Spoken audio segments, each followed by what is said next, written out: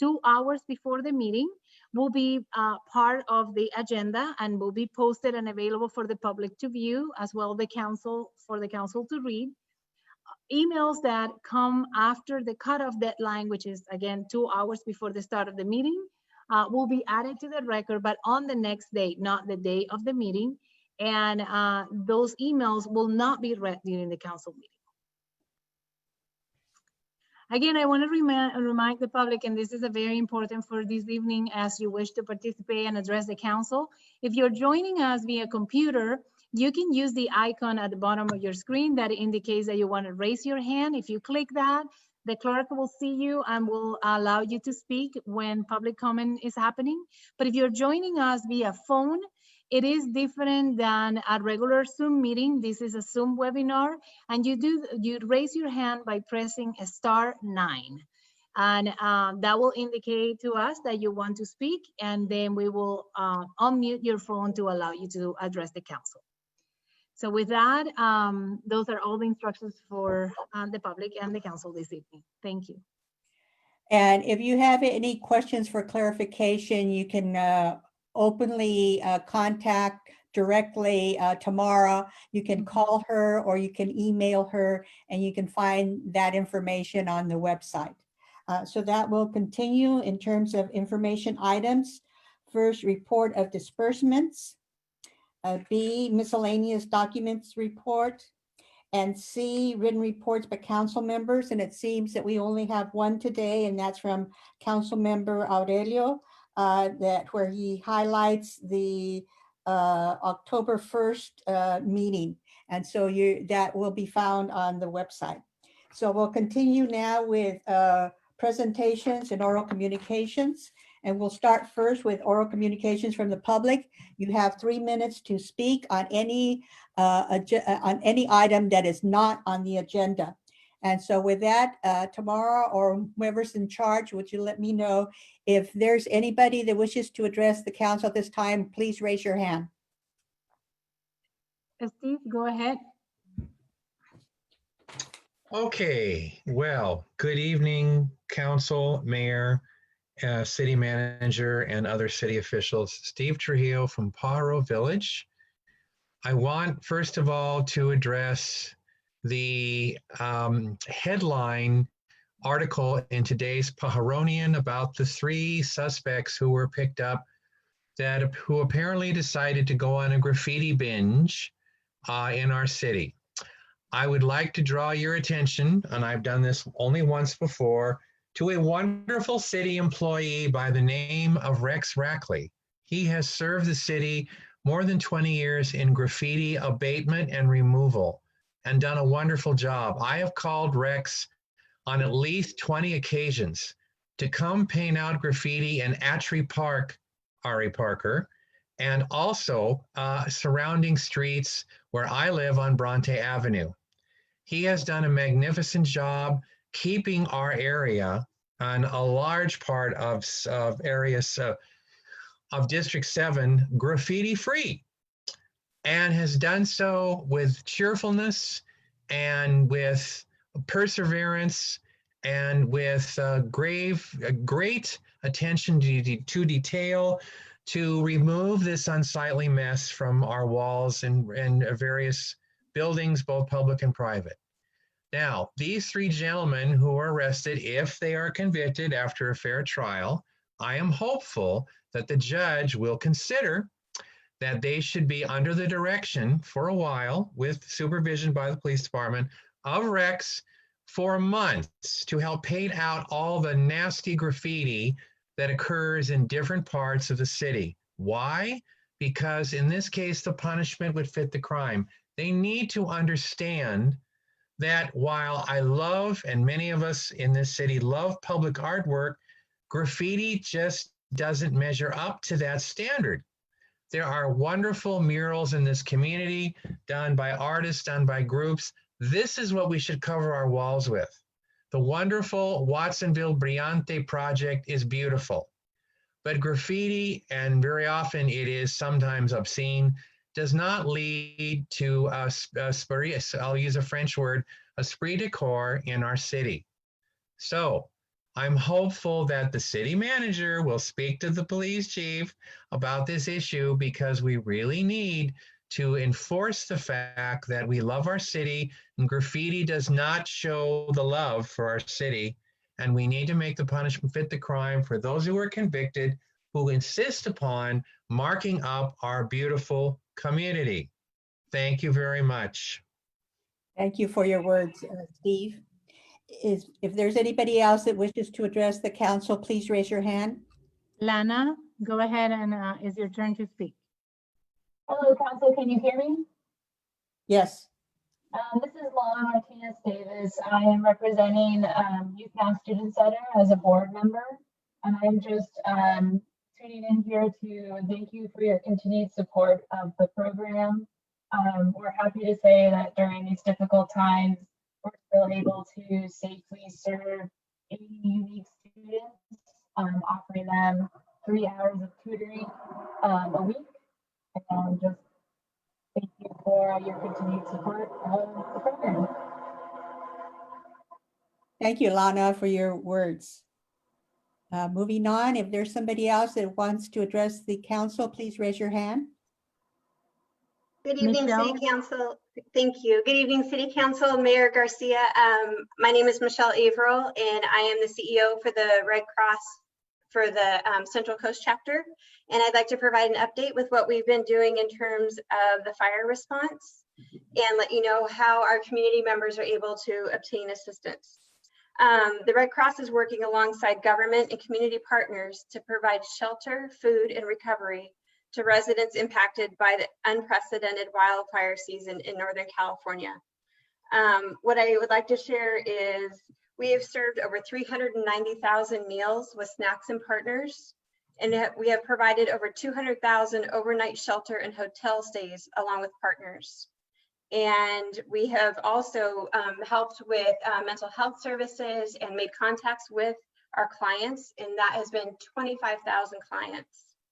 So I wanted just to let you know that all Red Cross services, including financial assistance, they're available to individuals regardless of nationality, race, sexual orientation, religious beliefs, class, or political opinions. We are a charity. We are not a government organization, and people do not need to be American citizens in order to receive help. Our financial assistance is not a loan, and it does not need to be repaid.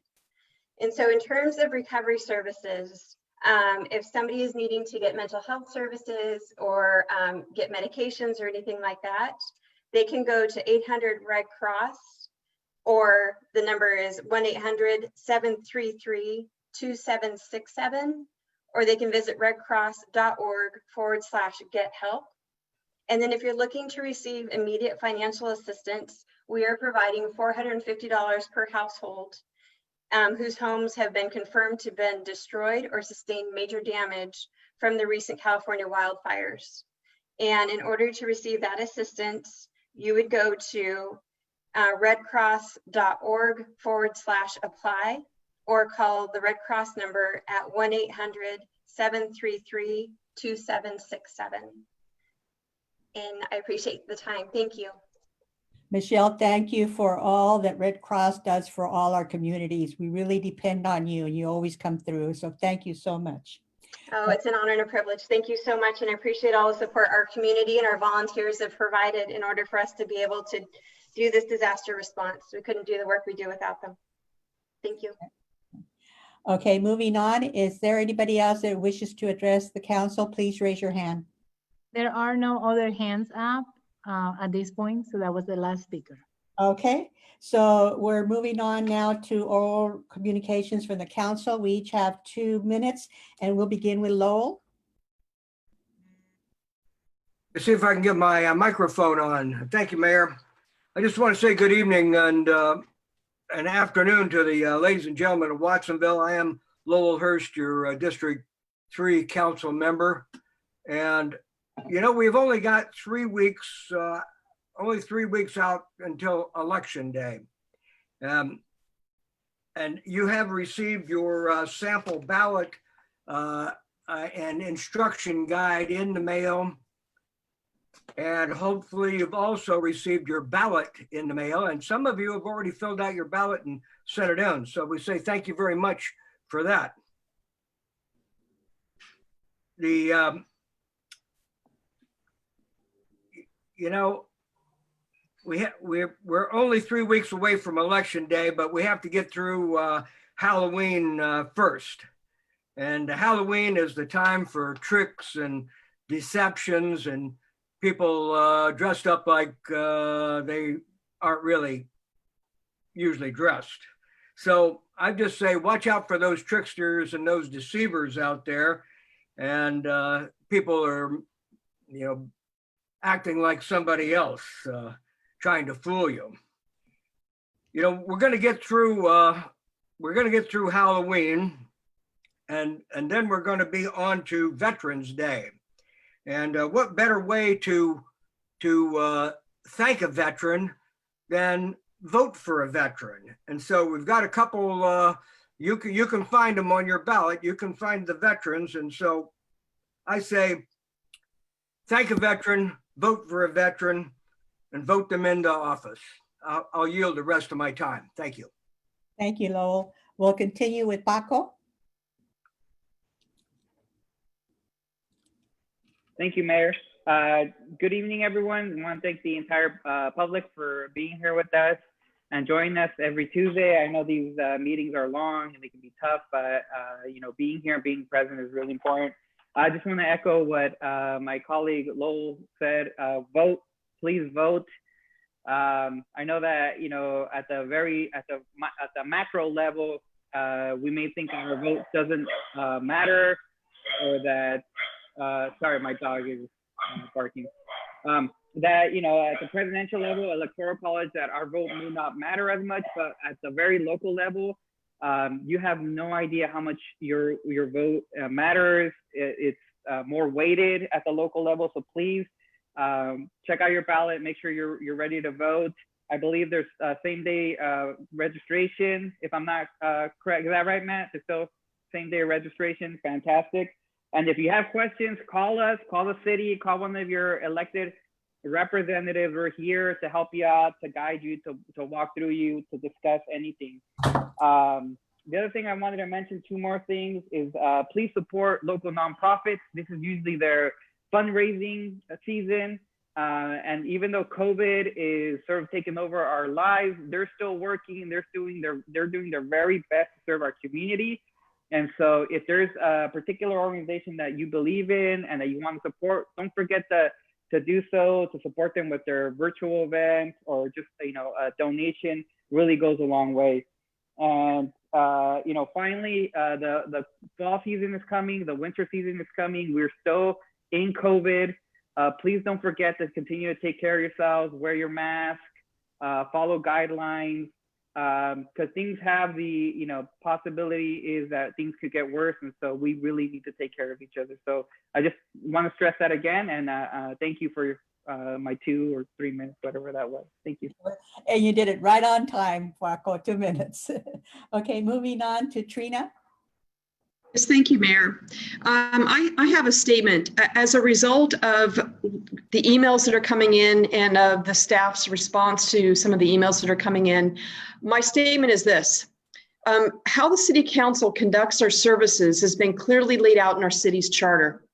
The public process for elected officials is to be responsible to listen to voters and constituents in order to gain from their knowledge and expertise, in order to better understand the critical issues from many diverse perspectives prior to investing in policies that affect all residents in our community before taking action. These good faith decisions are made through the body of our council, who are your elected officials represented from our community members. We are to be empathetic, compassionate, and fiscally accountable with creating policy in which the city government uses to implement and conduct civic business for our community. The policies council implements stem from legislation and funding from federal, state, and county resources, as well as in response to our community's needs and challenges. This process in which we take this responsibility is to constructively listen to the desires, perspectives, and demands of our community through stakeholder participation, social service agencies, and members of our community who come before us to share their information and understanding from many perspectives in order to shape these policies and provide these resources. We know that perception, policy, and funding can create limitations with addressing many of the public's expectations. It is abundantly clear that there are many times the city of Watsonville does not have the ability to directly implement, regulate, or fund many of the public's concerns. We also say that management has always been accessible and does not silence nor ignore the community's opinion. We can assure you that because we are reading these responses to the receiver when our community members address staff and their concerns, we see the staff that responses are expedient and are non-discriminatory nor racially biased. It is unfathomable to believe that when an unfavorable response is received, the staff are considered racist when the receiver does not like the response. We may not always agree with some of the outcomes, but we should always remain respectful to the management, to the staff, to the council, and to the community, and to provide them, Mayor, if the council will allow, I still have a few more words here. Thank you. I cede some of my time But we should always remain respectful. Thank you, Ari. Again, but we should always remain respectful to the management and staff and to provide them with the ability to allocate and provide essential services our community needs. They have our full support for their hard work, loyalty, dedication, and professionalism they provide to our community. We trust and have confidence in their ability to conduct their duty for such a diverse community through this pandemic. The communication process has evolved through the years as technology has changed, even with the challenging, stressful times and unprecedented impact COVID has created. We have all had to modify our lifestyles. This now includes bringing the public into our private living rooms, kitchens, and dining rooms while we conduct our civic duty for you. It is with this new process that we have an expectation that there will always be a civil code of conduct used. We must bring back the civility and respect with communicating with each other appropriately. We need to focus our discussions productively and to remain on topic and exclude profanity, vicious personal and racist attacks of our management, staff, and elected officials. We have been driven by inaccurate data and false narratives that have created an unfounded social unrest in our community. It is quite disconcerting to listen and allow this decisiveness to take the focus from the narrative.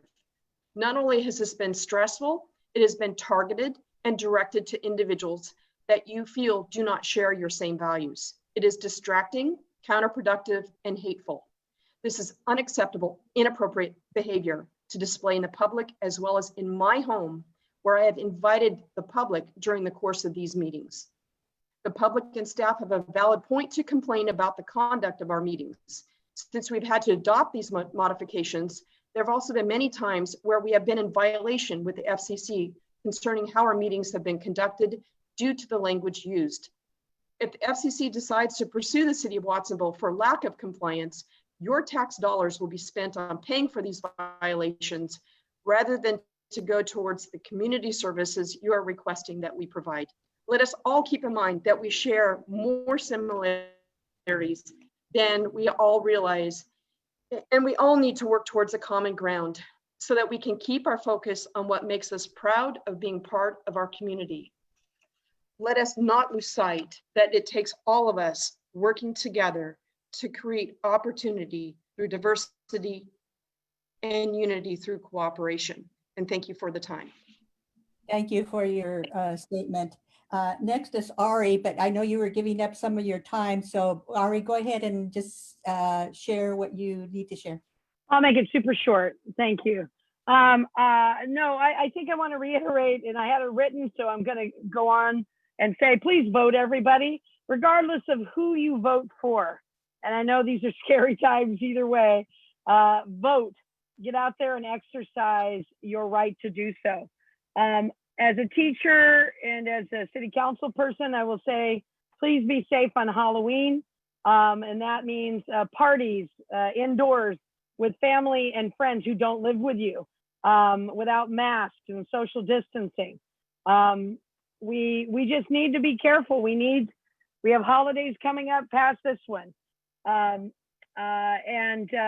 thanks for the public who keep coming back and who keep participating and inviting them, inviting us into their homes as well. We appreciate that. And I'll leave it at that. Thank you very much. Thank you, Ari. Moving on to Aurelio. Thank you, Mayor. I'd like to welcome everybody that's participating virtually in this meeting, the whole community. And I'd like to just re-echo again what my fellow councilmen said. Go out and vote. It's important. And exercise your right. As an American citizen, that is your right. And that's your power. And that's the power of the neighborhood and the power of the community is to go out and vote. And with that, I'd like to follow up with something that was brought up to my attention of a mural in the Watsonville High School. I know it's a little out of our jurisdiction, but it's still within our jurisdiction because it's artwork. And I'm really kind of passionate about artwork within our community. It was a shame that it was whitewashed over. I'm hoping that the school district followed at least decorum and allowing the student body to have input prior to it being covered up. And I'm hoping that the school district reached out to the artist before it was covered up, because it was a shame. It was something that was lost that a lot of students appreciated and participated in actually. So that was a shame that occurred. You know, and these things happen within our community if we're not careful.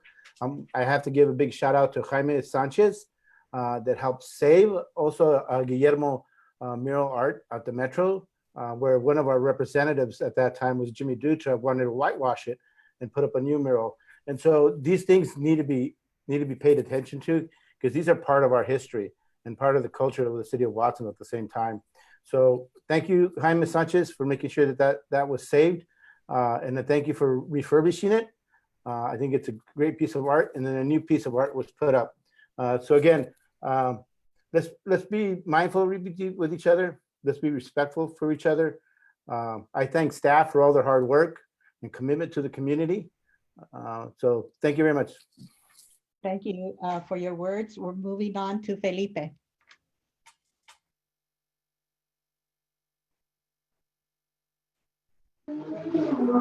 Thank you.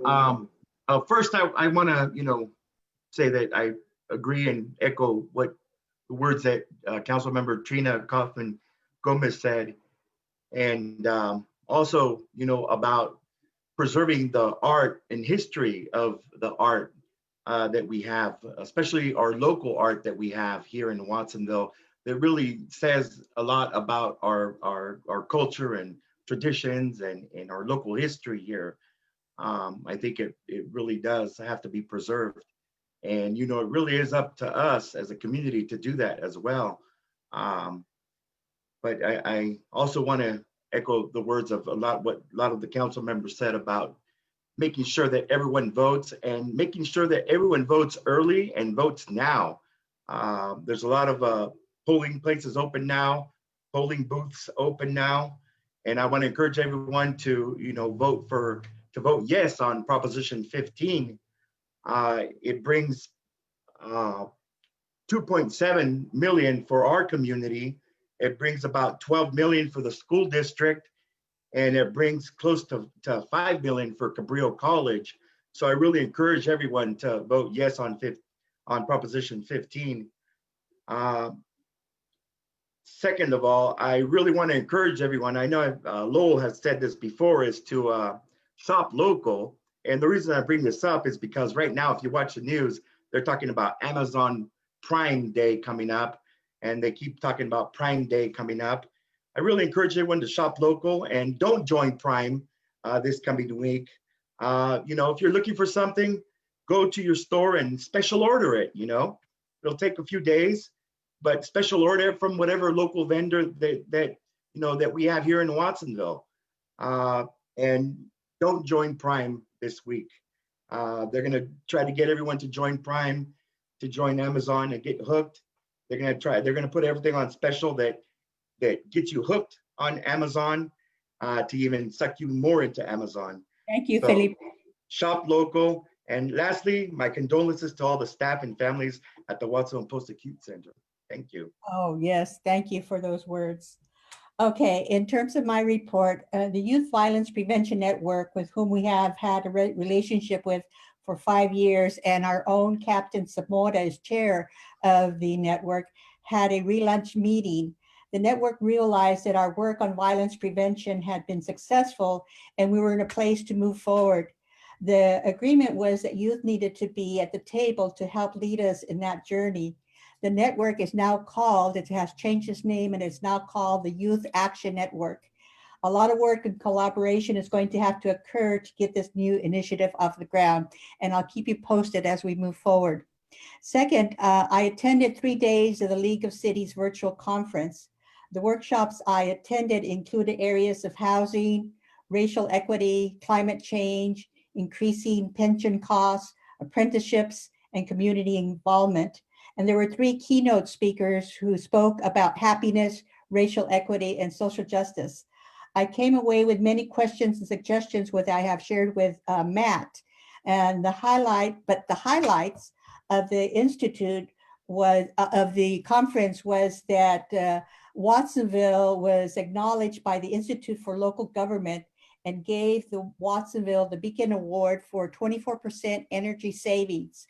We were the only city in Santa Cruz County to receive that award. However, 3 cities in Monterey County received the award. They were Salinas, Seaside, and Pacific Grove. And I know later on agenda, we're going to get some more information in terms of what we're doing with climate change, and I look forward to that.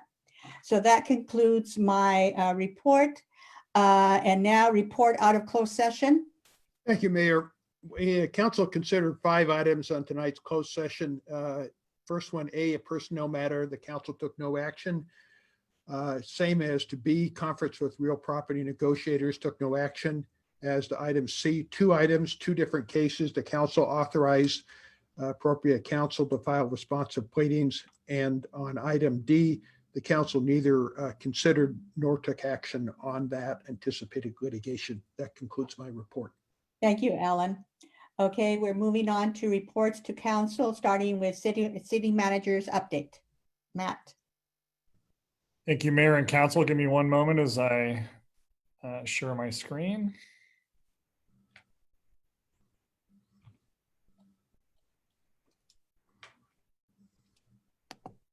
One second.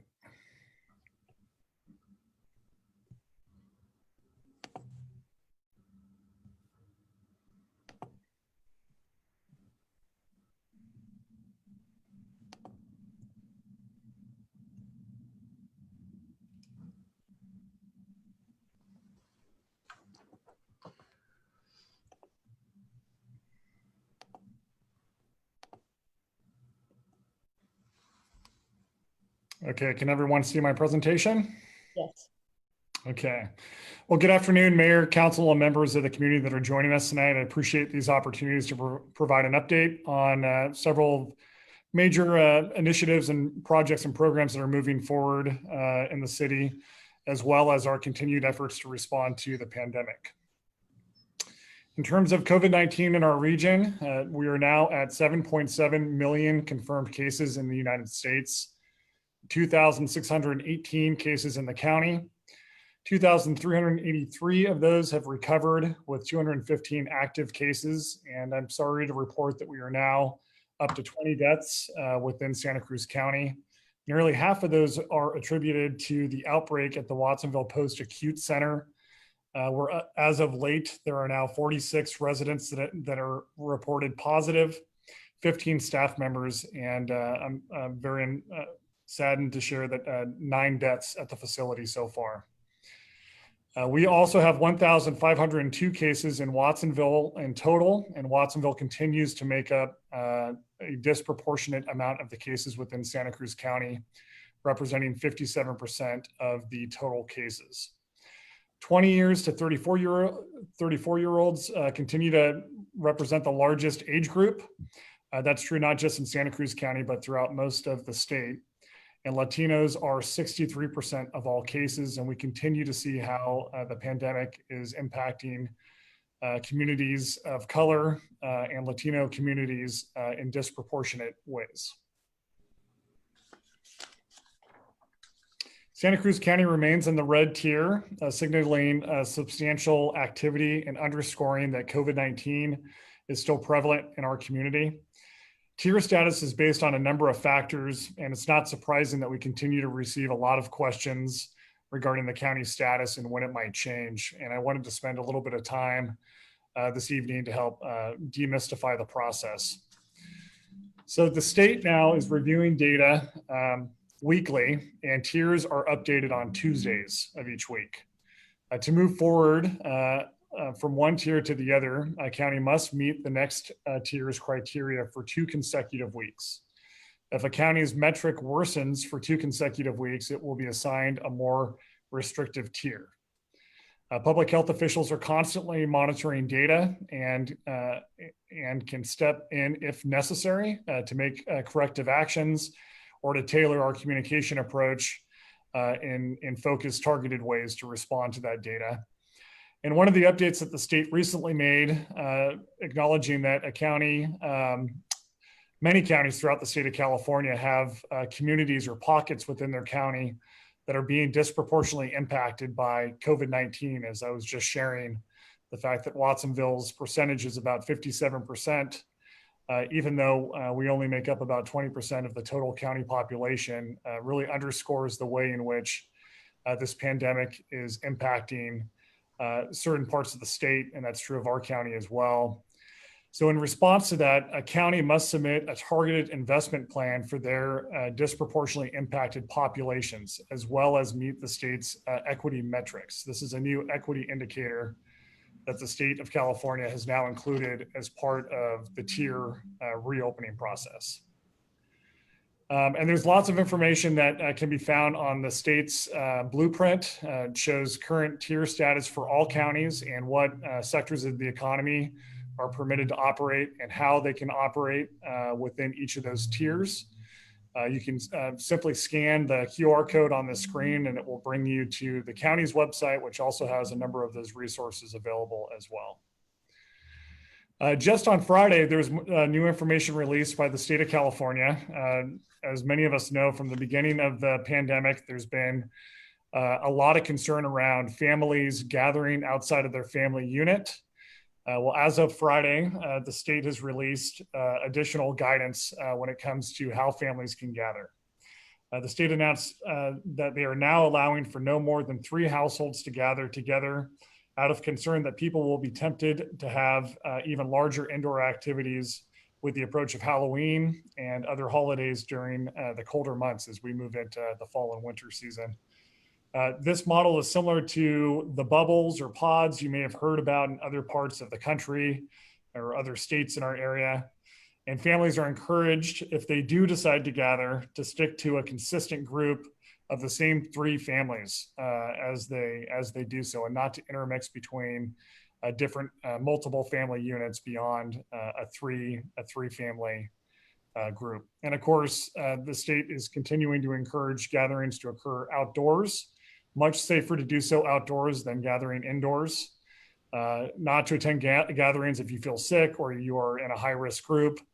Of course, continuing to practice social distancing, wearing face coverings, and to keep gatherings short when you do gather to help reduce the spread of COVID-19. And as I mentioned earlier, I wanted to take a moment to pause and just really express our sincere and heartfelt condolences to the many families, community members, and friends and relatives of the residents and staff that have been impacted by the outbreak at the Watsonville post-acute facility. A really disheartening situation. And I wanted to also share with the community and the council that we've been in regular contact with county health, both county health officials, California Department of Public Health officials, as well as the National Guard are on site every day assisting with managing the outbreak and ensuring that patients are being properly cared for. And we will continue to provide updates as the situation moves forward. So despite the many challenges we're juggling, we are making progress on two major planning initiatives that I want to continue to bring to the community's attention, including the downtown specific plan, and as the council will hear later tonight, about the climate action and adaptation plan. And there will be many opportunities for all members of the community to give input on both of these important plans that will really be setting a long range vision for both our downtown and ways in which the city is going to continue leading when it comes to climate action and environmental sustainability. And again, you can just quickly snap a photo of either of these QR codes and it will bring you to the websites for both of those efforts with surveys that you can fill out to give your thoughts on both topics. So at the beginning of the pandemic and the first shelter in place order, we had temporarily postponed parking enforcement related to street sweeping and trash collection. And as the pandemic continues to stretch on and we start approaching the winter months, it's important that now that the parking enforcement resumes so that we can do effective street sweeping, trying to keep trash out of our stormwater systems, as well as be able to effectively complete our trash collection efforts. So that work is resuming. And we want to just put the notice out to the community that they need to follow all of the parking restrictions and notices to avoid potentially receiving a ticket. We've been receiving a lot of questions regarding what this Halloween will look like. I know that everyone's anxious to want to celebrate in all of the traditional ways that we usually celebrate Halloween, but obviously it's going to be difficult under the circumstances. So state guidance around Halloween is really focused on mitigating risk and ensuring that the public understands the risk levels of the activities that they may engage in so that they can keep themselves and their community safe. Santa Cruz County and the Bay Area counties are taking a consistent approach in following the state guidance. And so they've organized Halloween activities into 4 categories, risk categories, from low risk all the way to very high risk. And while they are not encouraging that community members participate in traditional trick-or-treating, it's also not expressly prohibited, although they do make clear that it is in the higher risk category if community members do choose to do so. And they caution that if the public decide to partake in traditional trick-or-treating, that they take all the necessary precautions. And of course, as was noted earlier this evening, attending crowded parties or large Halloween gatherings is continued to be prohibited under the health order, and again is strongly discouraged under the Halloween guidelines. As I mentioned at the last update, we are proud to be publishing this week our first budget at a glance. This is a condensed summary of our nearly 400-page budget that we will be making available on our website in English and Spanish this week. It's the first budget summary that we've developed in many years, and our hope is that it'll make our budget a bit more accessible and more understandable for our community. And we welcome feedback as we plan on continuing this practice as we move forward. You heard a lot from the council this evening that early voting has started. Of course, county health officials are encouraging community members to vote from home. It is the safest way of voting this year. Everyone will receive a mail-in ballot, and there are very easy instructions to follow online. However, there are multiple ways for submitting your ballot. You can either mail it in. There are official election, county election drop boxes that have been set up in 3 different locations throughout the county. And of course, if you prefer to do it in person, you still have that option, and you could do so at the Santa Cruz County Clerk Office or here at the Watsonville County Clerk Office. And we have trained election volunteers that are happy to help you fill out your ballot. Or as Councilmember Estrada had mentioned, even complete a same-day registration to make sure you don't miss out on this very important act of voting in our local and national elections this year. And of course, we encourage you, if you are going to come in person, to do so safely and to follow all of the social distancing and health guidelines. In closing this evening, I wanted to do again, just put my contact information out there. I always appreciate being contacted by community members on a combination of concerns or thoughts or ideas they may have around city services and community issues. So please never hesitate to reach out to me. I'm always committed to returning a response to your questions or putting you in contact with our department staff who may be able to assist you as well. And look forward to engaging in those conversations as we move forward. With that, that's the end of my presentation, and I'm happy to answer any questions. Thank you. So at this time, we're going to ask council members if any of you have questions, just raise your hand. And I don't see everybody, so I might not see you raise your hand, and you might have to just out loud say you'd like to ask questions. So is there anybody that would like to ask questions of Matt? Mayor, I will be helping you if I see people raising their hands. Aurelio Gonzalez has a question. Okay, thank you. Thank you, Mayor. I just wanted to go back a little bit on the COVID and the amount of families, because you pointed out that it's no more than 3. And you know, I want to really put out there, make sure that people don't understand that this is not this is for family gatherings. It's not intended to have a big party gathering. And so we need to differentiate from that, because we still have an ordinance against loud music or loud noise, amplified music as they call it. And you do need to get a permit for that, correct?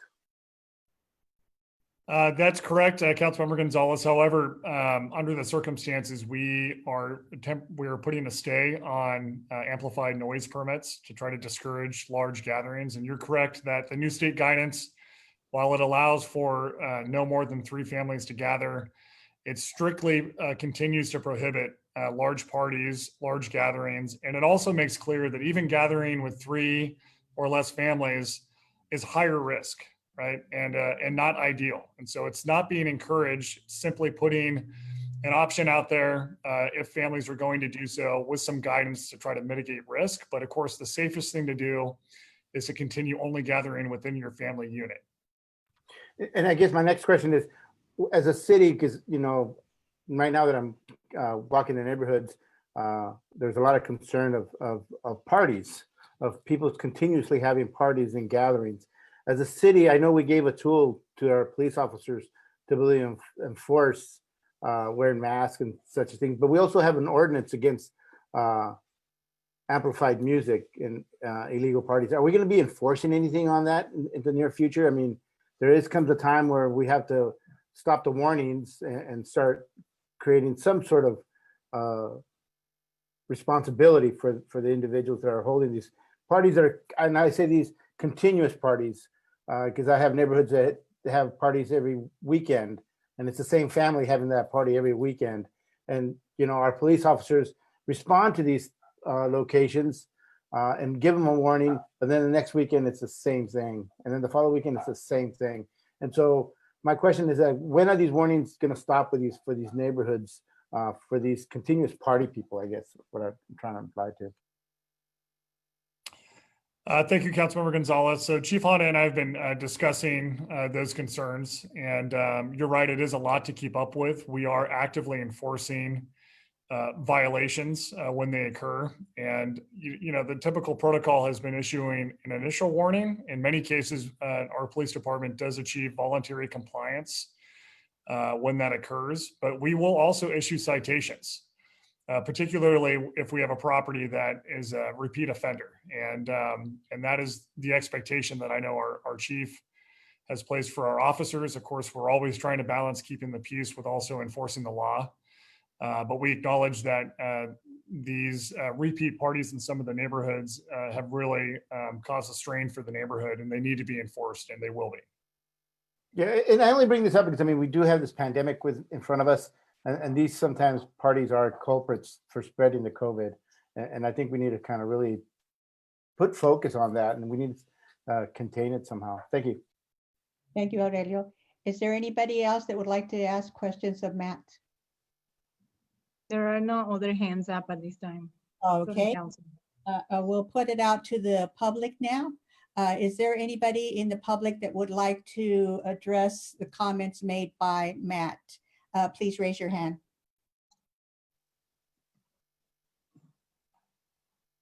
Yes, there is. Go ahead, Steve. Yes, Matt, I have 3 questions for you. I will try to be brief. Number 1, is it true we're having a drive-through city-sponsored automobile festival for the Halloween show this year? I would love to know what the details are. And again, I'm highly against drive-throughs anyway because of so much CO2, carbon, exhaust. So I'd like you to address that. Number 2, when or if is our beautiful public library ever going to reopen? Because many people in my community of Pajaro Village in District 7 miss it very much. And number 3, I want to tell you that I will be suspending my going door to door on Halloween at the urging of the state Director of Public Health, because I do not wish to be a problem as far as spreading or receiving COVID-19, which I suffered with in February of this year. I would appreciate any guidance or responses from you. And then I would like to make a short statement to all the members of the City Council. I have particularly enjoyed this year talking with 2 of you at your homes. Thank you, Lowell. Thank you, Aurelio, for being so very gracious. And while we don't agree on everything, I completely agree with all of you that civil discourse really has to prevail in all of our discussions, whether they're online, whether they're here in front of the public, whether they're at an event, which hopefully we'll have someday soon, public events. And we also need to realize that in order to have great public discourse, people need to become educated about what they are going to speak about. And that requires an effort. Thank you. Oh, are you done? Yeah, I'm done. Okay. Thank you, Steve, for your comments. Moving on, again, anybody that would like to speak about the report given by Matt, please raise your hand. There are no other hands up, Mayor, at this time, so that will be the last speaker. Okay, very good. So we have 2 more agenda items under reports to council. One is Community Action Board presentation, and the other is presentation regarding taking action for climate and safe streets. And those 2 agenda items will go only after the presentation, will go only to the council members and not out to the public. So we'll start with Community Action Board presentation by Paulina. You're on. Oh, I see Maria Elena. Hi, Council. Hi, Mayor Garcia and council member and city staff. Thank you for the invitation for our report. I know Paulina, we just got, oh, there's Paulina. Okay, very good. Paulina will be sharing our PowerPoint. I want to first and foremost thank you for allowing us to share some of the work that we've been doing specifically in the Disaster Relief Assistance for Immigrants project.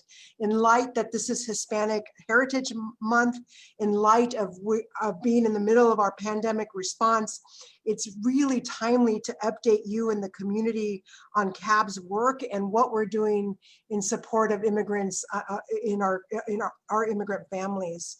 I want to start off by saying publicly, I want to give thank you and kudos to our director, Paulina Moreno, who will be doing most of the presentation, who really positioned CAB and took this project and made it happen. We had about 8 weeks to respond and move very quickly in order to reach those families most impacted by the pandemic. We had 20 community service program specialists that came on as temporary employees who were bilingual, bicultural, from the community, in service of the community, and were inspiring young professionals who came on board to help make it happen. And also I want to thank our 6 directors who all, including our administration, who all took a piece of of the responsibility to pivot and to make this project happen very quickly and very intensely. And so we're going to skip over our slides. You know that CAB, the Community Action Board of Santa Cruz County, has been around for 55 years. You know we exist to eliminate poverty and create social change. And the disaster relief assistance for immigrants was an excellent example of what CAB does and what we do well and how we were able to partner with our community during this difficult time. So I'm going to pass it on to Paulina, who really is the rock star and superstar of this project and ensured that the resources got to the communities that needed it. I pass it over to you, Paulina. Thank you so much, Maria Elena. Can everyone hear me? I know I was having issues earlier, but everybody can hear me? I can hear you. Okay, great. Thank you so much. And thank you for the opportunity to present to you all this afternoon, this evening, about the work that CAB engaged with the Department of Social Services to administer this disaster relief assistance project. And so I'm gonna skip a couple of the slides, but I will very briefly just mention that, you know, CAB is, along with a cross-sector of community partners, have been engaged in our Thriving Immigrants Collaborative, which is really aimed at bringing conversation about how we can do better and be better for the immigrant community here in Santa Cruz County. So I want to acknowledge that work and mention that, you know, we've been working on a strategic plan. We have a vision set out, our mission and our core values, of course, that define our work around dignity, justice, and equity. So I'll jump right into the Disaster Relief Assistance for Immigrants project, which we all call DRE for purposes of shortening it. And for many of you, for those of you that don't know, you know, on April 15th of this year, Governor announced the creation of $75 million for disaster relief assistance for undocumented immigrants as a result of the COVID-19 emergency. And so, you know, we'd like to commend the governor. We'd like to commend the work that and the advocacy that took, you know, for organizations like us.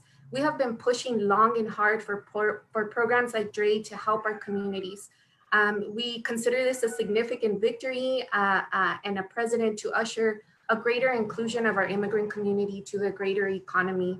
So we are thankful, and we know that this is the first step, and clearly, hopefully, will open up conversations about a systematic way to continue supporting our undocumented immigrant community. So, you know, the program was meant to reach 150,000 undocumented adults. You know, that's just a very small percentage of the overall population in our state. We have over at least 2.4 million undocumented Californians. And so this response was targeted a very few, and nonetheless, it was an important and much needed response.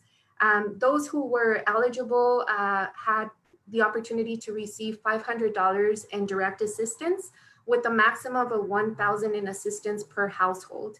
And the state defined household as those, you know, cooking and preparing meals together, because we have an understanding that, you know, we have multi-family households living in multiple families living in one household.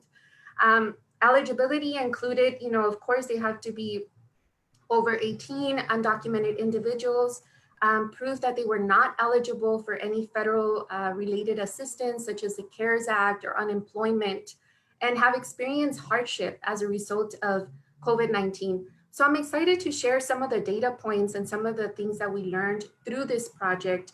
And I'll just give you an overall picture of what DRE looked like across the state at a glance. You know, we had a very short timeline to execute this project.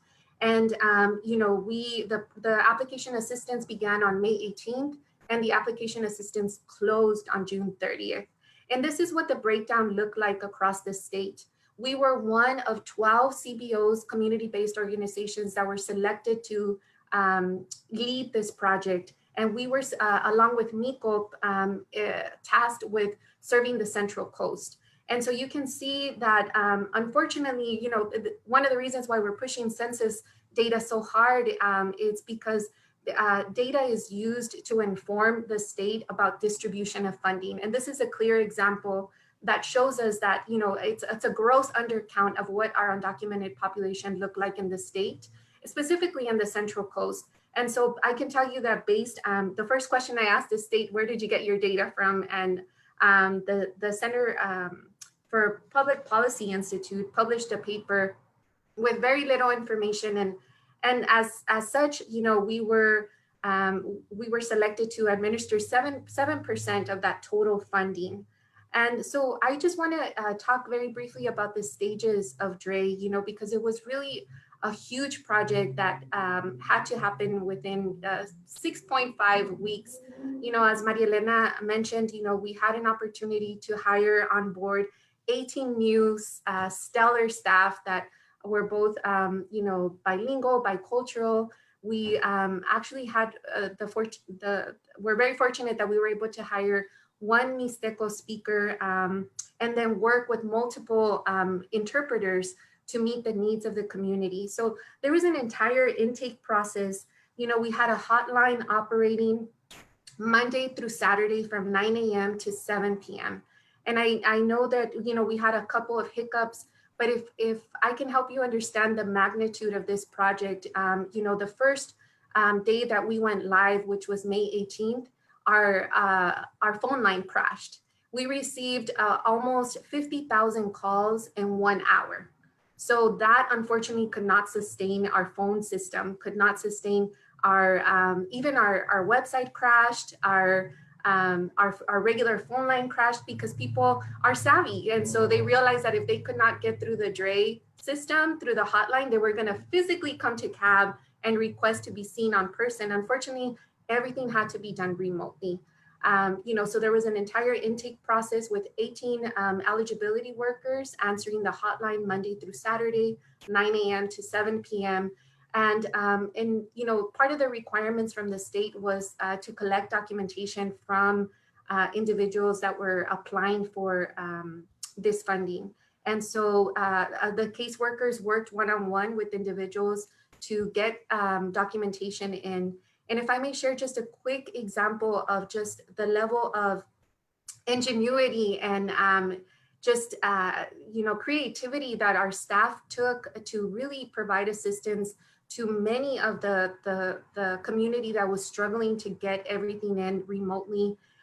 You know, we had people, you know, Leonor, our Mixteco speaker, who many people could not read, could not write. She, I remember listening in on one call, she was demonstrating, like showing someone how to write their name, how to fill out their name by describing just figures or things that they may be familiar with.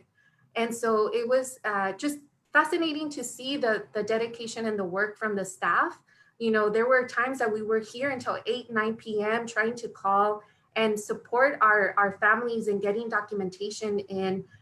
There was one instance here, specifically in our county, where we had about a 70-year-old couple that was applying and could not get the documentation in. And we were on the phone with her, and you know, I asked if there was anyone, and she said, "Well, my nieto, it's escaping in English. How do you say nieto? Grandson.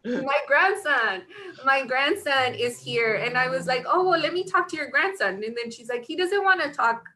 And then I was like, you know, como no, like, pásame a su grandson. And, you know, we were explaining to him the importance of him supporting his grandparents in getting in this documentation so that they could receive assistance. And again, you know, I want to echo that this is not charity work. This is work that really went into reinvesting into our community to support them. This is a public health issue. It's about a public purpose that is about providing people with financial emergency assistance for food, shelter, medical care, and other expenses that people are experiencing as a result of the fallout related to COVID-19 emergency. And the other phase about, you know, this is that not only were people had to submit documents, is we had to approve documentation. So we had about 8 staff members that worked really difficult, that were not part of the intake team, that were part of our director's team, our admin team, working to approve applications. And then of course the disbursement that happened mostly by mail, but we also scheduled about 10 in-person disbursements where people were offered the opportunity to meet with us in person, to drop off the last documentation, and then receive their $500 credit, their card. And so I just, wanted to share a few pictures of our amazing Dre team. And, we had, and I think that's my next slide, just to give you some context specifically to us, we were tasked with providing assistance to 4,500 individuals across 4 counties, Santa Cruz, Monterey, San Benito, and San Luis Obispo. This is what the breakdown looked like. It was first come, first serve. It was, we were tasked with implementing a project that had already been assigned to us. There was a lot of back and forth with the state trying to advocate for our community that, sometimes did not have the proper documentation, that were struggling with technology. We were often on the almost every day talking to the state to really advocate for our community here. And just to give you a breakdown, this program really helped us inform, and I'm hoping it's data that is not, I'd be curious to hear if there is something that really stood out for you as I'm sharing some of the data. But, part of the questions in the assessment were around COVID impact and unmet needs. And so just to give you a breakdown of what that looked like locally, in Santa Cruz County, we had 911 people. Watsonville alone, we had 435 people that received assistance through the Disaster Relief Assistance Project. And so just to give you a breakdown in terms of what people shared and the data that we gathered were, around the care facility being closed, that included schools, senior centers, or, I'm trying to look, child care facilities, adult living facilities. And you can see that, 68% of the folks that applied through Watsonville were directly impacted as a result of that. Folks, that experience reduced work hours, that also experiencing symptoms that were ineligible, that had to take a break from work as a result. People that had underlying health conditions due to either age or just higher risk of COVID.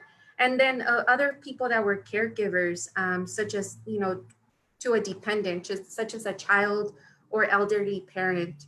And then the unmet needs, which it's really important for us to stress here is, we asked people in terms of what were some of the unmet needs around food, housing.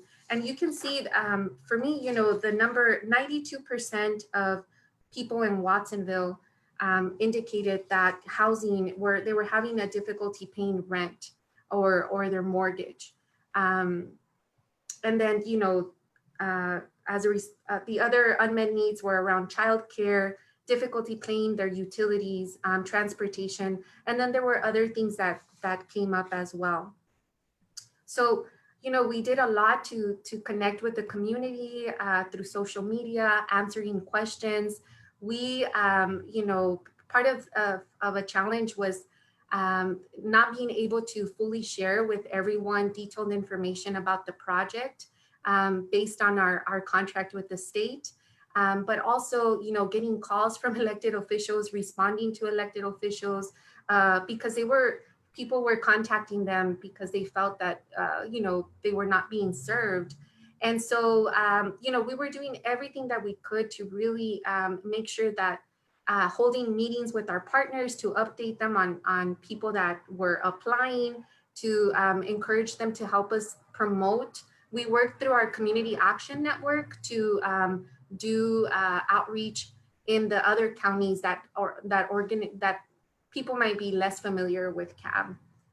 And so again, these are just pictures of our supervising staff and our amazing Dre team.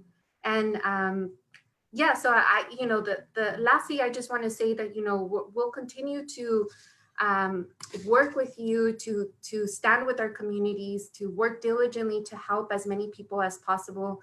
And we're committed to the work and want to make sure that we include immigrants and the state recovery effort as we're thinking about what that looks like.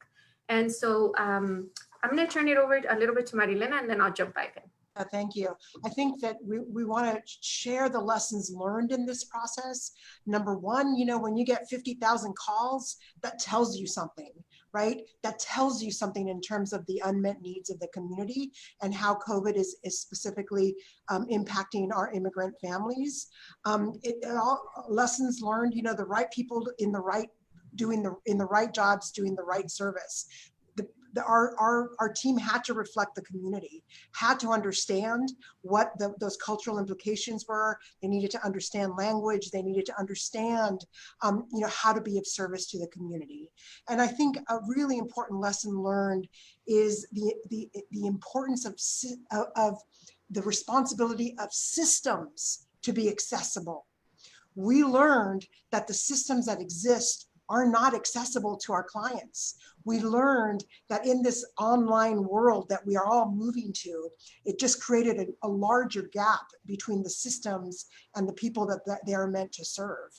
And so I want to caution us as we create systems to serve the community that we understand, but there are segments in our community that are so incredibly distant from that strategy to access services, and we need to do better. And then I want you as elected officials of Watsonville to hold us as service providers accountable to create those systemic equity strategies to serve better this community. And you all have to help us. You all have to hold us accountable. You all have to create, when you're distributing funds, when you're creating systems, you know, grant applications, push equity and the way that we can create strategies to help reach those abuelitas, to help reach those indigenous speakers who have no access to technology, to help all those folks who are invisible in this community. It's your responsibility and our responsibility to do better for those immigrant families.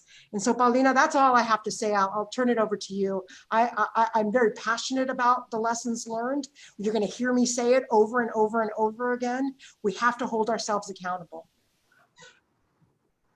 That's it, Marilena. I think we're at time. Thank you for the opportunity to share with you some of the work that we engaged in the lab and during the summer. I congratulate you and your team in terms of all that fantastic work you did for our community. So thank you so much. So with that, I'll open it up now to council members if they have any questions or comments, and just want to say, I see 4 of you, but I don't see Aurelio and Lowell. So go ahead and raise your hand if you've got a question. And if I don't see you, just speak up. Anybody have questions or comments? I just have a comment. Since Okay. you can't see me, I'll speak over everybody. Okay, so it'll be Aurelio, Felipe, and Trina. Go ahead. Anyways, I'd like to thank CAB. I sit on the board for CAB, and you know, they do amazing work. The amount of time that they had to prepare for this was 0.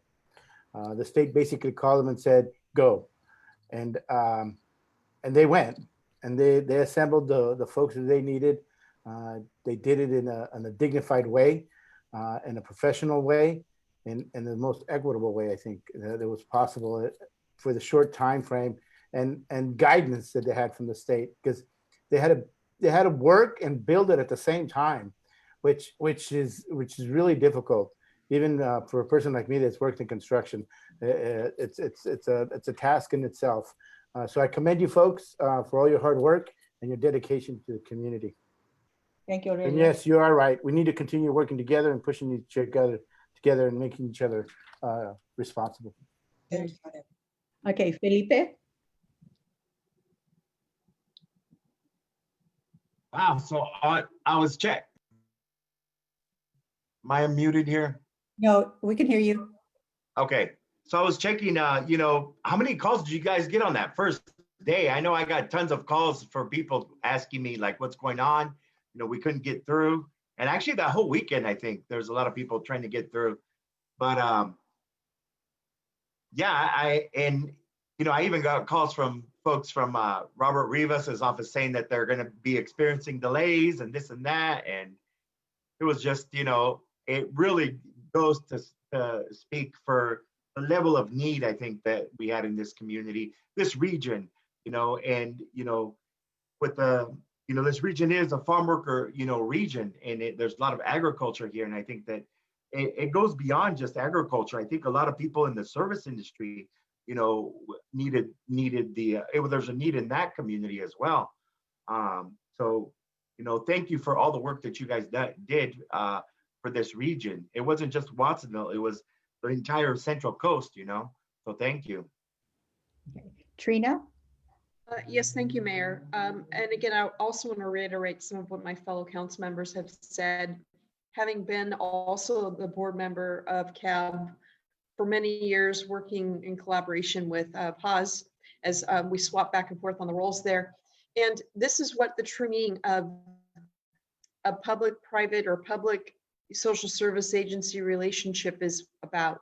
And it's working with what we know we have an issue with that the city can't resolve, but can work with the agencies in hand to help provide the services that this community needs.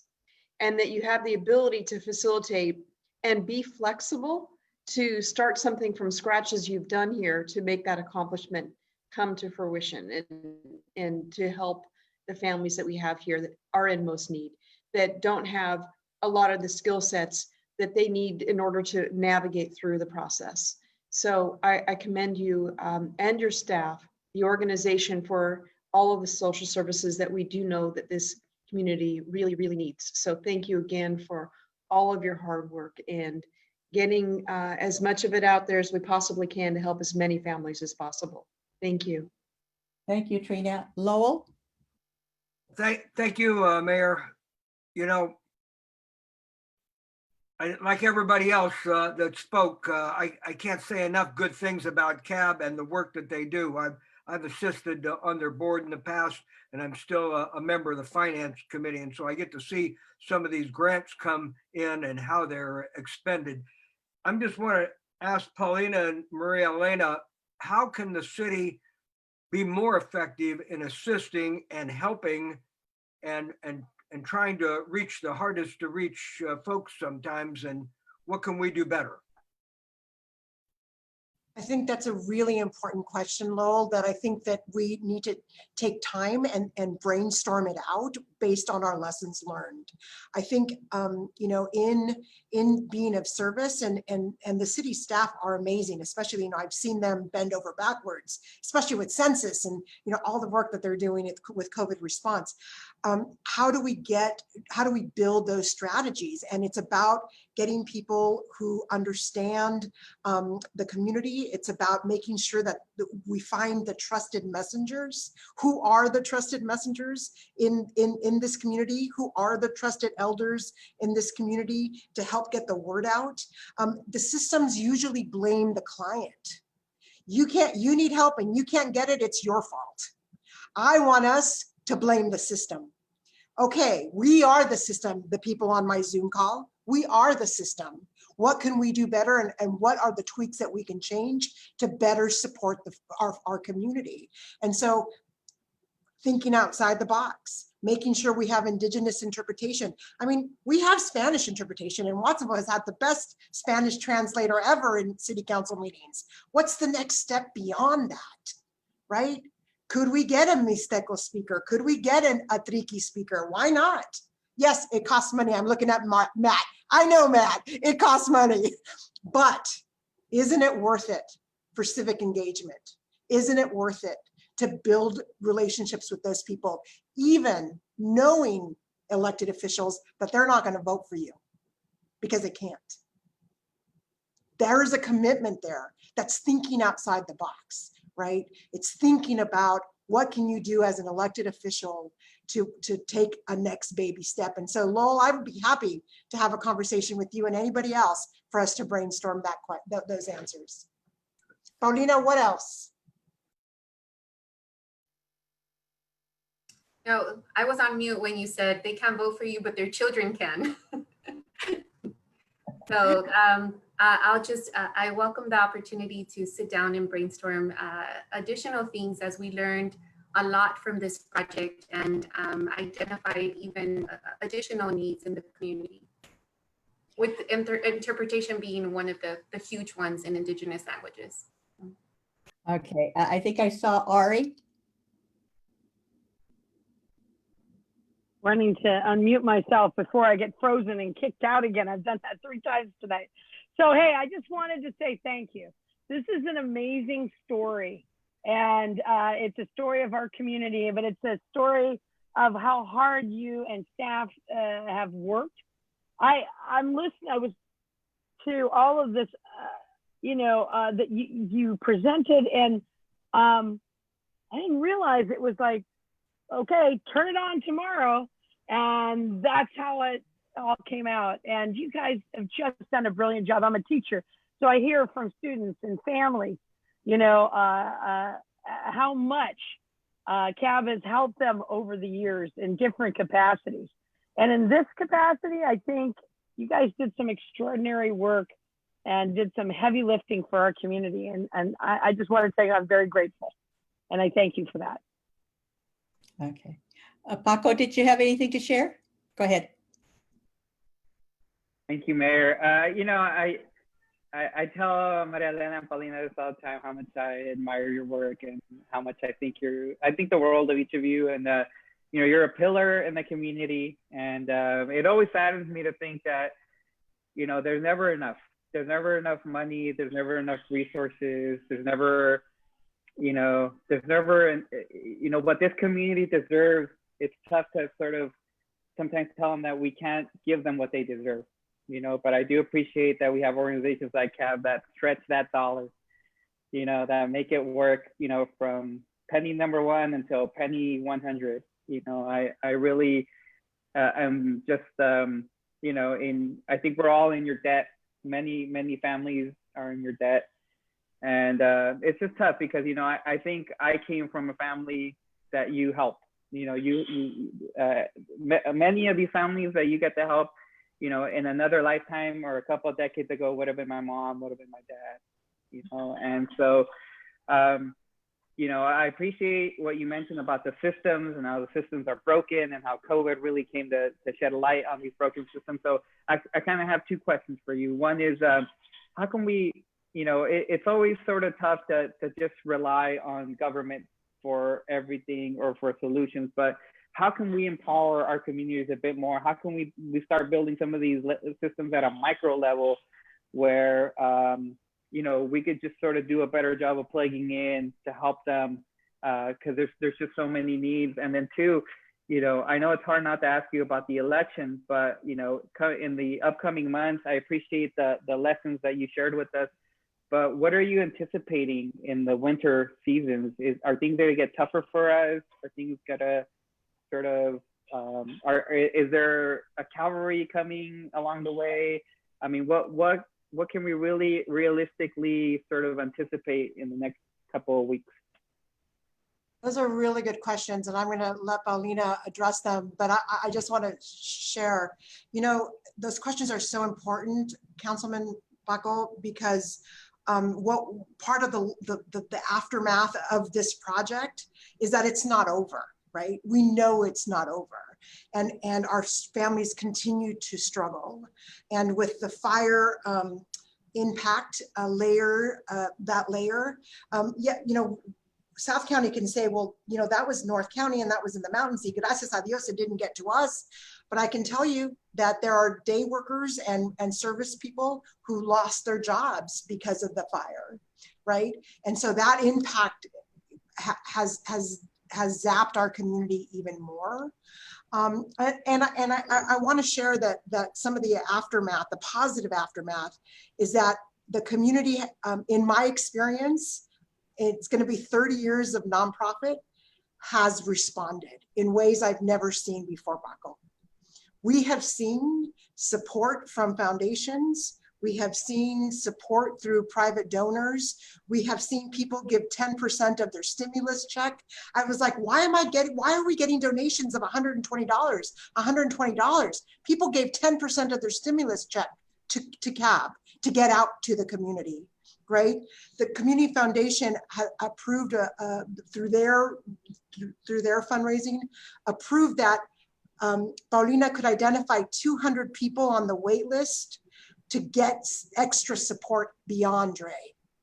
And so there's been a movement in the community to help support those most impacted and those furthest away from systems. That need isn't going to go away, Councilman Buckle. We're going to need the community to continue to embrace those who are most vulnerable in our neighborhoods, because people are hungry, because people can't pay their rent, because people don't have immigration status that will allow them for any other kind of relief. You know, and that's the reality of our community. And so the help has to continue. And it's big systems like the state of California, and there's advocacy happening on that level, and it's local systems. Nothing helps more than you helping your neighbor. Nothing helps more. That's my answer to that. Paulina, you please. I just want to just share a little bit of the advocacy work that has been happening. You know, we continue to work and meet as the 12 community-based organizations to continue pushing the state, you know, for possibly another Dre Point 2, because we recognize that winter is coming, people will be laid off of work, and you know, one-time assistance was not enough. And so, you know, we continue to think about what that safety net looks like, and having these conversations with our elected officials here locally with you all, but also, you know, with our state, and then thinking about, you know, just what that could next level of a more systemic, not just one-time assistance can look like. And so I thank you for that question, Paco, and I you know, promise to continue thinking about this, because this is one of the you know, things that we're wanting to continue elevating, is the conversation around how do we continue to include undocumented workers into the conversation about economic recovery, you know, and especially as we think about that 1 in 10 of workers across California are undocumented. That's huge. And again, you know, it's not about charity. It's about building a system that is, you know, responds to public health by giving people an opportunity to stay housed, to feed their families, to have access to medical care. You know, we just saw the governor, we had been working across with other organizations, finally signed the Cal EITC, which is huge. It's proven fact that has helped people get out of poverty. And now people with ITINs will be eligible for that return taxed income. And so thank you for the question. And I promise to continue thinking about it. And hopefully we can set up something with other folks as Lowell, you know, and everybody else is also curious to think about what next steps could look like. Well, you know, if I could just finish with this, Mayor, you know, to think that, you know, we don't care about any of this, or that we're cold to the suffering of our neighbors in this community, is just false. You know, this is all really tough to sort of handle, to cope with, and to sort of process, you know. But I will say that I want to thank you just for showing us that Watsonville, you know, Watsonville may bend, but it will not break, you know. And I do appreciate the optimism, especially in these sort of tough times. It's very welcome, it's much needed, and please let us know if we can do anything else to assist in your efforts. Thank you. What I wanted to share was, I remember having a conversation, a very brief conversation with Maria Elena, where she pointed out in terms of the need to strengthen the partnership between the city and CAB. And what she said is there's things that nonprofits can do that the city can't do. And there's things that the city can do that the nonprofits can do. And what I heard in the conversations amongst all our members tonight is we do need to strengthen that partnership. And so I'd like to ask Matt if he would please have a one-to-one conversation with Maria Elena to talk about a process that we could possibly establish to strengthen that partnership. So Matt, can you do that? Absolutely. And Maria Elena and I collaborate often. And we very much look forward to expanding that partnership. And I know that our team has been working very closely with Paulina and Maria Elena and the CAB team throughout this pandemic. And we look forward to continuing that work. Very good. So with that, I thank you for your presentation and wish you a good evening. And we'll continue with our next presentation, which is a presentation regarding taking action for climate and safe streets with ecology action. And it's presented by Alejandra. So are you there, Alejandra? I'm here, Mayor. Thank you.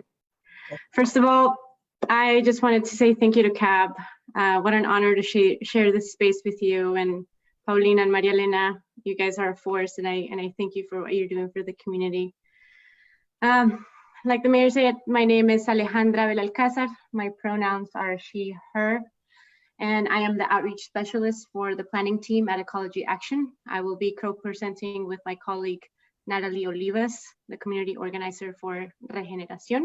And I will share my screen real quick.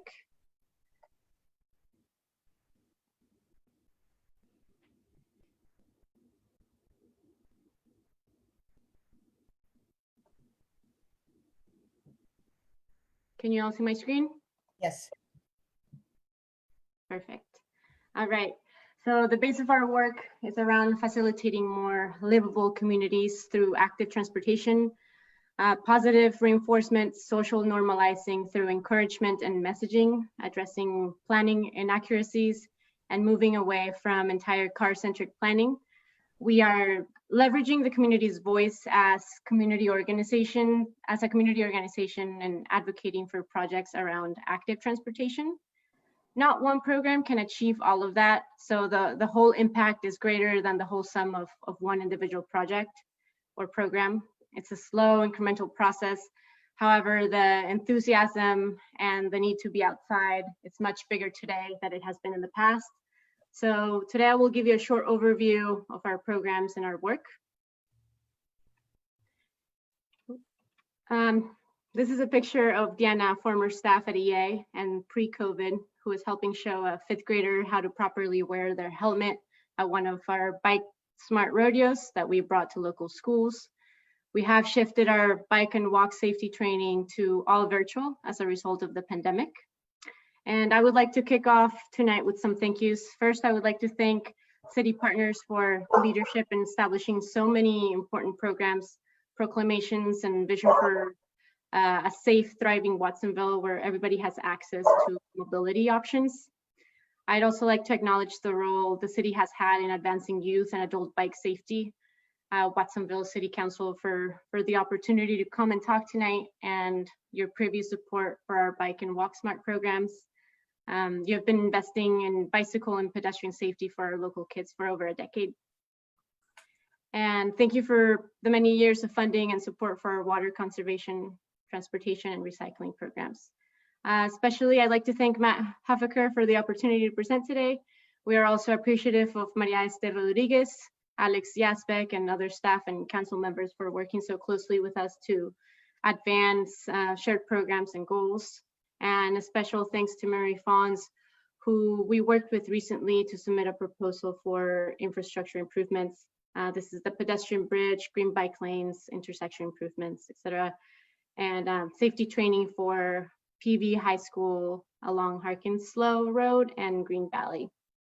Lastly, thank you for supporting our transportation planning process for identifying the necessary infrastructure improvements. So at Ecology Action, we work with a variety of complementary programs that aid in increasing low carbon transportation and improving safety for all in Watsonville and in the rest of the county and unincorporated county. Towards these ends, Ecology Action with Regeneración, the city, and other partners, we want to share information about transportation justice initiatives in the areas of transportation infrastructure, education, and encouragement that are happening now. We will review 5 initiatives. These all have call to actions in each of the slide decks, and we will provide follow-up information at the end.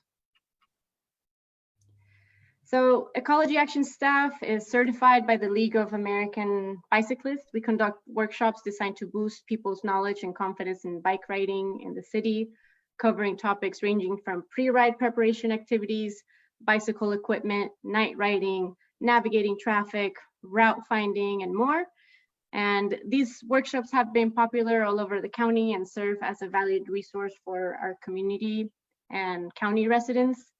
And we have the Santa Cruz Bike Dover, and this is twice a year. Ecology Action hosts month-long bike challenges via an online platform. It's called Love to Ride. These challenges are geared towards building community, inspiring more people to ride bikes more often, and encouraging individuals, employers, and social groups to ride and log their trips. So we provide weekly prizes to local bike shops to help incentivize participation and help funnel money back to the very businesses that are helping keep folks on the roads and trails. And these challenges have provided space for positive reinforcement of biking, individual and company goal setting, inspiring community members to share the stories of why they ride, and a common place where county residents can come to have fun and make an impact by riding. This platform specifically tracks transportation trips and how much CO2 is saved when car trips are replaced by a bike trip. This is a project that I personally work on. The County of Santa Cruz, By County Santa Cruz, and Ecology Action, we're all working on an unincorporated active transportation plan. Our campaign is called Powered by Me, or Impulsado por mí, and public input is really the foundation of the planning process, and this will be completed through community outreach events, public meetings, and online outreach. Following the public input phase in the fall 2020, our planning team will develop infrastructure lists and recommendations to improve infrastructure safety for pedestrians and bicyclists. And the Santa Cruz County has also recently developed a safe routes to school plan for 13 county schools, and these projects will be included in an active transportation plan. So our call to action here is please help us get the word out and allow folks to engage in our online survey, and we'll provide this at the end as well. Up next, my colleague Natalie will share some information. Thank you, Alejandra. Moving on to our section that we're working at Regeneración. We'll be working in partnership with Ecology Action to take steps to create safe and climate-friendly streets. So in order to better understand transportation needs for shared mobility, we will be developing and carrying out a survey to gauge residents' needs when it comes to alternative transportation and electric mobility. This work will help us to understand the true needs of the community for e-mobility and position us for future CARB funding to implement needed solutions. And we're going to make it a community-driven process. So in order to carry out the survey, we will be implementing mixed methods of in-person and online outreach. We will train local residents as volunteers to assist in survey completion in both English and Spanish. And then the analysis will be focused on the responses of the 2 disadvantaged community and low-income areas identified as within the census tracts. However, all residents will be allowed to provide input. And the survey development, outreach, and analysis will be carried out from December 2020 to May 2021. And then the next section is on EV equity. We will work closely with the Community Environmental Council based in Santa Barbara, Green Power, and Ecology Action to bring information about zero-emission vehicles to Watsonville, with the goal of leading to the purchase of 605 zero-emission vehicles along the Central Coast by December 2021. And this will include 4 key components. First, we have the ride and drive and zero-emission vehicle showcase events across the Central Coast, which will deliver 300 EV test drives and 5,000 showcase attendees in underserved areas with following all COVID-safe in-person protocols. Next, we will have an EV purchase guide to assist potential buyers through the process of buying an electric vehicle.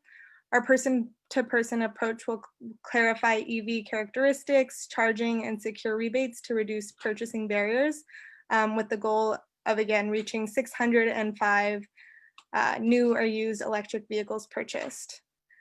We will also hire 4 community part-time ambassadors who are bilingual members of the community who will recruit potential buyers through tabling and presentations at community gatherings and events at large employers. So one of the ambassadors out of the Central Coast will be located here in Watsonville.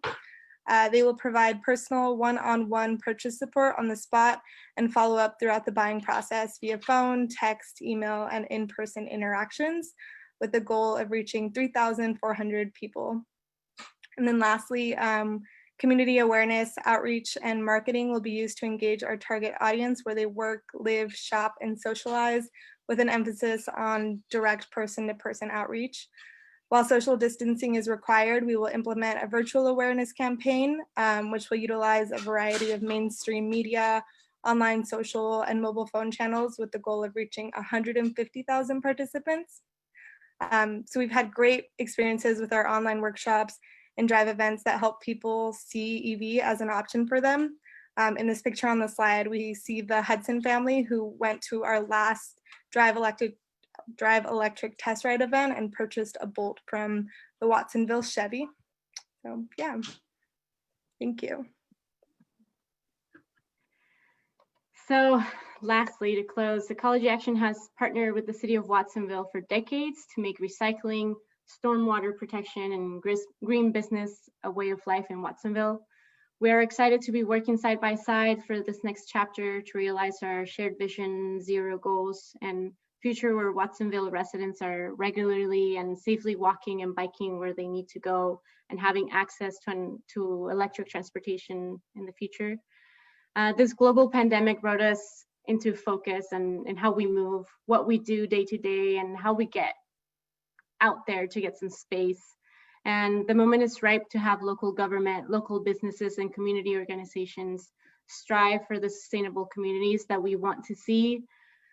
We can't do it overnight. We know that for a fact, but we have the potential, and with your partnership, we have the opportunity to move the dial. We are committed to doing this work. We are effective at it, and it's not only helpful, but necessary to have a partnership with the city of Watsonville to move all these projects forward. I thank you for your leadership in this vision and for helping us make our current shared initiatives a success. Feel free to contact either of us. We will be providing more details in a follow-up email that we discussed today, and we're happy to take any questions that you may have. Thank you for your time. Thank you, Alejandra. So at this time, I'm going to ask city council members if anybody has questions. Okay, I see Trina. Go ahead, Trina.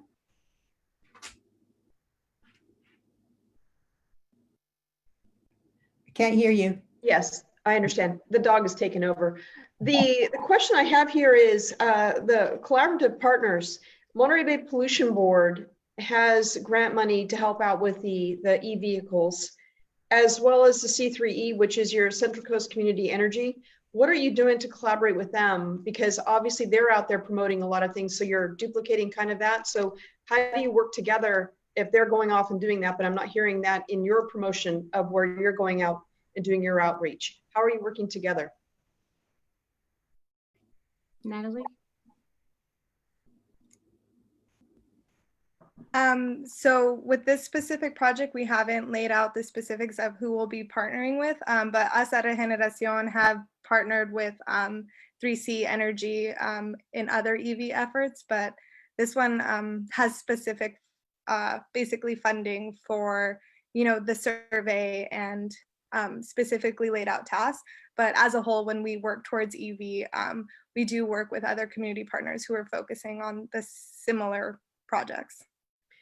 Because there has been money available to them that could be very helpful that I think has gone unused because of the promotion. So if there's a better method that you're promoting and they have some resources, it behooves you to work with them on being able to help spread that out a little bit further so that it does become affordable, because EVs are becoming a lot more affordable.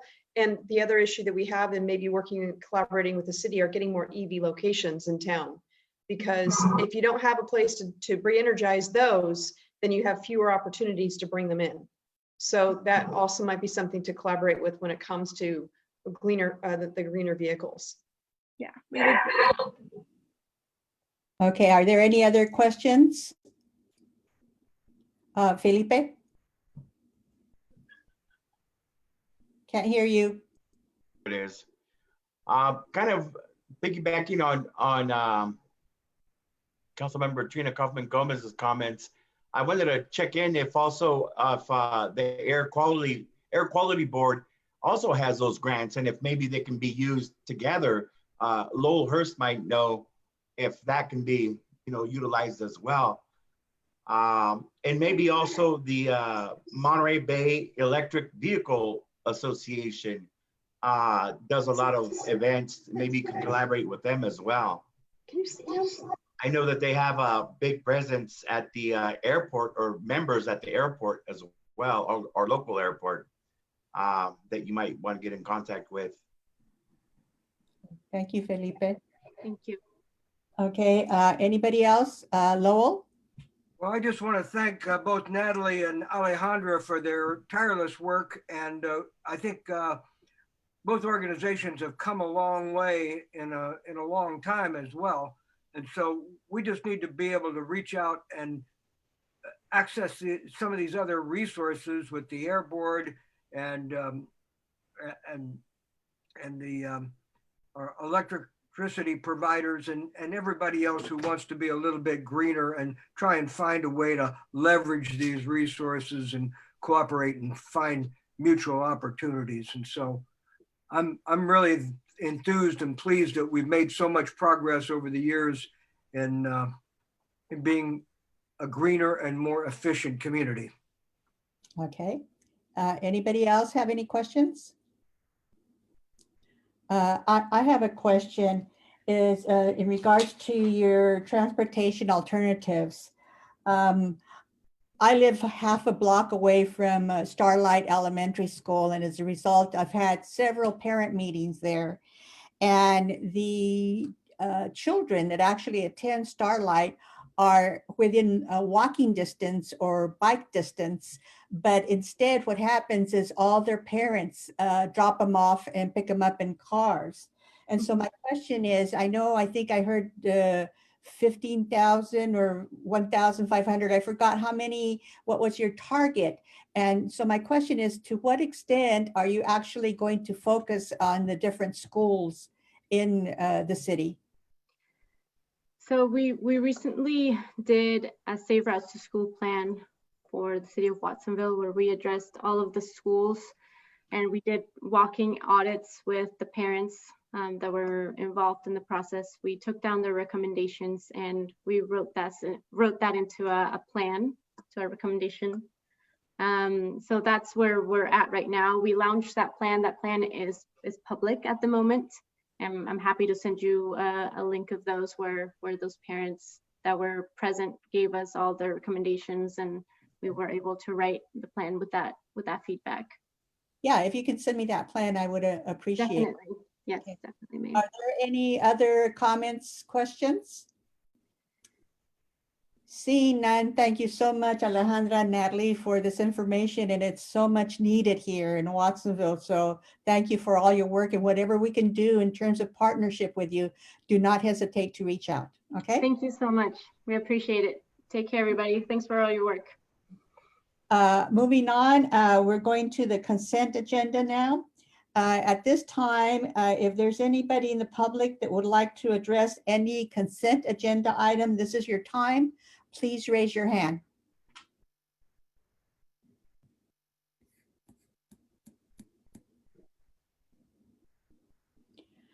Not seeing anybody wanting to address the council, then unless there's something being pulled off the agenda, I will now entertain a motion to approve the consent agenda. Anybody willing to do a motion? Okay, Felipe, and then Lowell second. Okay, it's been moved and second. Is there any discussion on this motion? Yes, Lowell? Well, Mayor, I think we have some very important items on here. You know, the folks throughout Freedom really depend upon that Freedom trunk line sewer. And if that doesn't work, nothing downhill from there is going to work either. And so I'm glad that we're, it's very expensive. It's great it's good infrastructure, and I hope it'll last for more than my lifetime. I think our agreement with Grunsky is very important too. You know, they have a special talent in that they know everybody in the community. And so when we run into problems, sometimes they can just pick up the phone and solve them without a lot of problems. Our relationship with the school district is certainly strengthened with the science workshop. And I remember when the science workshop was first conceived and how important that was for youth and our relationship with the schools. And so that's really important too. And of course, anytime we can get a JAG grant, item E, our law enforcement is strengthened and our community is strengthened as well. And so down to the library, what could be more important in the community than strengthening the library? So I think we got some good things on the consent agenda, and I won't hold it up any longer. Okay. Are there any other thoughts, comments, questions on the consent agenda motion? Seeing none, let's have roll call. Kaufman Gomez, Yes. Estrada, Aye. Gonzalez, Aye. Hernandez, Hurst, Yes.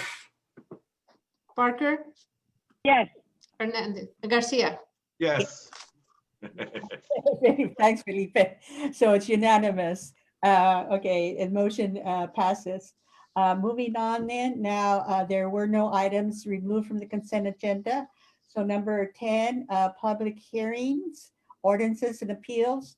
A is consideration of introduction of ordinance amending Title 7 of the Watsonville Municipal Code by amending certain sections of chapters 14-12, 14-16, 14-18, 14-40. And so at this time, we're going to have a presentation by Ivan.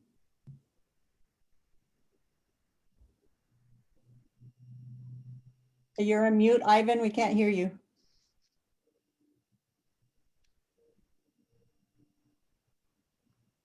Okay, sorry about that. Good evening, Mayor Garcia, council members, and residents of Watsonville. My name is Ivan Carmona, Associate Planner for the Community Development Department, and tonight I will present staff's recommendation to update the accessory dwelling unit ordinance. During tonight's presentation, I will briefly describe the background related to state legislation changes regarding ADUs and junior ADUs.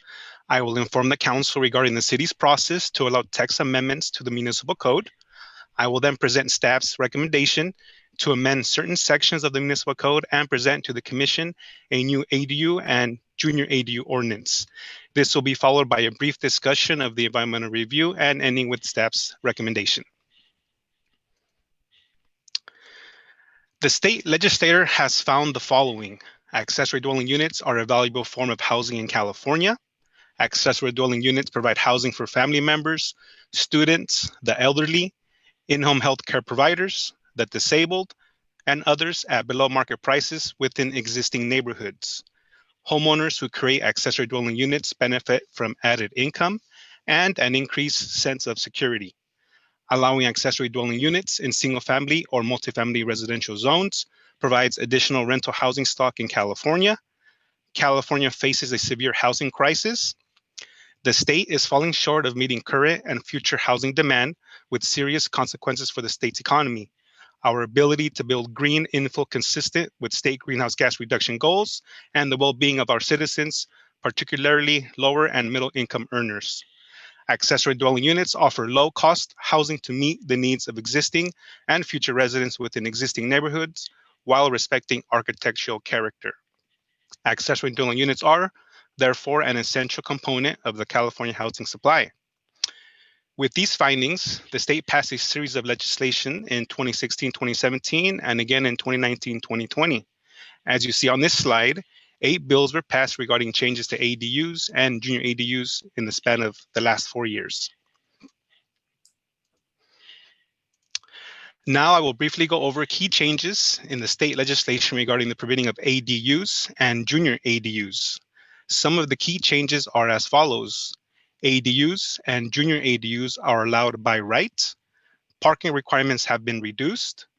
The state has defined a junior ADU as a unit no more than 500 square feet in size, contained wholly within an existing or proposed single-family residence, where the junior ADU has its own efficiency kitchen with its own separate exterior access, and the restroom may be shared with the primary residence. The legislation also focused on single-family and multifamily residential zoning, as well as mixed-use zoning. For council's edification, the City of Watsonville zoning map does not designate any mixed-use zones. More key legislation changes remove barriers such as minimum lot sizes, lot coverages, floor area ratios, and removed codes, covenants, and restrictions for single-family zoning. I would like to provide a clarity here, as the state did not focus on ADU or junior ADU development and multifamily plan developments. The City of Watsonville does have a number of multifamily plan developments, but these properties will not benefit from the legislation changes. Why, you may ask? The legislation focused on land use designated single-family and multifamily zoning, but did not focus on multifamily plan developments. Multifamily plan developments are created to maximize the density of housing by reducing setbacks, lot sizes, street widths, and parking requirements. Another change requires municipalities to allow a minimum of 850 square feet ADU with 4-foot rear and side yard setbacks, with a max height of 16 feet. The state also defined multifamily structures as a structure with 2 or more attached dwellings on a single lot. Other legislation changes also include reducing the application review time for an ADU or junior ADU from 120 days to 60 days. Single-family zone lots are now allowed to have 1 ADU and 1 junior ADU. This is known as the triplexation of single-family zoning. Other changes allow multifamily buildings to convert storage rooms, boiler rooms, passageways, attics, basements, or garages to allow at least 1 accessory dwelling unit and up to 25% of the existing dwelling units, or 2 detached ADUs with 4-foot side or rear yard setbacks and subject to a height limit of 16 feet. Multifamily detached structures on a single lot with residential zoning are allowed to have 1 ADU by converting existing space, such as a garage or carport, or new construction subject to a height limit of 16 feet with 4-foot side and rear yard setbacks as well. Here are more changes for developments of ADUs. Permitted accessory structures are allowed to be expanded by 150 square feet and rebuilt in the same location without meeting current setback requirements. Owner occupancy deed restriction is no longer required for the ADU, but is required for the junior ADU. And ADUs or junior ADUs are not allowed to be used as short-term vacation rentals. Here are some of the last major changes affecting development of ADUs. Impact fees are no longer required for ADUs constructed less than 750 square feet. Property owners can now request a delay in code enforcement subject to certain criteria, and nonprofit developers can develop and sell ADUs separate from the single-family residence as affordable units. Now I will briefly speak about the city process to amend the municipal code. Subdivision C of Section 907 of the Watsonville Charter allows the Planning Commission to recommend any proposal to amend or repeal any part of the zoning ordinance to the City Council. Pursuant to Watsonville Municipal Code Section 14-12.807, the Planning Commission and City Council shall, in Planning Commission recommending or the City Council in approving an amendment to the zoning code text, make the following findings: that the proposed amendment is consistent with the policies embodied in the general plan, and that the proposed amendment is compatible to the extent possible with the actual general plan use of adjacent properties. Now, staff will recommend amendments to certain sections of the municipal code. Those sections are Chapter 1423, Accessory Dwelling Units. To align, and the reason this is being updated is to align with the state legislation changes effective January 1st, 2020. Title 14 of Chapter 12, Zoning Permits of the Watsonville Municipal Code, currently requires a minor design review permit for proposed ADUs. In order to comply with recent state legislation changes, the amendment will remove the requirement of a minor design review permit for proposed ADUs. Staff recommends requiring a ministerial action, such as an administrative review permit for any proposed ADU and junior ADU development. Title 14 of Chapter 16, District Regulations of the Watsonville Municipal Code, currently allows ADUs as accessory uses in the following residential zones: R1, R1P, RM2, and principally permitted in the RM3 zone. District regulation amendments are required to allow junior ADUs as accessory uses with approval of an administrative review permit in the same residential zones. This slide illustrates the City of Watsonville residential zoning map highlighting the parcels benefiting from the legislation changes. Again, the residential zones benefiting are R1, R1P, RM2, and RM3. Staff would like to provide clarity related to mixed-use zoning and commercial zoning. The city does not have any land designated mixed-use zoning, and the legislation changes did not focus on allowing ADUs or junior ADUs in commercial zones.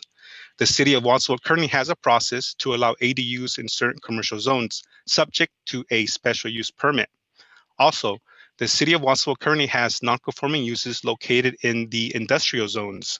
These non-conforming uses are primarily residential, but will not benefit from the ADU or junior ADU legislation changes. Staff does not recommend allowing an intensification of use for non-conforming uses.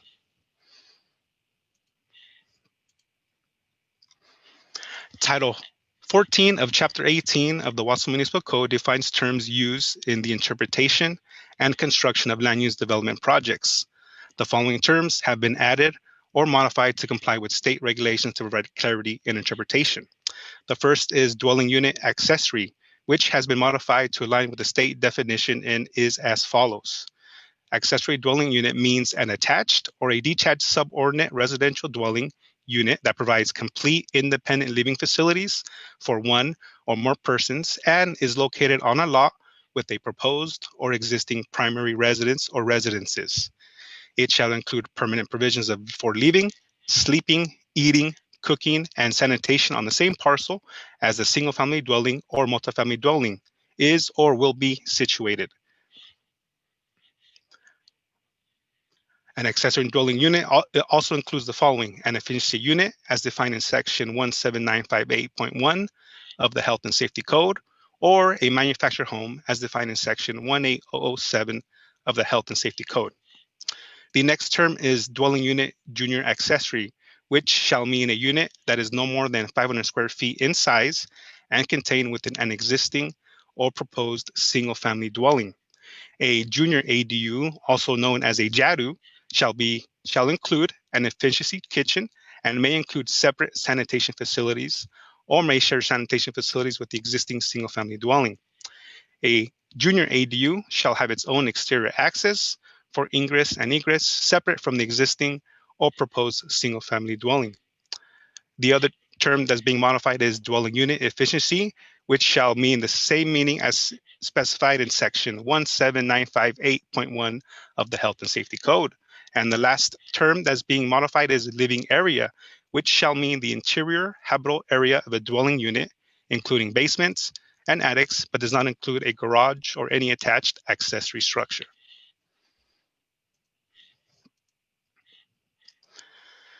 The recent legislation changes enable local jurisdictions to set their own maximum ADU square foot sizes so long as the minimum is 850 square feet. Staff recommends that the size of ADUs and number of bedrooms allowed be scaled based on the size of the property. Table 1 outlines the number of bedrooms and square footage proposed based on the size of the property. As you see here on this slide, staff is recommending that lots less than 5,999 square feet are allowed to have a maximum one ADU subject to 850 square feet with 2 bedrooms. Lots less than 9,999 square feet shall be allowed to have 1,000 square foot ADU with 2 bedrooms. Lots greater than 10,000 square feet, 1 1,200 square foot ADU with maximum of 3 bedrooms, and lots greater than 12,000 square feet, the property owner will have the option of either choosing one 1,200 square foot ADU or 2 detached ADUs with max size of 750 square feet.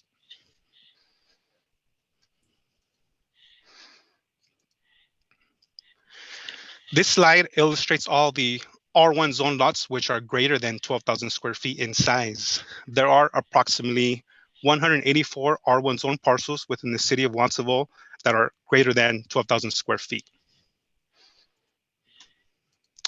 This slide illustrates all of the R1 zone lots which are less than 6,000 square feet prior to the state legislation changes effective January 1st, 2020. The city of Watsonville denied any proposed ADU for lots that did not meet the minimum lot size. So in the R1 zone, the minimum lot size is 6,000 square feet.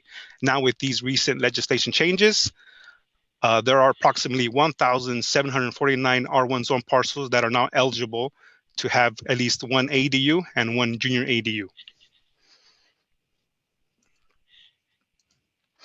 Here on this slide, Table 2 shows the number of permissible ADUs or junior ADUs based on the land use zoning designation. So staff recommends for R1 zone lots to have one ADU and one junior ADU, as well as the R1P zone. For RM2 and RM3, they'll be allowed to convert up to 25% of the existing units or up to 2 detached units. Now, if RM2 or RM3 zone has one existing single family dwelling, they'll be allowed to have one ADU and one junior ADU.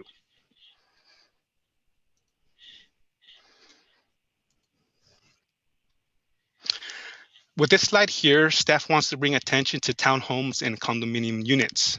These properties are not eligible for ADUs.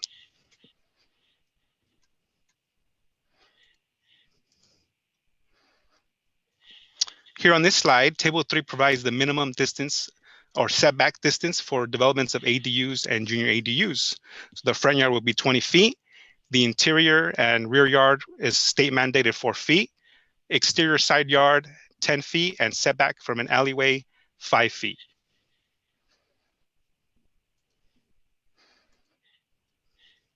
Table 4 provides the maximum building height for proposed ADUs and junior ADUs. Here, staff recommends allowing heights the same as the residential district standards of 28 feet. By allowing a height of 28 feet, staff feels property owners will have greater flexibility to construct ADUs while providing much needed parking for additional units. This is not a requirement. As you'll see later under the parking exceptions, staff is encouraging city residents to think about parking when constructing new ADUs.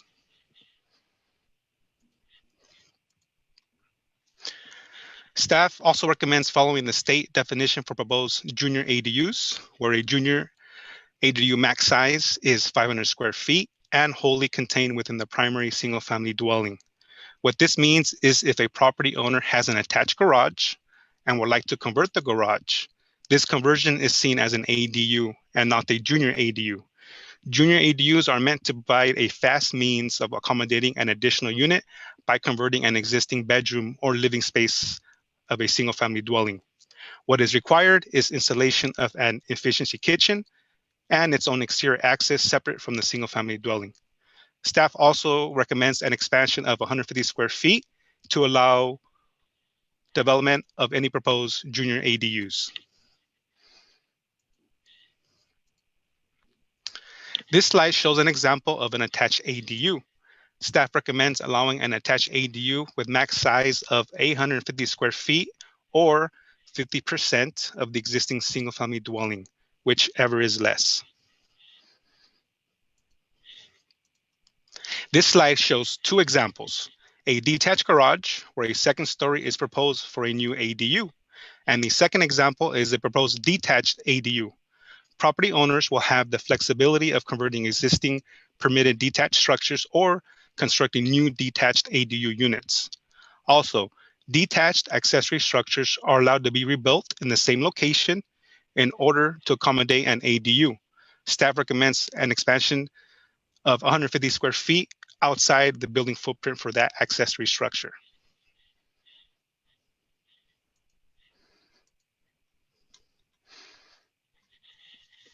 Staff recommends creating a section in the ordinance which will provide design standards for proposed ADUs. The ADU exterior design must be consistent with the principal residence or multifamily development by using appropriate building materials, consistent architectural style, and providing the same finishes as the principal residence or multifamily development.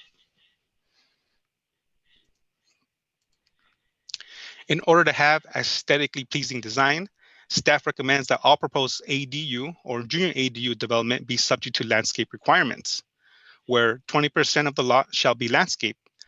The City Municipal Code currently requires multifamily development to landscape 20% of the lot. The same requirement will be applied to the development of ADUs and junior ADUs. In order to ensure the new units will provide private open space for tenants, staff recommends requiring a minimum private open space of 96 square feet for all proposed ADUs and junior ADUs. So staff just wants to provide a little clarity here. This is not a state requirement, but since we have existing multifamily development standards that request private open space, staff feels that this would be a good idea to provide in our amendments to the municipal code. With that, staff recommends to provide a minimum, the current code provides 200 square feet of private open space for multifamily developments. Staff recommends applying the same requirement, but lowering the square footage to 96 square feet.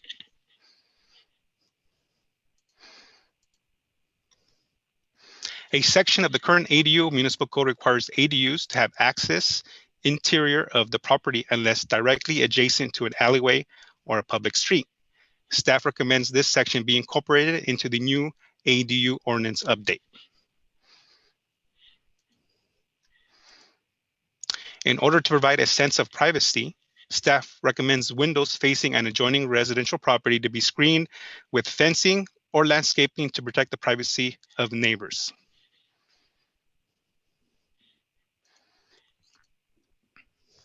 The state legislation changes have provided property owners with an exemption related to fire sprinklers. That is, if the primary residence or multifamily building does not contain fire sprinklers, then the proposed ADU or junior ADU does not require sprinklers.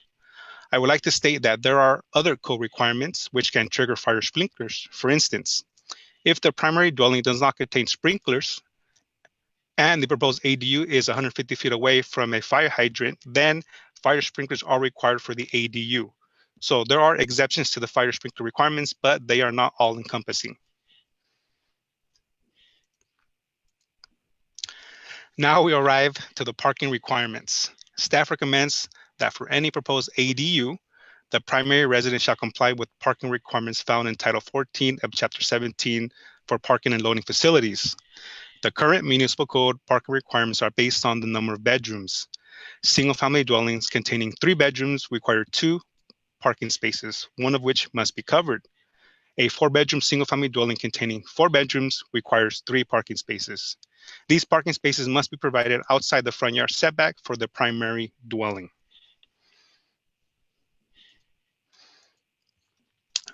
One major legislation change was parking required for proposed ADUs.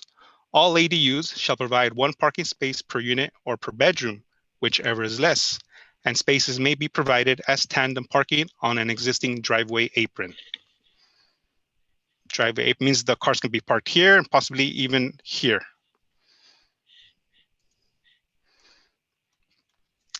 Staff is recommending that the parking requirements be consistent with state legislation. No additional off-street parking is required if converting an existing garage, carport, or covered parking structure to accommodate an ADU, and no additional off-street parking required if converting existing residential space for an ADU or junior ADU. This slide shows the parking exemptions created by the state, and staff recommends adopting these same exemptions. No off-street parking shall be required if any one of the following findings is made. The first finding, the ADU is within 1/2 mile of a public transit bus stop. Second finding, the ADU is within an architecturally and or historically significant district. Third finding, on-street parking permits are required but not available to the occupant of the ADU. And the last finding, a car share vehicle is located within 1 block of the unit. Staff recommends creating a section in the new ADU and junior ADU ordinance to allow nonprofit developers to construct ADUs in order to sell them to low-income residents. These nonprofit developers would have to meet all the requirements of Chapter 46 of Title 14 Affordable Housing Ordinance.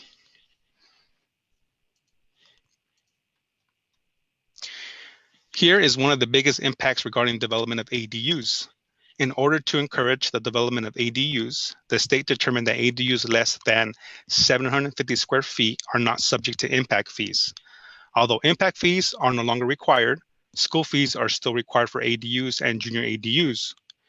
ADUs exceeding 750 square feet are subject to impact fees proportionate to fees applicable to the primary dwelling. This is determined as a ratio of square footage. The ratio is determined by comparing the square foot living space of the ADU to the living space of the existing primary dwelling. As an example, to show the difference, this slide shows the comparison for a proposed 750 square foot ADU containing two bedrooms. Prior to January 1st, 2020, the impact fees charged were $26,100.07. That same project, effective January 1st, 2020, is now charged $14,196.07. Property owners are now incentivized to develop ADUs less than 750 square feet. This slide shows all impact fees charged for proposed development.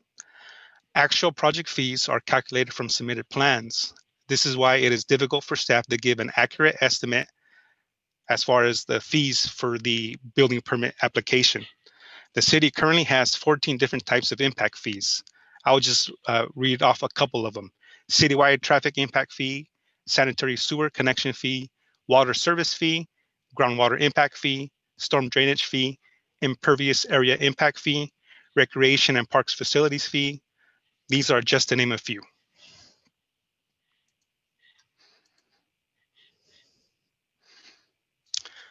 Staff also recommends adhering to the state legislation by requiring utility connections for ADUs exceeding 800 square feet.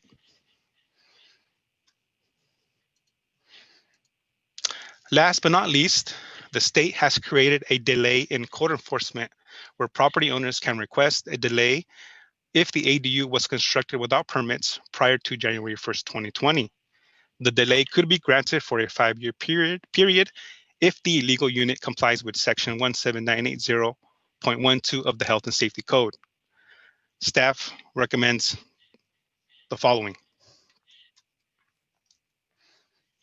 All property owners can submit an application to the building official to request a delay in code enforcement. What the staff at this point does not or doesn't have an answer to is, should this application be charged a fee? And if so, what fee should it be? If the applicant has an illegal conversion and they want to request a delay, this is going to take up staff time to come out and do an inspection. Staff recommends that there should be a fee for this application.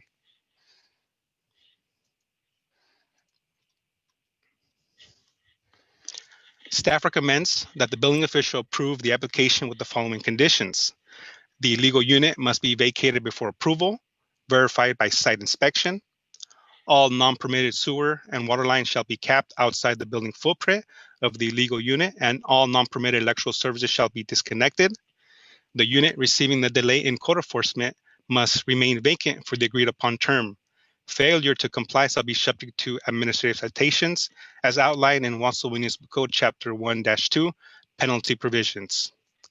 And 4, if a property owner freely discloses the existence of a non-permitted ADU or junior ADU before January 1st, 2030, outside of any code enforcement action, the building official may reduce building permit fees for the legalization of the unit by 50%. This section shall remain in effect until January 1st, 2035.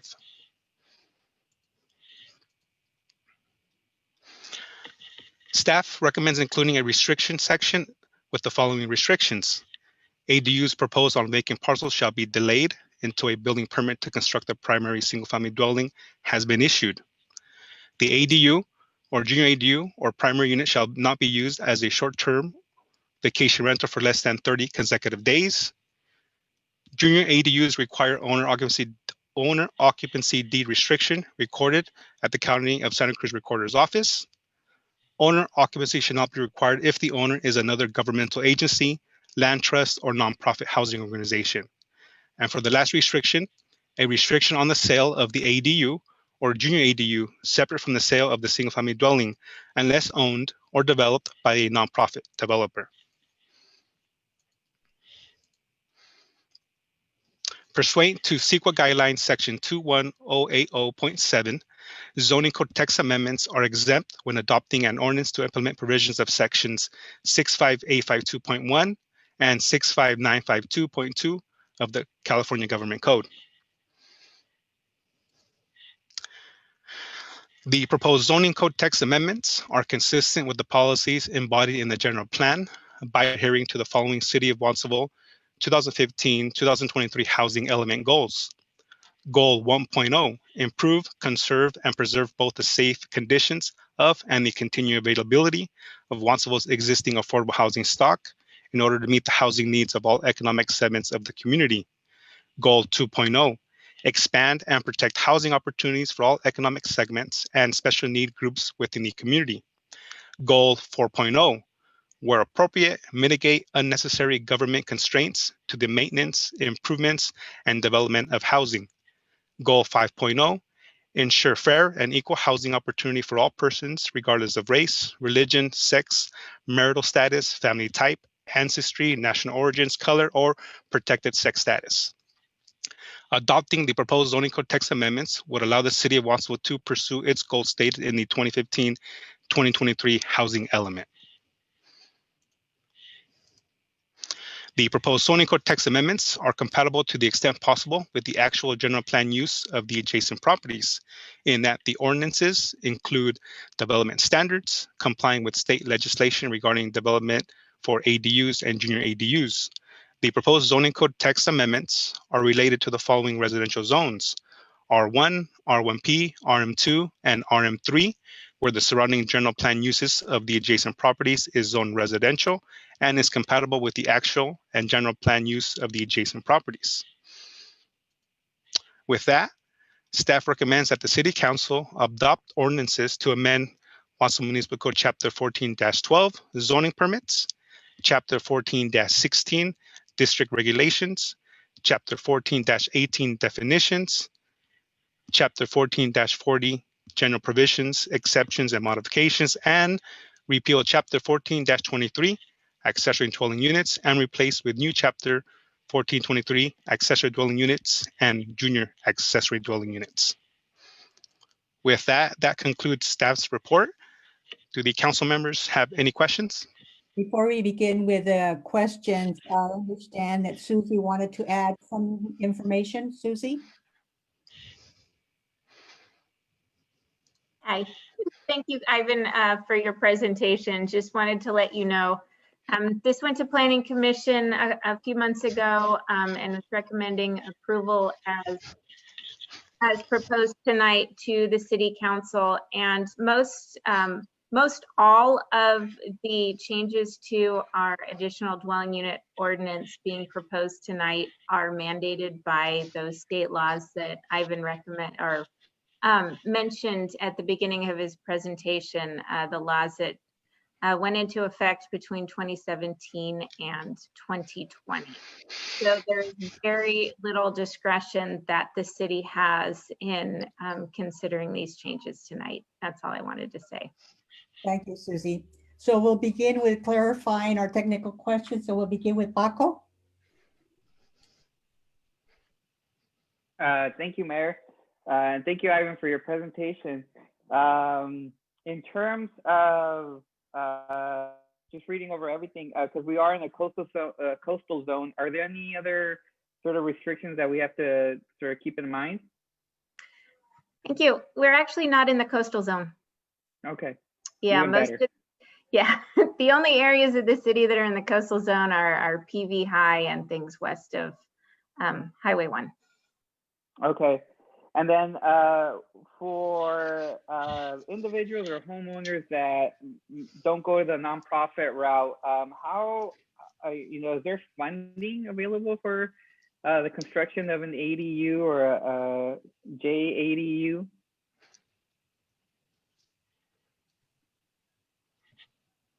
So to answer your question, Councilmember Estrada, we didn't focus on that on this particular ADU ordinance update. We worked with the housing manager, Carlos Landavery, who may be creating something like that in the near future. Okay. However, yeah, No, I'll just jump in. There's, you know, as far as home loans and private loans, there's funding available. But in the next year, we will be working in the housing division on loans for ADU development. I appreciate that you're thinking about that. Thank you. Solar panels. Solar panels came up on the report there. Will they be a requirement for any new ADUs? So the solar panels is a building code requirement. All new residential units are required to have solar panels installed. So yes, we didn't necessarily apply it to this ordinance because it is a building code requirement. Great, but you know, it's definitely just something that I wanted to throw out there so that people are aware that you know, we're trying to be greener and everything. And just really, you know, in terms of the ADUs themselves, who do you expect would really benefit in the community of Watsonville from having, you know, ADU units available to them for either rent or to, you know, maybe purchase or work through with the nonprofit to be able to obtain one? In my opinion, after looking at the state legislation, I feel that it's really focused at the lower income communities because it's allowing the property owners to have greater flexibility in having a bigger ADU or a smaller ADU. If you do a smaller ADU less than 750 square feet, you don't pay impact fees.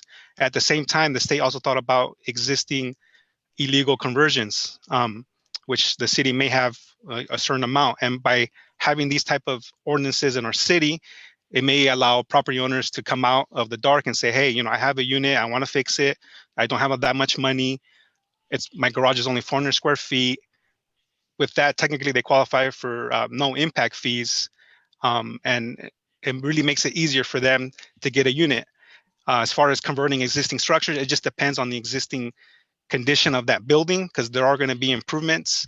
The code or building code requirements change every 3 years. So that an existing accessory structure may have been constructed in the 90s, it may have been converted in the early 2000s, and now they want to legalize it, which will require modifications. So I feel that by having or recommending a code delay, such as property owners can come in and say, hey, I have an illegal unit, but no one has complained on my property, the city can exercise its authority by saying, we're going to reduce the impact fees to 50%. You came out, we want to help you. So we don't want to be a roadblock for any development, especially ADUs. And also, like I said in my presentation, prior to January 1st, 2020, lots less than 6,000 square feet were not eligible. And being here as a planner in 2019, there was a lot of people I had to say, sorry, we can't allow an ADU in this location because your lot's just too small. So now with this, it's allowed for them to have that flexibility and to make those important decisions, because these are family decisions that are going to have to be, you know, decided with the family members as far as, should we do an addition now? Should we convert now? Or should we wait?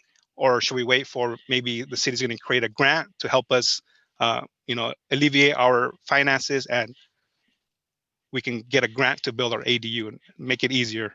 And then it's up to them if they want to rent it out at a low income or low rent price, or extended family members, or in-home care support giver.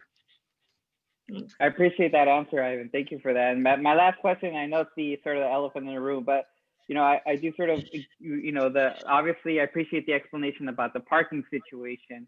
And, you know, my heart does go out to people who, you know, that's, I think, the number one concern in Watsonville I hear the most is obviously the parking situation. And, you know, people are, I don't think they come in and they share their concerns because, you know, they don't understand or they're not empathetic with people's plight.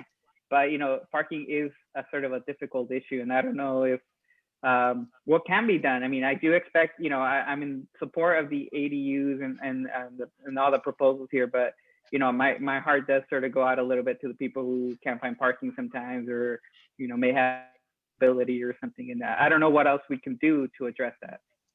Yeah. I guess I can jump in, yeah, these are really, when we first, heard about them coming from the state level, it was quite a shock. Even our department, and we really have no discretion in this piece of it. But one of the things to be cognizant of, as we've heard in past presentations, even tonight, we have an overcrowding issue in the city of Watsonville.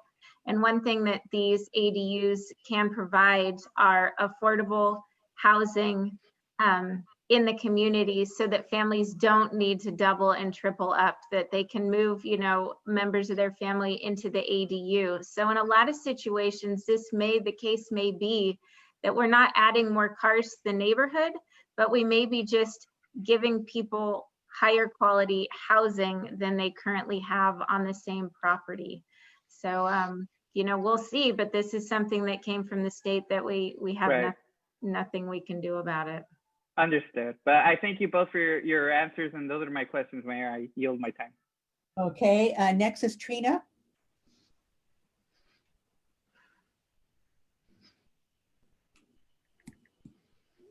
Trina, are you there?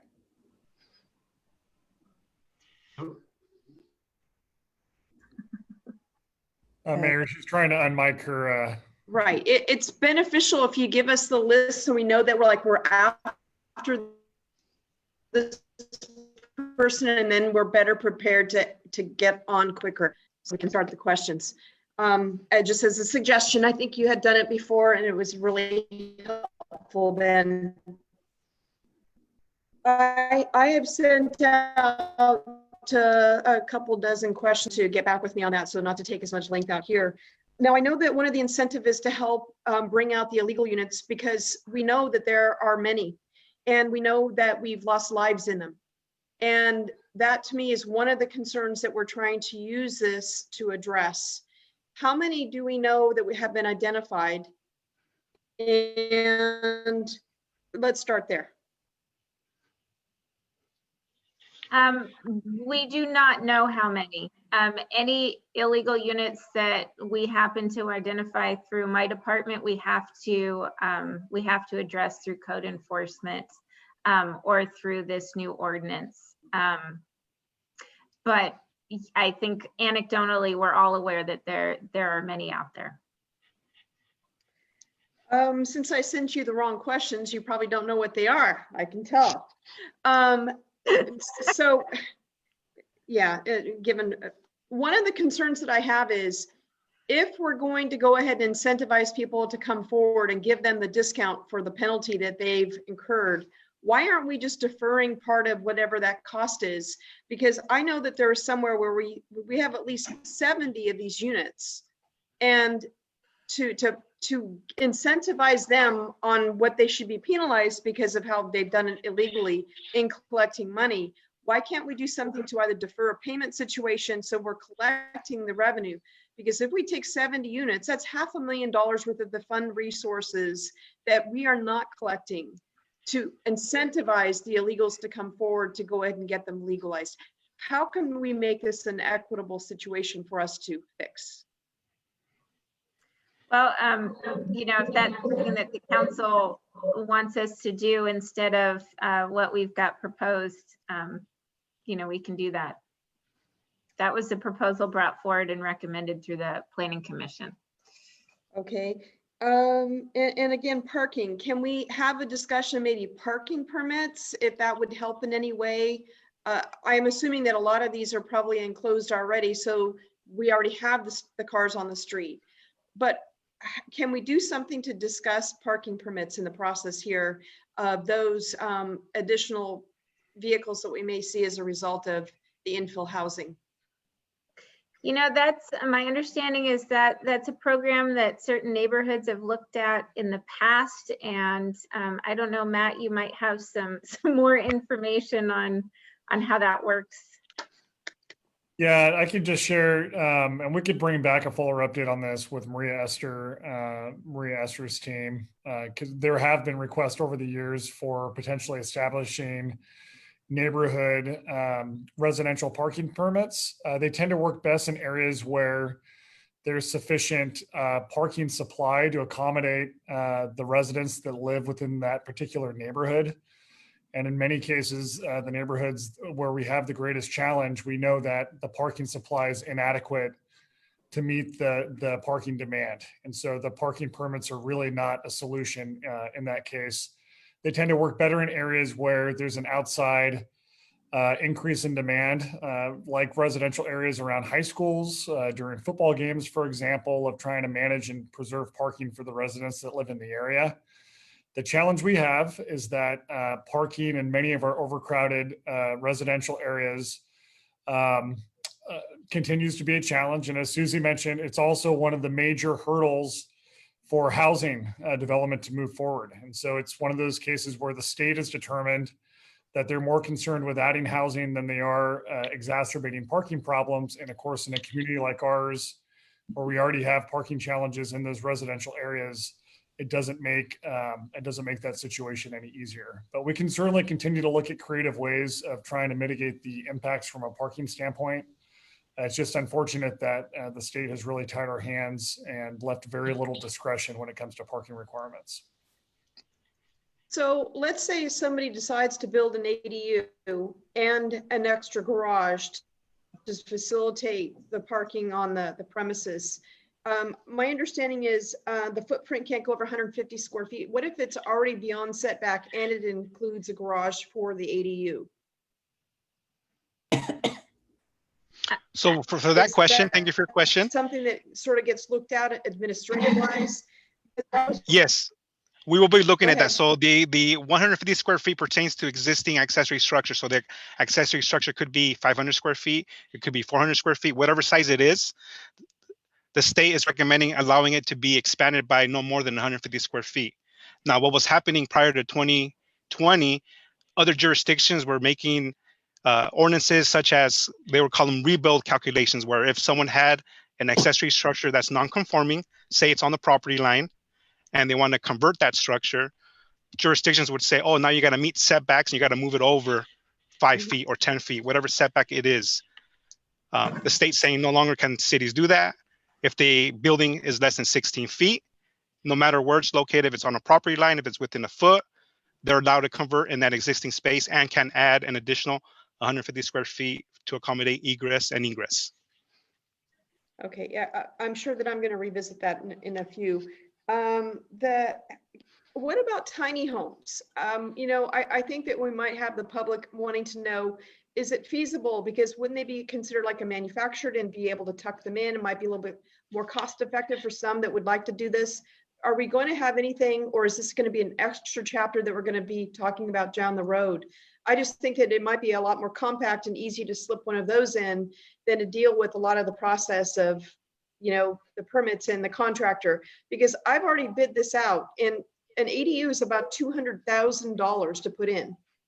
But a tiny home could be a hell of a lot more cost effective, excuse myself, to be able to put them in quicker for some of those areas that might be able to get tucked in easier.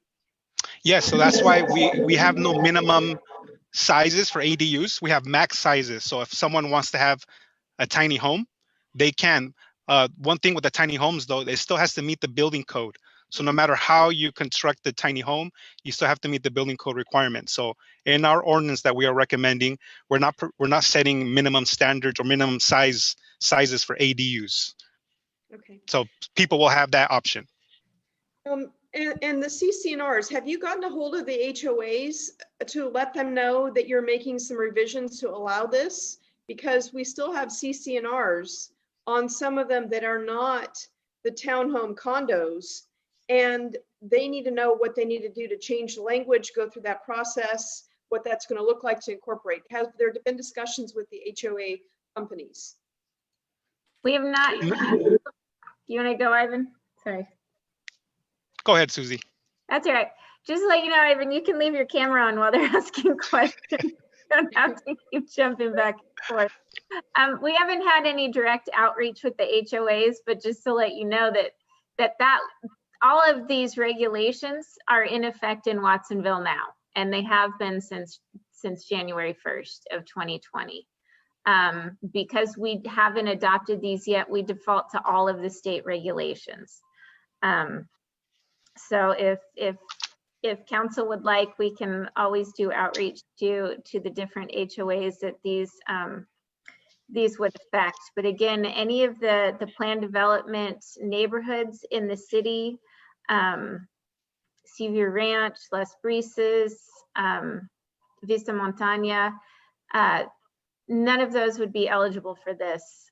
Probably the CCNRs we'd be thinking about would be the senior villages. Yeah. Yeah, I would think so, because their properties are larger than the rest of them. I can see something like this possibly going in. Now, is certain square footage, they need to have their own, are they going to be getting their own water and sewer, or the water bill and the PG&E bill, or are we looking at having it connected to the primary unit so all of the utilities are on the primary unit? Per state legislation, any ADU less than 800 square feet does not have to have its own utility connections. Anything greater than 800 square feet is required to have its own utility connections. Now, by reviewing some ADUs that were proposed at less than 750 square feet, some of the property owners are thinking about that, and they're saying, you know what, I want my own separate meter and electrical meter as well. So it really depends on the property owner. The other question that I have, and I'll leave it at that until I can go back through the questions I really had that I intended to send. And that has to do with your property values. So how are we going to determine the difference in the cost of the value of the property tax on a garage that's converted over, or these ADUs going in, so that there's an equitable method used to say, okay, your property's valued more based on whatever formula that's used to calculate that value change once it's recognized or once it's constructed. How do we do that equitably? How is that going to work? How would that look like? Or what would that look like? I see Alan jumping in here. I don't think we have any role in that. That's the county tax assessor. But we should, Alan, because we are insisting this in our own community, and we are adding square footage, or we're modifying things that have been illegally done here, and it will impact, and it will come to the city in terms of these changes. So I don't think that we don't have a say in how that process works, because something's going to trigger that. Anybody walking up to this counter is going to say, how is this going to impact me when it comes to my tax bill? We have to have something on this. Let me just kind of chime in if I can. So as of now, anything over 500 square feet, whether it's an addition, anything else, new unit, is reported to the assessor's office, and that's not going to change. I am not clear on, and I would have to check with the assessor's office or our front counter staff on whether that also applies to any new unit. If it applies to any new unit, which I'm guessing it would, then all of these would be reported to the assessor's office. Can you get back to us on what that process would look like? Because anybody that's anticipating or waiting for this to happen is going to need to know all of the facts, and that's a big part of the fact. We also know that that's also going to contribute to the tax base that we have if we have property values change as a result of putting these ADUs in. And anybody's hesitant about, well, how much of a hit am I going to take for me to do something to help the city out? So that I would like to have us revisit that as well as parking permits. And the other thing is the RENA numbers.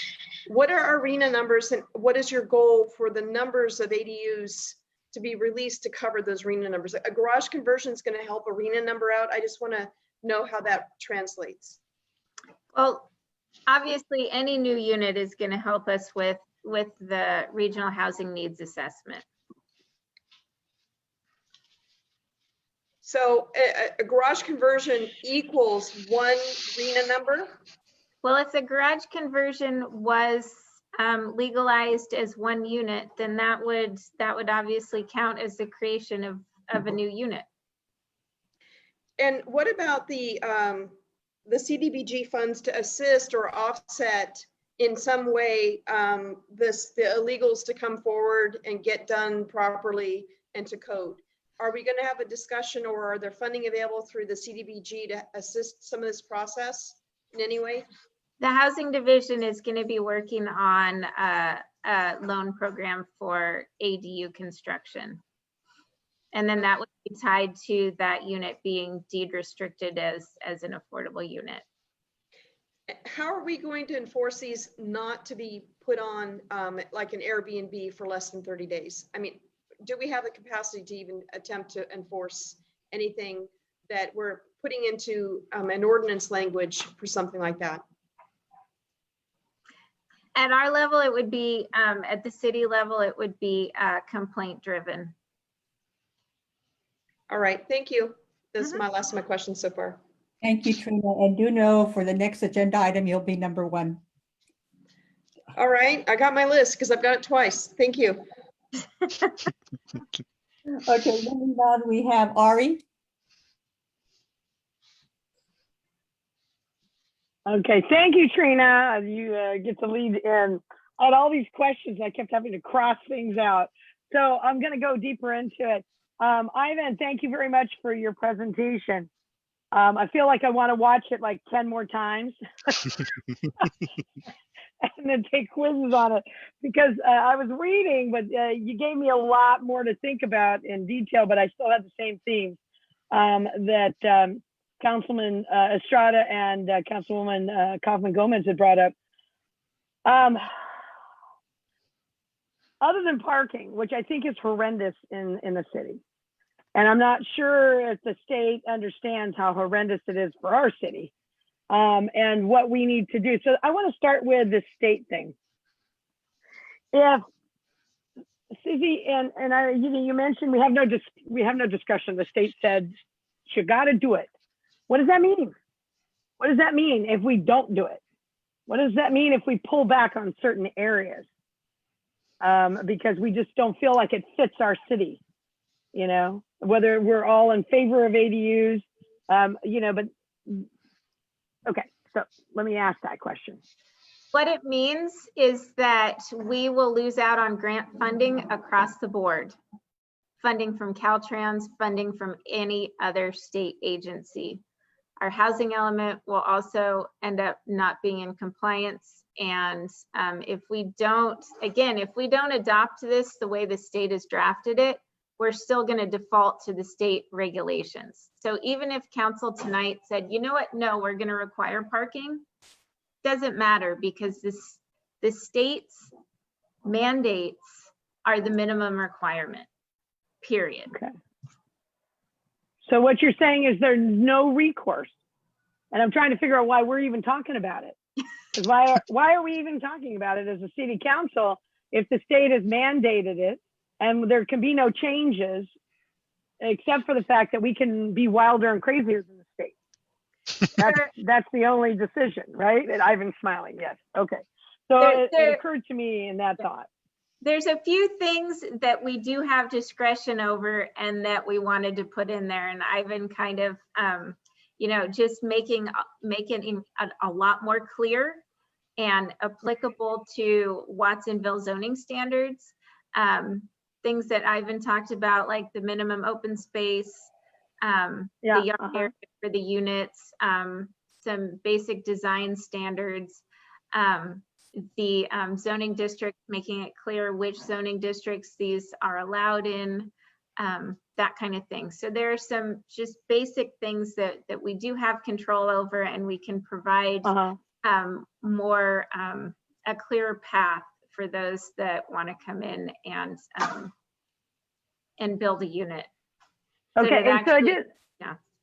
Yeah. No. I did want to talk about the infill impact on Watsonville. I mean, we're 6.5 square miles, right? And that's why parking is an issue, because we're 6.5 square miles and we're trying to fill in every nook and cranny with what you were talking about, more quality living spaces, right?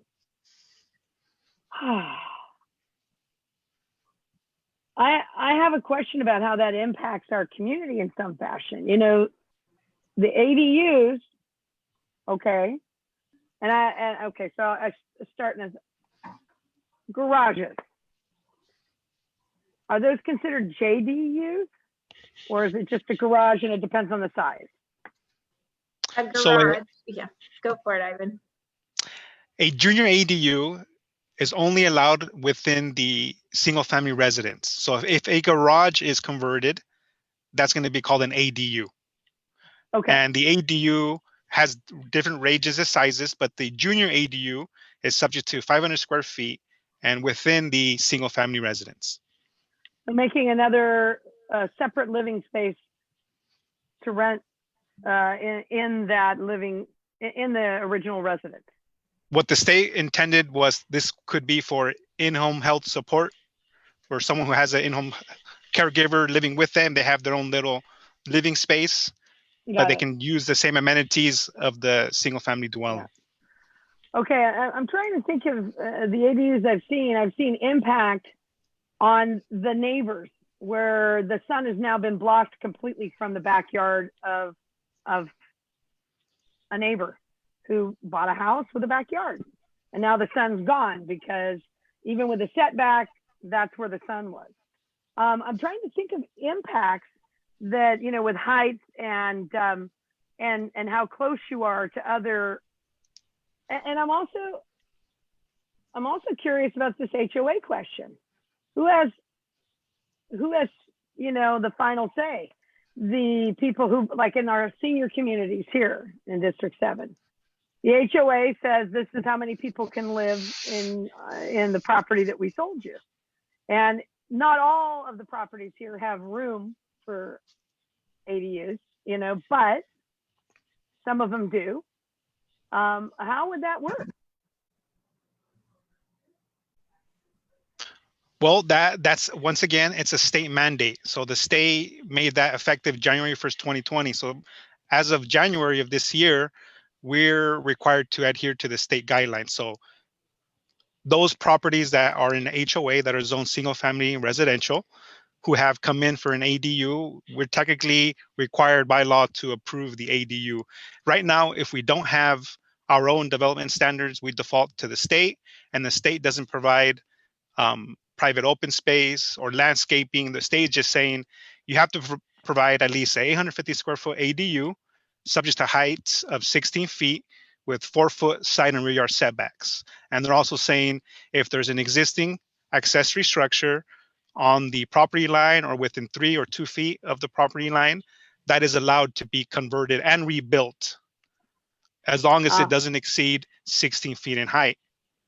Now, what the staff is recommending is once you exceed 16 feet in height, you have to push back to the 4-foot setback. And the reason why the city or staff is recommending this, yes, parking is a concern.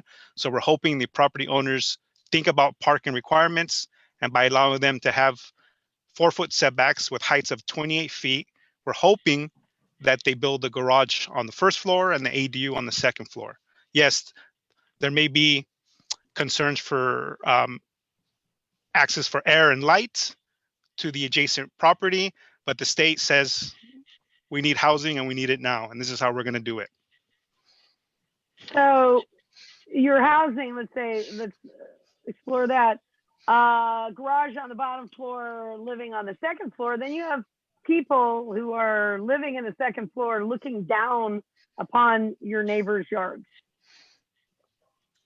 And that's why we're encouraging plantings, screening, fencing. So this is what staff will look at if an applicant submits an application. Now, if we don't have our own development standards, we default to the state, and the state doesn't say you need to provide screening, you need to provide landscaping, you need to provide fencing. The state just says 4-foot setbacks, heights of 16 feet, you need to approve it. So I understand there needs to be a give and take as far as what we're going to allow our property owners to do on their properties. Yeah, because otherwise it sounds like it's turning into the Wild West here. And the quality of life is going to go down in Watsonville, regardless. The balance won't be there as well. So there needs to be some of that. I'm concerned with HOAs like the senior village because it is a senior village and it has its requirements with the state for what it is, right? You know, and seniors and the quality of life that they have to live under the CCNRs here. So I'm sure that other HOAs have similar ones, but the senior villages here have even greater requirements. I'm not sure this isn't time to stay to the state. I'm sorry, but you're going to have to, you can cut us off for a while, but you need to come down here and take a look at what we're working with. And you need to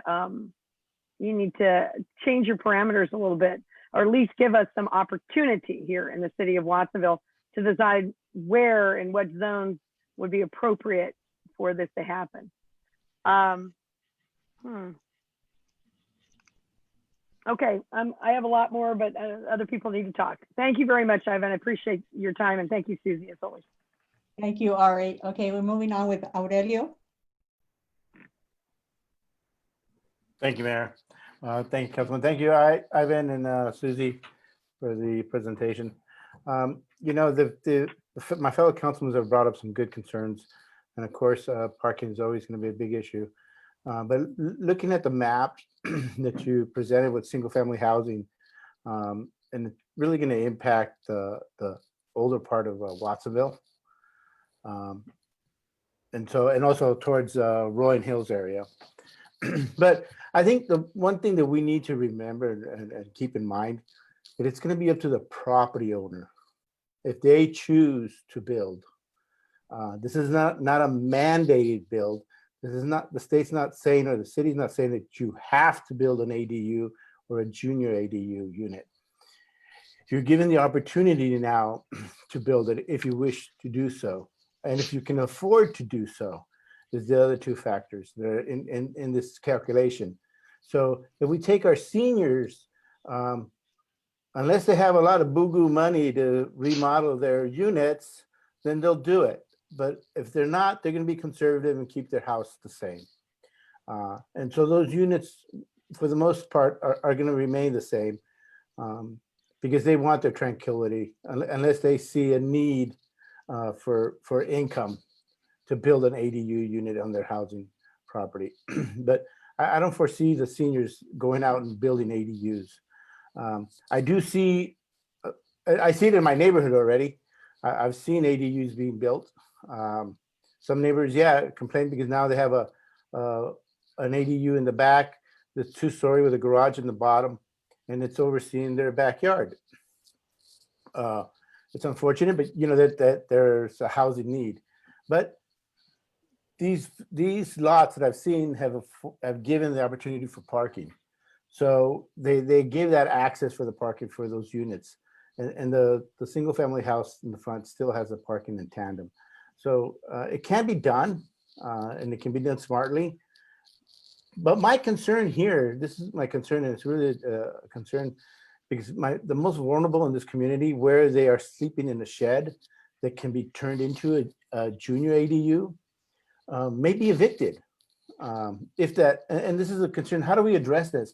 If that property owner says, hey, I have this shed that's been illegal, I want to convert it, and he brings it out, and you guys go say, oh, well, you got to turn off the electricity, turn off the water, turn off the sewer, and that person has to be evicted now.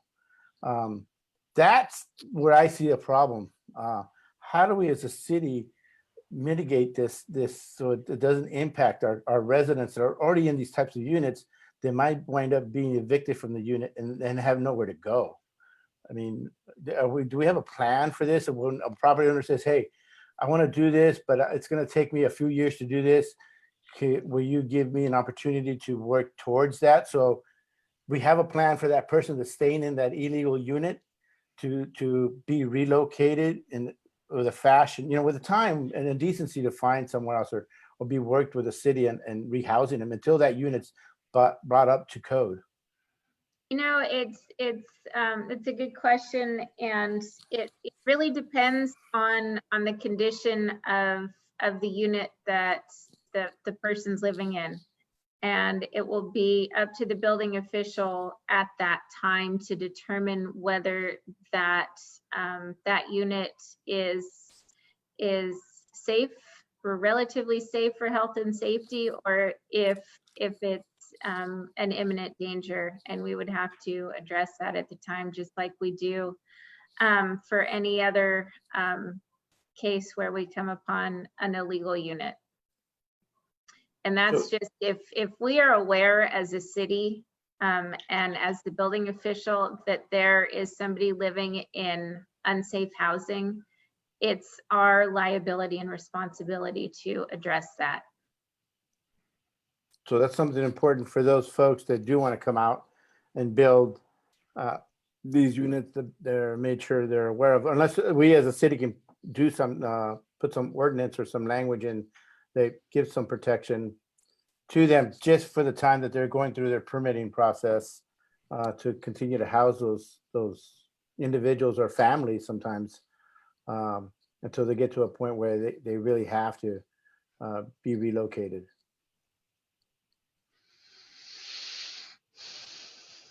I heard deep breathing, but no answer. Didn't know exactly if you wanted an answer at that point. But we do have the relocation assistance ordinances, as you are probably aware, in that when we do come upon any of these cases where people are living in an unsafe structure, we are able to provide housing for, I believe, up to 2 weeks, depending on whether they have children, minor children or not, as well as providing expenses to help find another unit. And Councilmember Gonzalez, I would just add to Susie's comments that I think all of that's true. And again, our priority and responsibility is to ensure we don't have any families living in unsafe conditions. And sometimes, unfortunately, that does result in displacement. But as Susie pointed out, we have programs to help mitigate that. And we also actively work with families in those situations to connect them with other community partners, the Housing Authority, CAB, CRLA, and others to try to identify other suitable alternatives in those situations. They are tough. Tough calls to have to make, but again, our building official and our code enforcement team want to ensure that families are living in safe quarters, and trying to bring those units into compliance is part of these updates tonight. Yeah, I'm aware of that, but again, like I said, my concern is these families or individuals that are living in conditions like this, or have been living in conditions like this for various years already, and how we're going to help and support them. We just had a conversation with our nonprofits and how we can work together and dealing with these issues. And these are the issues that really are facing us if we want to build up more housing, and at the same time protect our most vulnerable in the community, our undocumented, our hardworking individuals that are out there trying to survive day to day, and our day workers that are trying to survive day to day, and then they get displaced because the homeowner decided to come up and be legal. And so I'm just really concerned about that. That's a real concern that I have. And I think we need to address it as a council. And I know we're going to have parking issues. We already have parking issues. And so it's just proof that there's already people living in ADU units or junior ADU units that aren't conform to code. And so but that's going to be an effect that we're going to need to deal with. Thanks. Okay, moving on now to Felipe.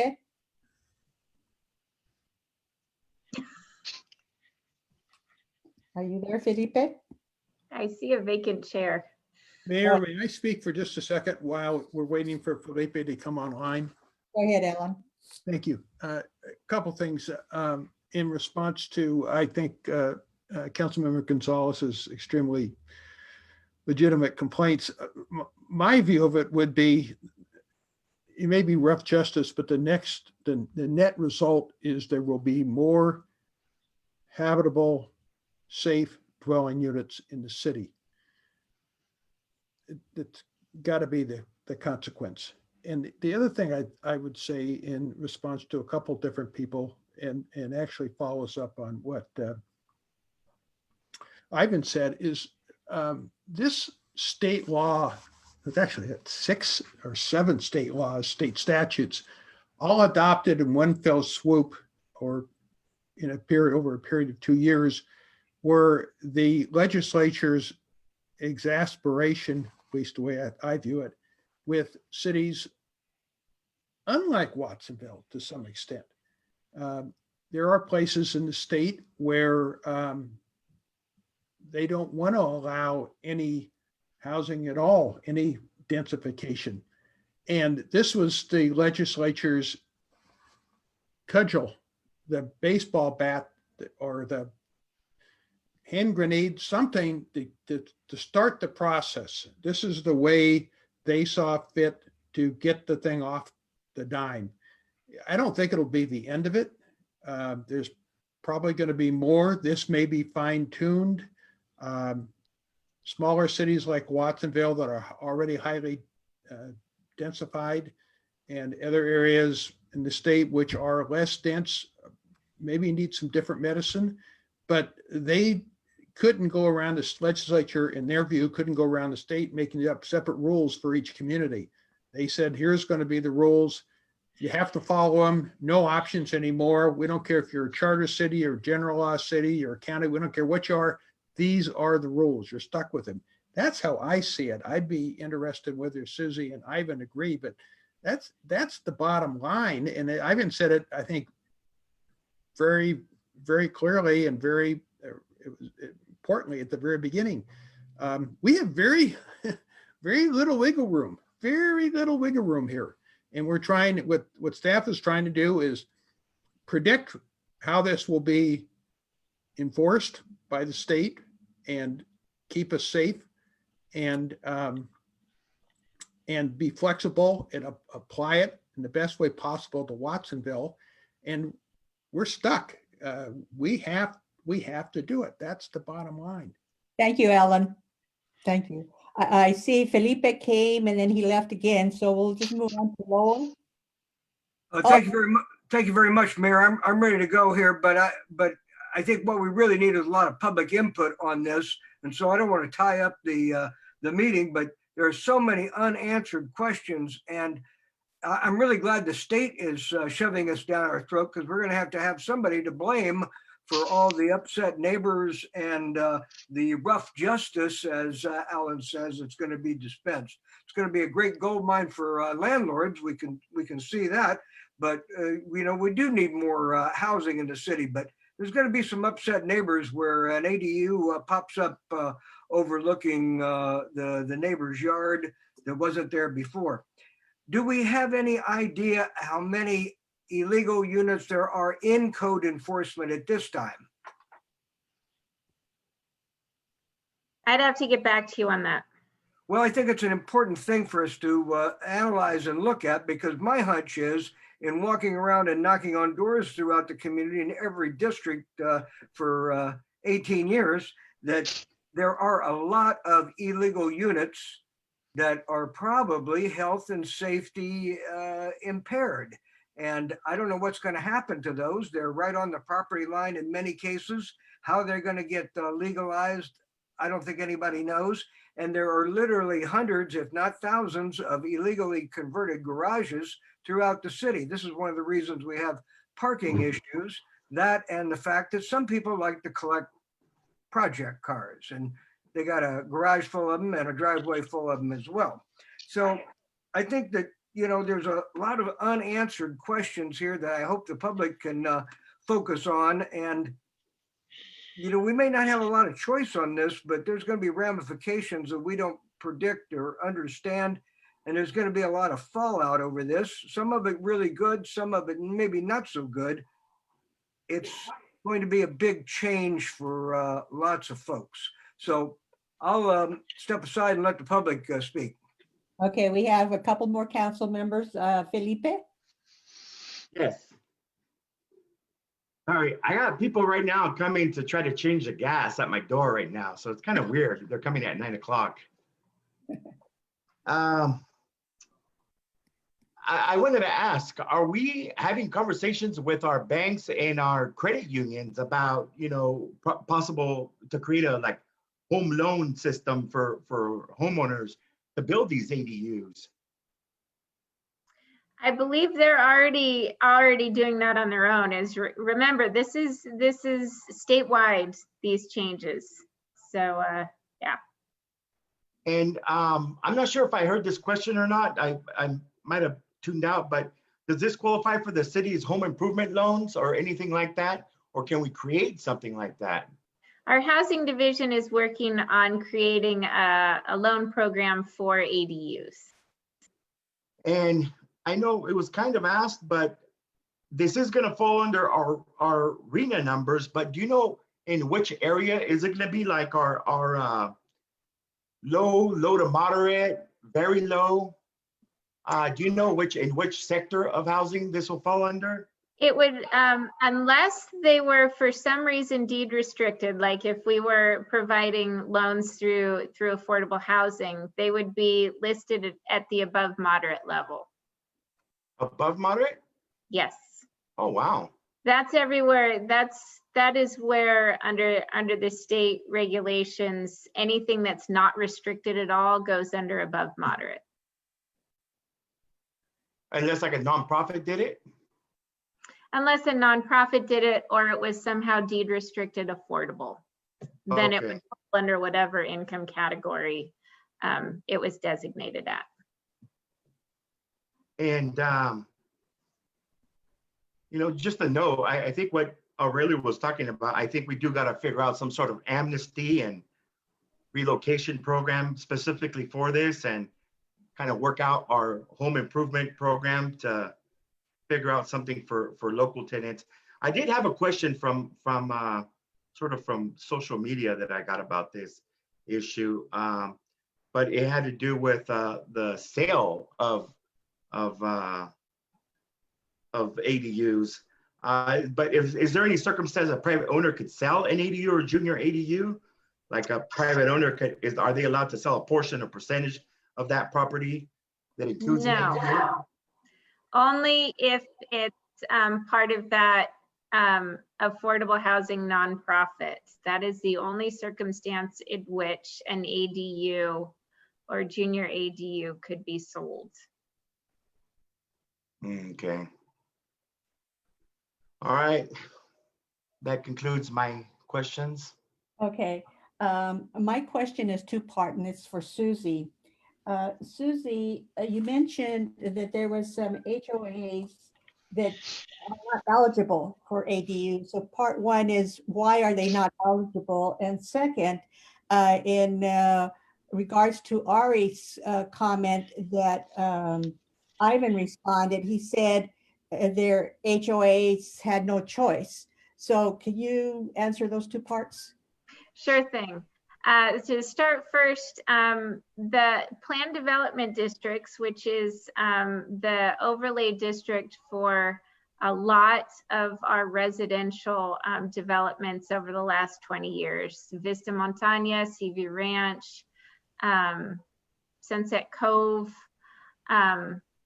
all of those areas have already been essentially a planned development. What it is it allows the city to modify the underlying zoning district standards. So most of those underlying zoning districts were medium density residential, and the planned development allowed the homes to be built with smaller lot sizes, reduced setbacks, reduced yard area requirements. A lot of the street widths are less than a standard street. There's less on-street parking, that kind of thing. So already those PD overlay development areas have a higher density and less open space than your standard single family residential zoning district or standard medium density residential zoning districts.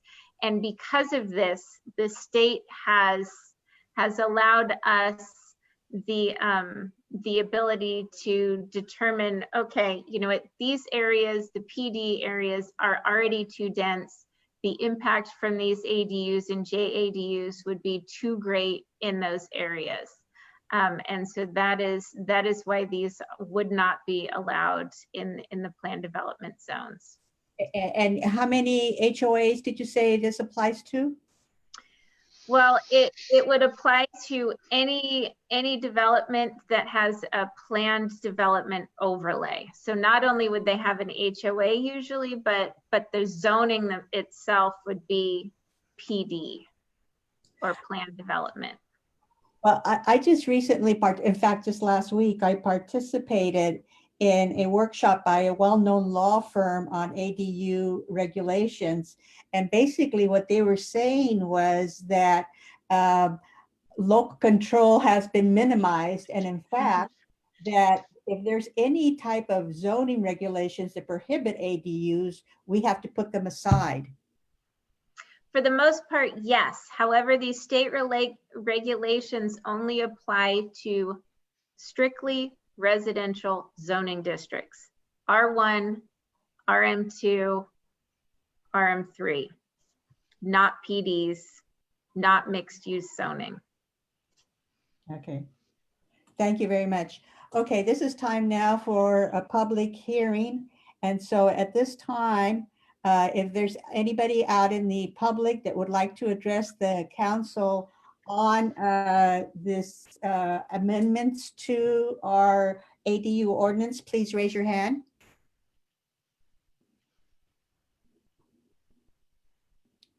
Go ahead, Gina.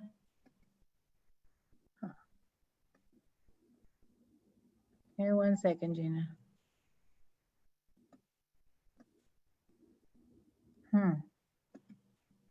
Okay. Go ahead, Gina.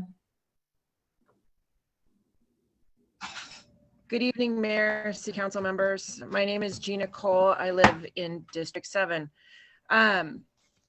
I have a couple of questions. I don't know if they can be answered, but they are definitely concerns that that I have.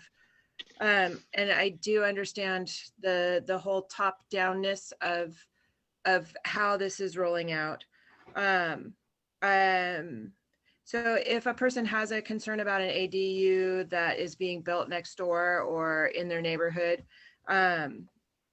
is there any way for a neighbor to express concern in a public format other than like come to City Council or Planning Commission? If you have any questions at all, please direct them directly to either Ivan or Susie, and then they will answer you. Okay. Cool. Ivan or Susie? Yeah, Susie or Ivan. Okay. Yep. Thank you very much, Gina. I'm not done. So questions I will go ahead and answer, but these are some of my concerns. Okay. And I had concerns about lighting. I was wondering if there was any regulation about lighting that either is, outdoor lighting from the ADUs or not. I also wondered about the minimum yard requirements, if that was strictly for the ADU or if that was pertained to the original unit as well. And I must admit, I do disagree with Susie's statement that this is not adding cars to neighborhoods. We've already seen it. Parking is definitely an issue. And when you have multiple drivers, that becomes an issue. It's an issue in our neighborhood as well. And I absolutely contribute to that because we have multiple drivers and multiple cars. Let's see. So when an ADU owner submits plans, who checks that at the end of the build? And wondering if there is some way, if that's part of this, and how are folks with the illegal units? I know we need to support them in potentially converting their units. And again, I go along with what Aurelia said. I think that we need to take care of the folks that are living in those units and make sure that they're taken care of in the event that their unit becomes converted, and where do they go in the 6 months or 8 months or 10 months it takes to build a house. Thank you. Thank you, Gina. Moving on, if there's anybody else that wants to address the council on the amendments to ADUs, please raise your hand. Go ahead, Steve. Thank you.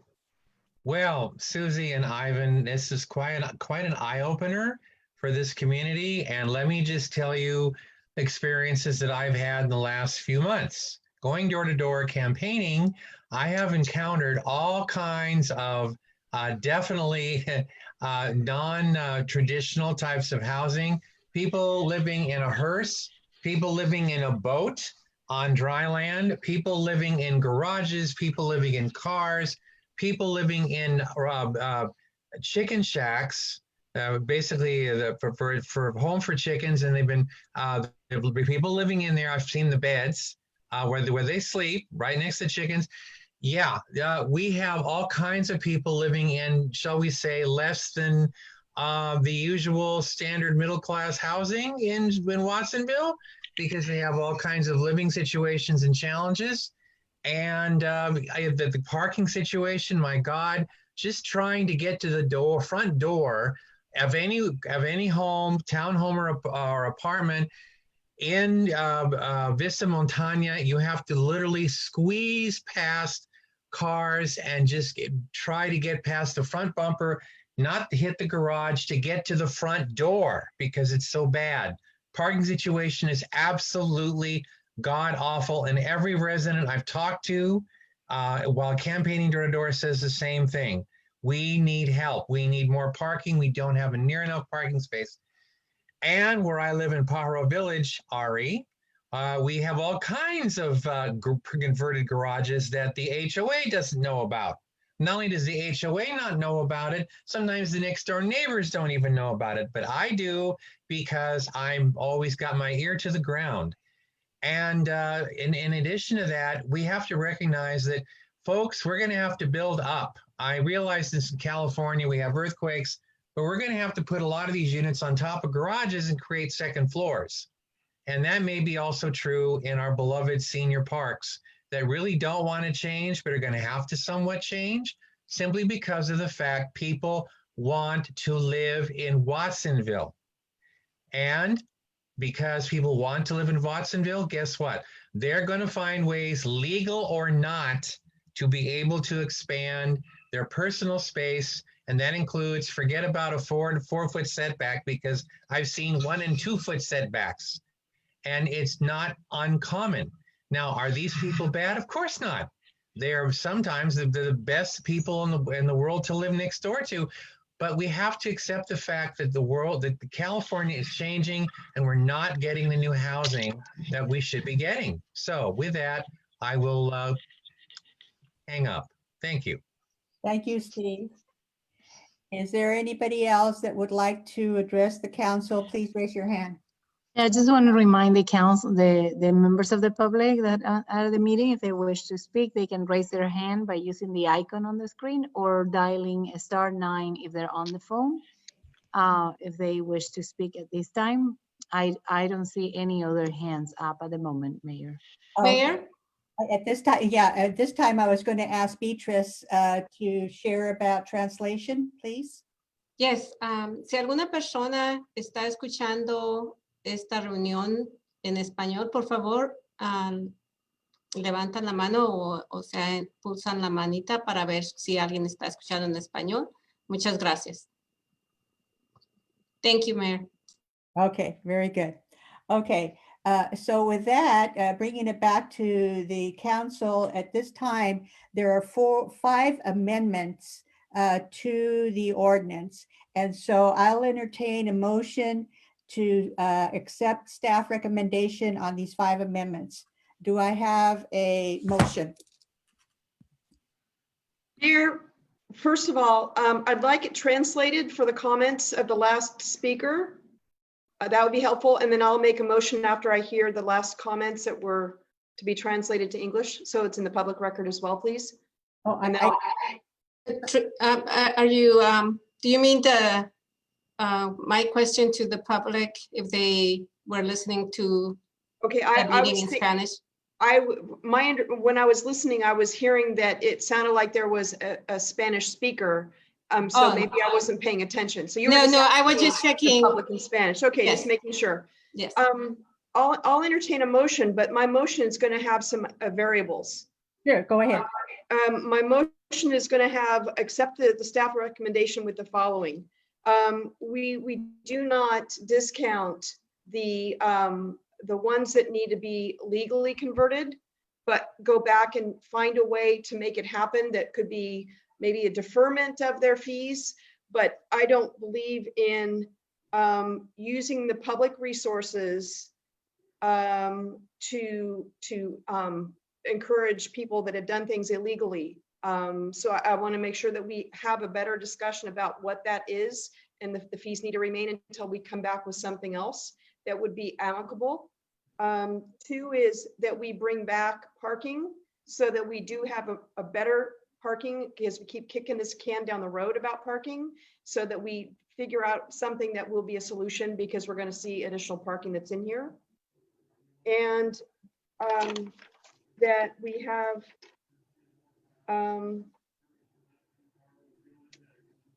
that we also have it brought back in terms of the property tax impact, because we need to know that, the public needs to be aware of that, and I want to make sure that that's included in my motion. Thank you.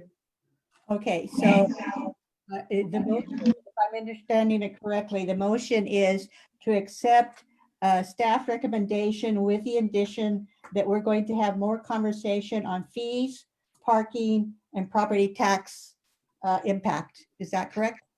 That we do not accept a discount on the non-conforming illegals, that we bring that part back for the discussion of how to incentivize them properly without it being an impediment on our taxpayers.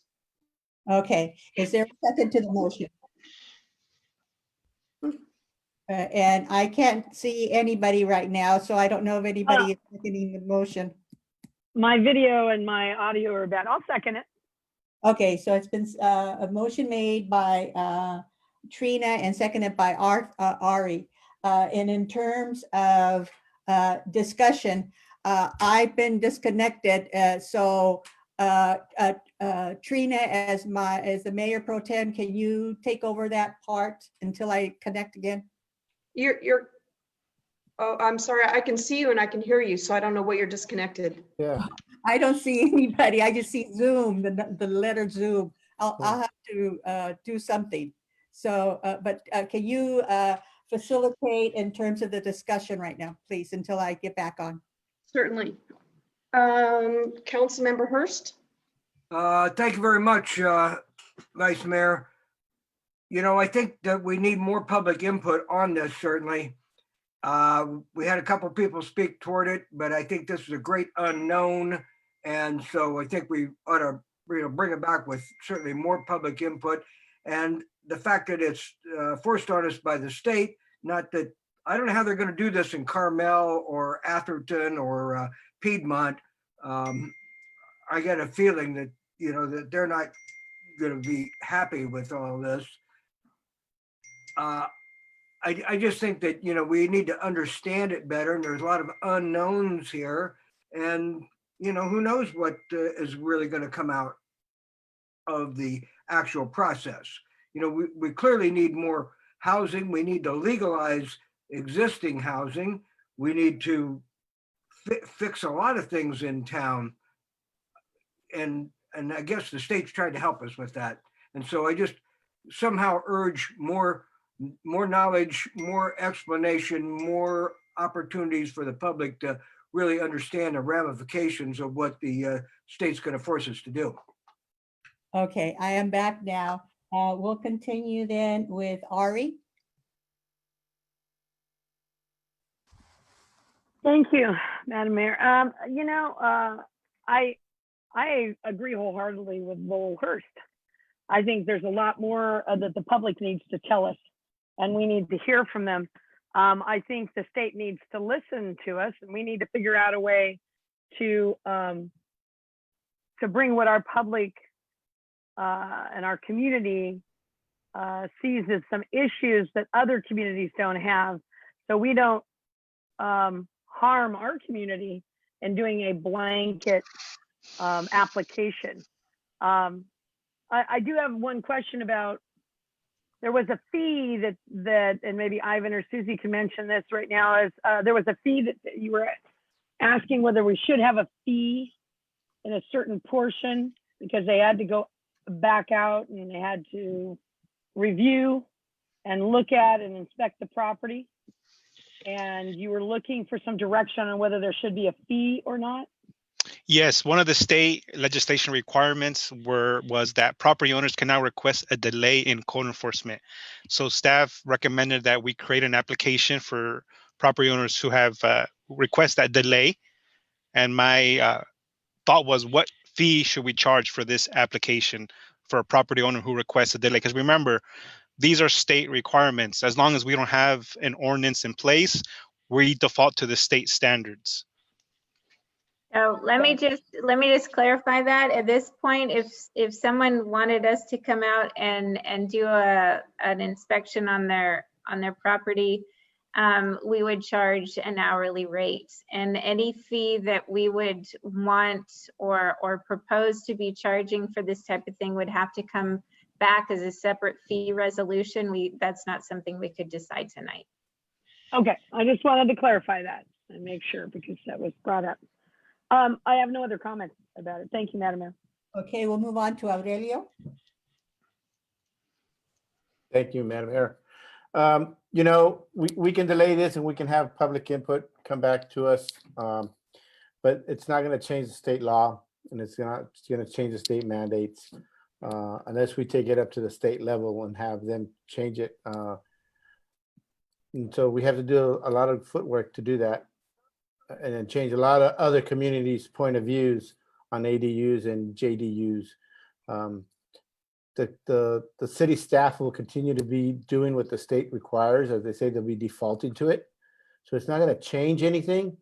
The only thing it's going to do is not going to allow staff to continue with the changes that they want to create, the small ones that they think will be a little bit more effective for our community. So I think delaying this any further, it's not really going to resolve anymore. Well, we can have a little conversation and beat the horse up more. But the state-wise, it's not going to change anything. And as for the tax assessor, you know, the tax assessor is going to get his number and he's going to give it to us and say, this property is now valued at this. So I don't think we're going to have a play in the tax assessor's part of role. And as regard as to those that are coming, we want them to come out and fix their units and make it a little bit more viable for them. Requiring them to actually pay up will actually just keep them hidden and not improve their housing. So that's not going to benefit us anyway at all also. So, you know, as far as I'm concerned, I think we need to take staff's recommendations and move forward. Parking is always going to be an issue, no matter which way we look at it. As families keep living together and multiple family units are living together, unless you're living in an HOA where parking is really minimum and restricted, you won't have the impact like my neighborhood or older neighborhoods that live on East Beach Street or Beck Street or Rogie Lane impact on parking have, or Elmer Grant Street. So with that, I think I can't accept the motion that was put on the table, and we need to remake a new motion. Okay, we'll move on now to Felipe.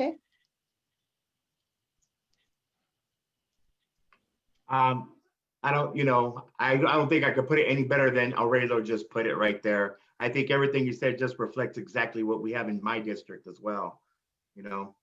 And I think that, you know, holding off another day for something that's just inevitable, you know, it doesn't do us any good. Okay, Paco.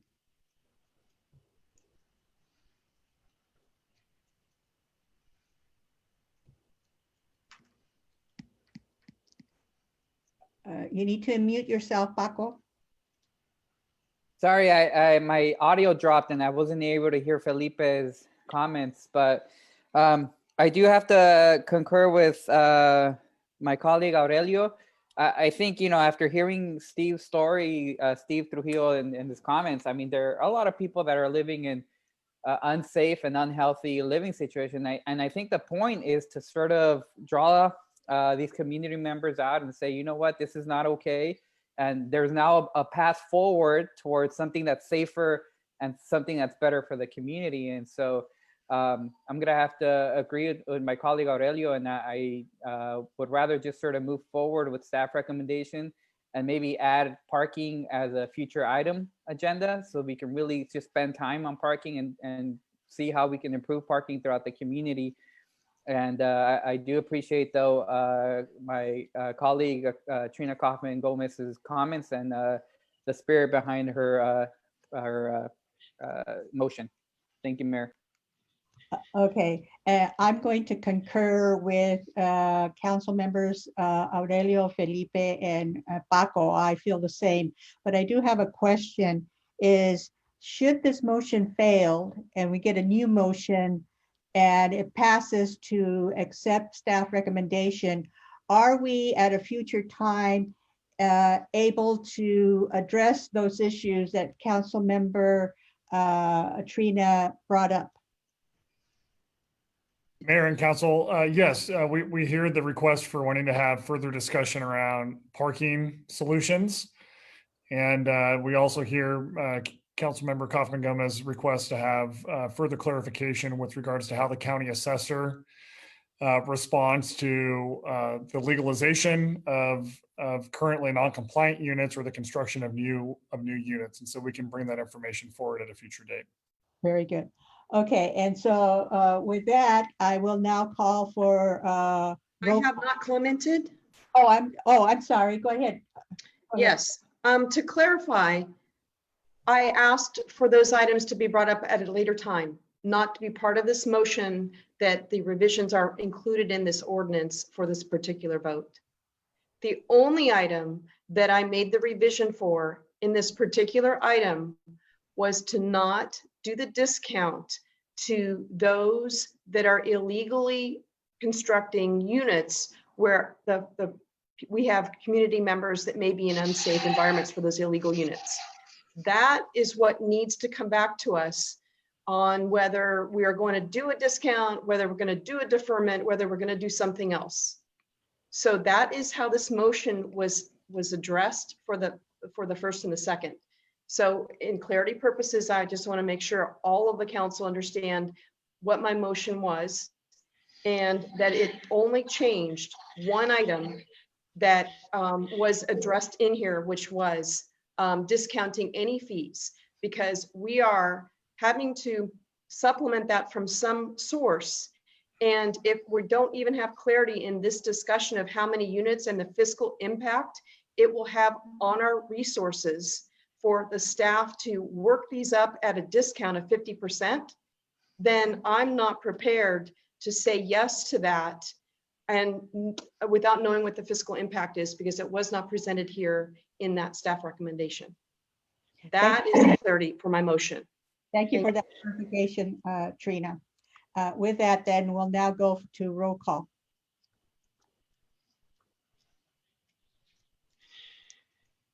Kaufman-Gomez, Yes. Estrada, No. Gonzalez, No. Hernandez, No. Hurst, Yes. Parker, Yes. Garcia, No. That's a 4-3 vote. So the motion failed. I will now accept another motion in terms of the recommendation by staff. And I don't see anybody, so I don't know who's raising their hand. Councilmember Hernandez. Okay, so Felipe, you're making the motion. Is there a second to that motion?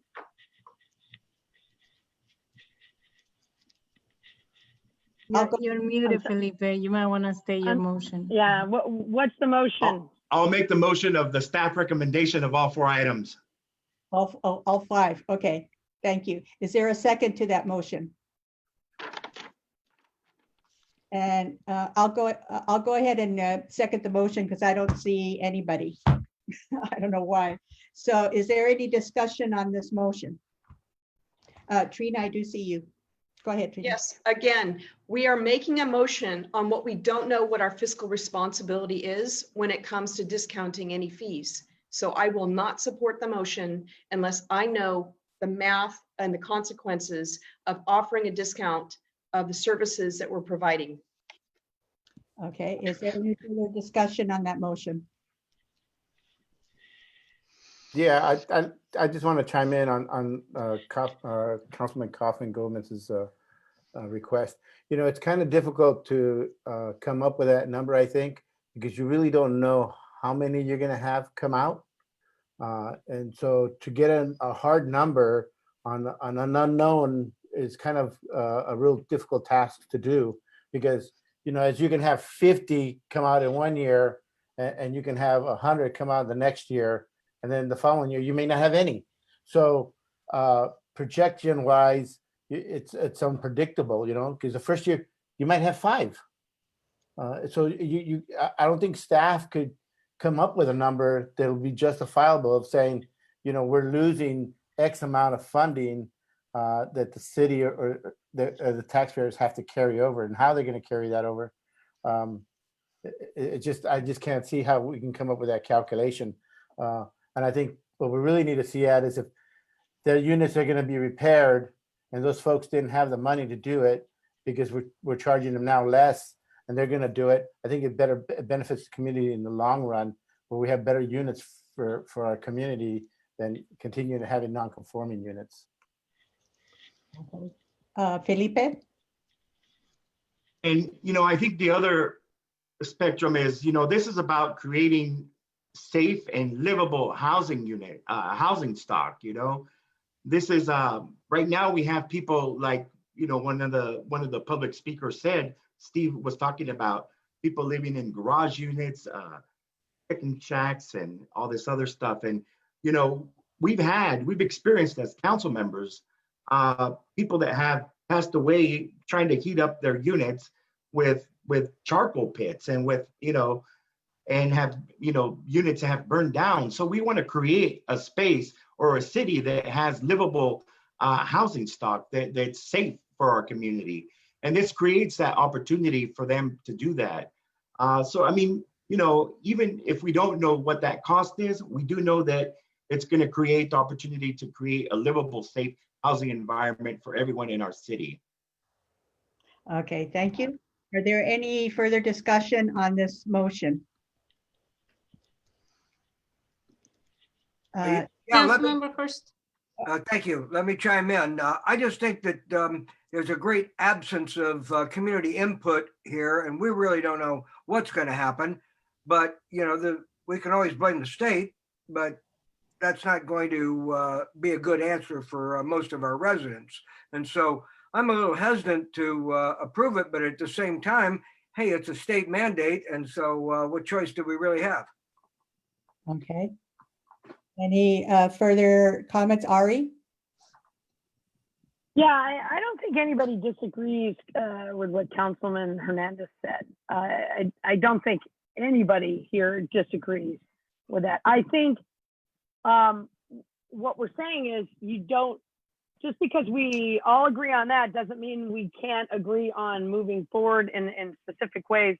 When it comes to, I'm worried about the fact that there's going to be a lot of people that may not be incentivized, that have these chicken shacks or whatever else that they're renting and allowing people to sleep in. And the city is going to be responding to those tragedies when they happen. And how much do we want to be responsible as rulemakers here in the city for those incidents? We want to be able to bring this forward, but I'm really torn by, it feels so incomplete at this point. And it's not just what Trina, Councilwoman Kaufman-Coleman says, it's just that it feels incomplete. And likely because, I'll reference what Councilman Hurst said, the state is shoving this down our throat in a cookie cutter fashion that does not even remotely fit, you know, our community. Thank you. Okay. Is there any other comments? Seeing none, then we'll have roll call. One last comment, this is a suggestion, because, we know we have the state mandate part of things. I'd like us also to talk with our legislators, our lobbyists, to have them explain or have the state understand the situation it puts us in with a per square foot unit of 6.5 square miles for the per unit per square mile that we've got here, when these mandates are being shoved down our throats, as other council members have indicated. That's going to be important for us to have that message taken to the state of how these impacts affect us. Yeah, well taken. Okay, we'll now have roll call. Kaufman Gomez, No. Estrada, Aye. Gonzalez, Aye. Hernandez, Yes. Hurst, Yes. Parker, No. Garcia. Yes, 5-2, so the motion passes. So thank you for the presentation, and we'll move on now to our next agenda item, which is, I've got to turn the page, new business. Under new business, we have 2030 climate action and adaptation plan update. And I think Alex is going to be presenting to us. Alex?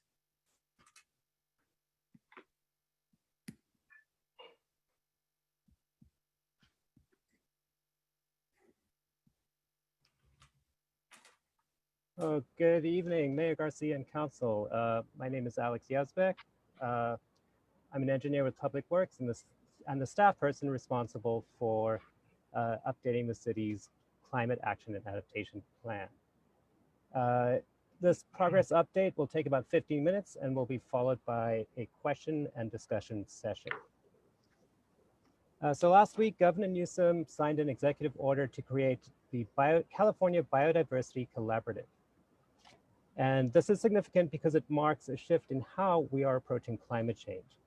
We're no longer just focusing on greenhouse gases and fossil fuels, but rather taking a more holistic approach to climate change and how we live on this planet.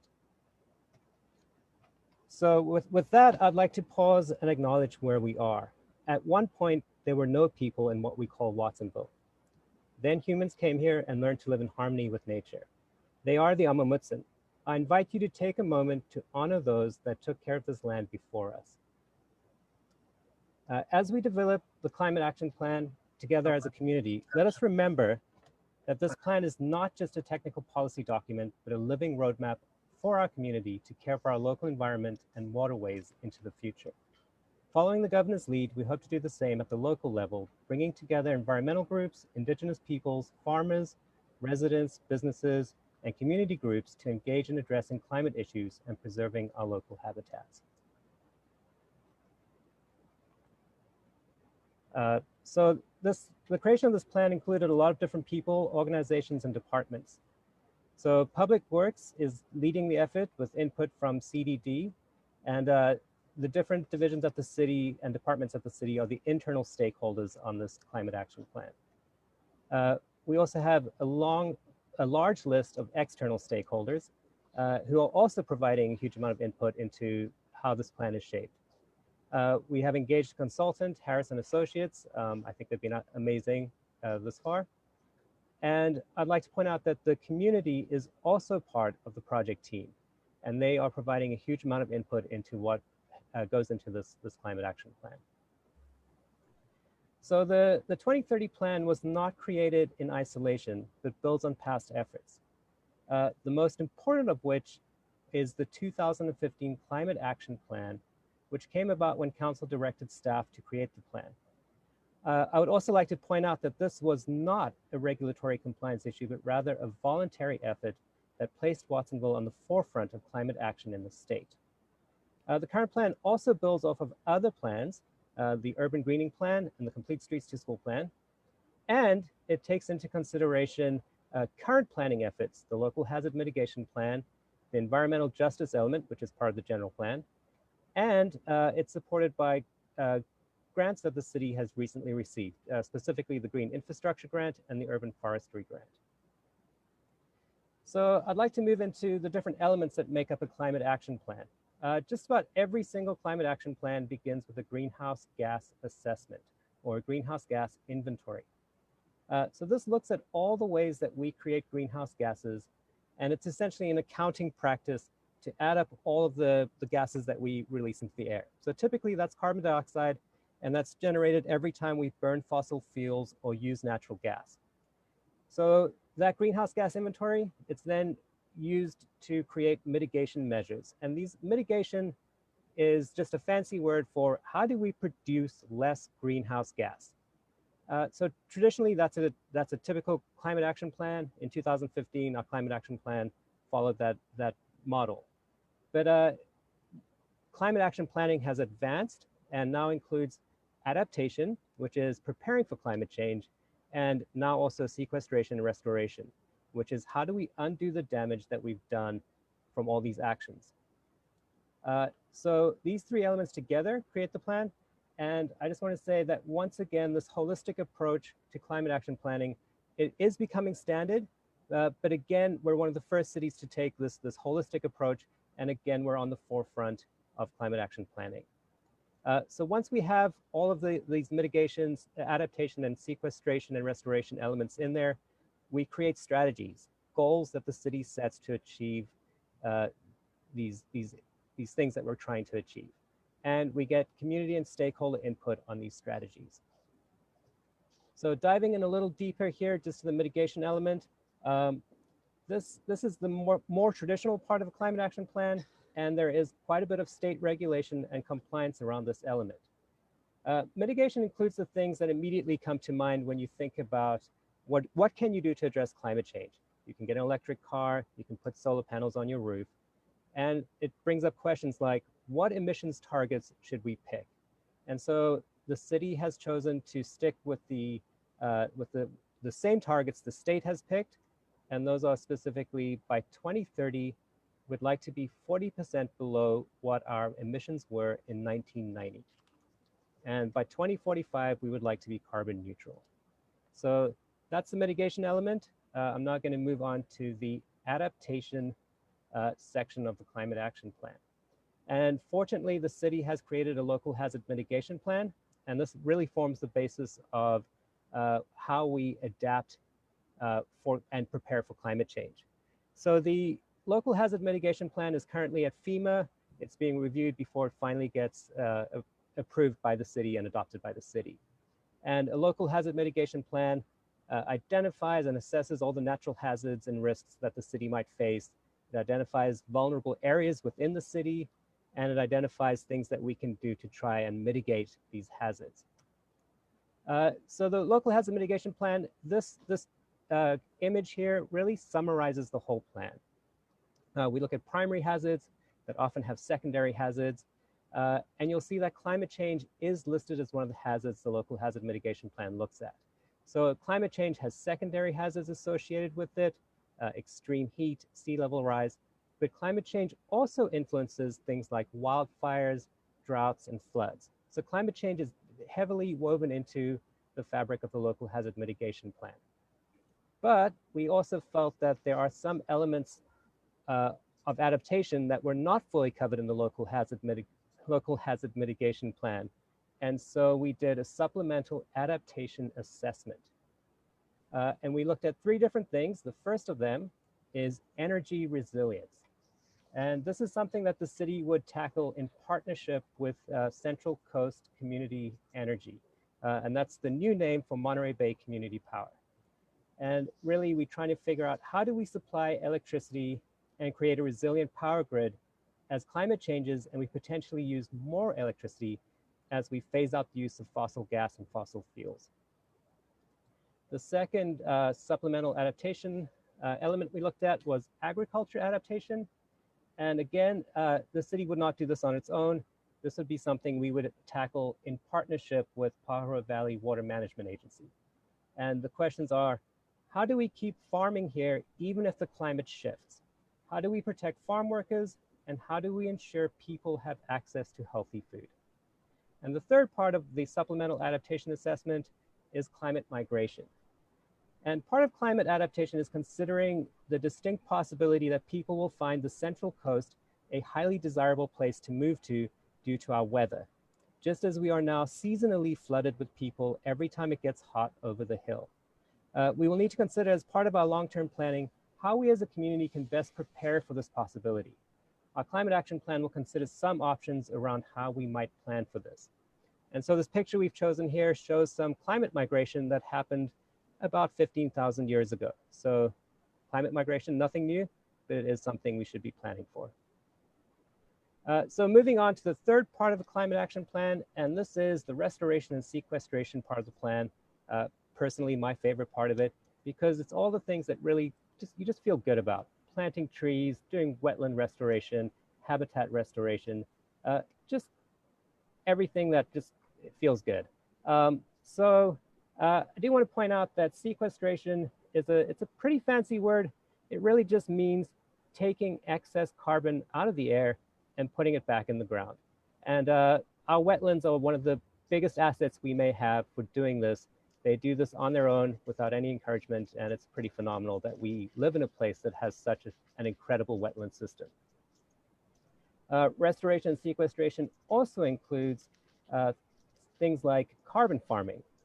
So we could re-examine our agricultural practices and try to figure out how we could get farmers to implement carbon farming techniques.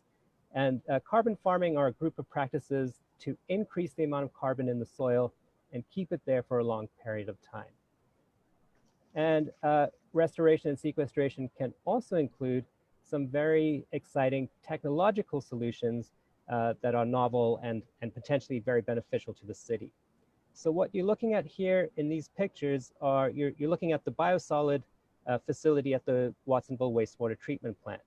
And we could potentially turn these biosolids, what's left over after all the wastewater has been treated, we could potentially turn that into biochar, which is, it's basically just charcoal, and it's a very beneficial soil amendment that we could potentially sell to farmers or sell to residents to use in their yards. So we could take something that we currently pay to have it taken away and turn it into something that we get paid to have people take it away. There's also a whole bunch of other interesting things that could happen around this, such as integrating a biochar facility at the wastewater treatment plant into our new food waste ordinance that we have to comply with. So there are some interesting and I think very exciting opportunities out there for restoration and sequestration. With that, I want to move on to community engagement. We have really tried to make sure that we engage the community and this plan is equitable and inclusive. So with that in mind, we formed a community advisory committee. We also have a traditional stakeholder group. Our surveys have been bilingual, and we are planning on having a community meeting early next year. So outreach during COVID-19, as we all know by now, it's not the easiest of things to do. So we have had to rely more on electronic forms of communication, everything from social media, city websites, even newspaper ads, city newsletters, and emails. But we still have done some in-person outreach. The Public Works team has been phenomenal in making sure that this has been done in a way that engages people, but is still safe from a COVID perspective. So we did engage the community, ask for their input, and we had our first survey went out in July, and we asked people, what are your feelings and concerns about the environment in Watsonville? And some of the things we asked was, how do you feel about your community? And we got some very positive responses. I deeply care about my community. I want to see more green open spaces. I want to learn and help inform people on how to take action and create positive change. I want to see changes and development that benefit our local community. So that first survey, it was bilingual. You can see right there, the 273 people who participated. We had 35 responses in Spanish, 238 in English, and 60% of people said they are very concerned about the environment. 60% also said that it's very important that the city reduce its emissions to 0 metric tons of greenhouse gases before 2045.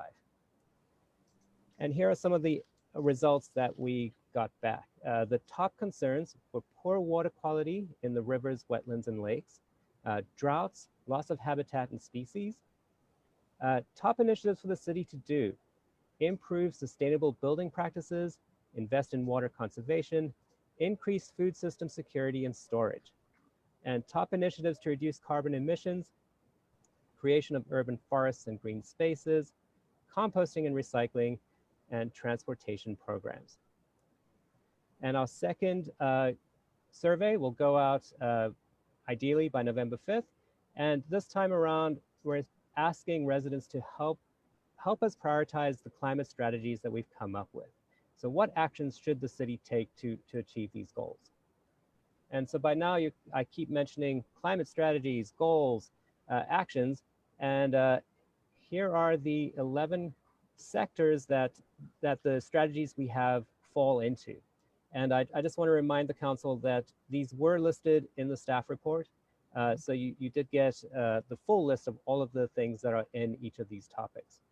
And just to emphasize, these strategies come about after we take those existing documents, the new current planning efforts, those 3 elements of the climate plan, and all the community input, and we then create these climate strategies.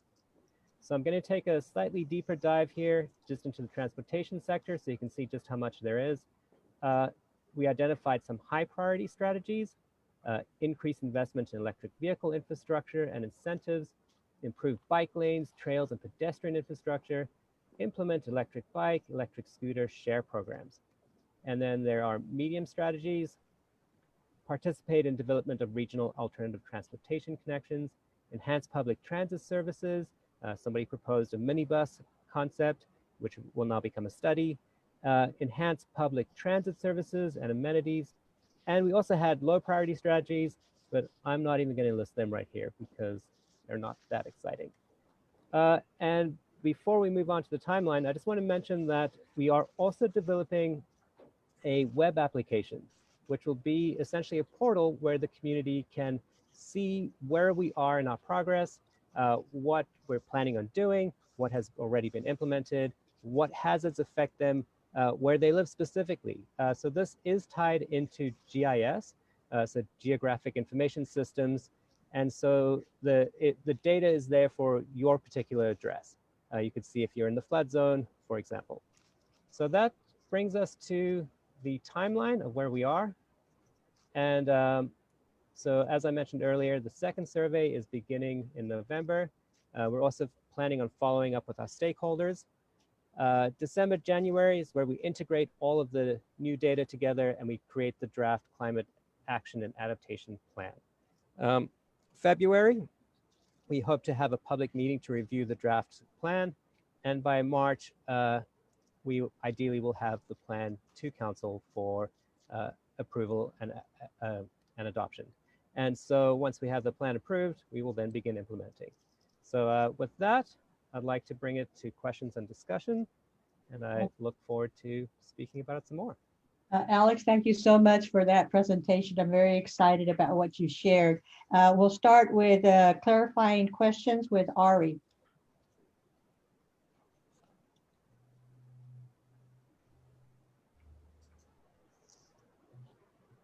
You mentioned the Alma Mutson at the very beginning, Alex. Could you clarify their role and what you've worked on so far? Yes, so to clarify, we're at the very early stages of including the Alma Mutson in this process. And what we have planned are a series of meetings with them. And really the goal is to say, this is what we are thinking of doing. What do you think of it? And really, I have no idea what will come out of that. Obviously, we're limited in what we can do, but we understand that it's important to ask.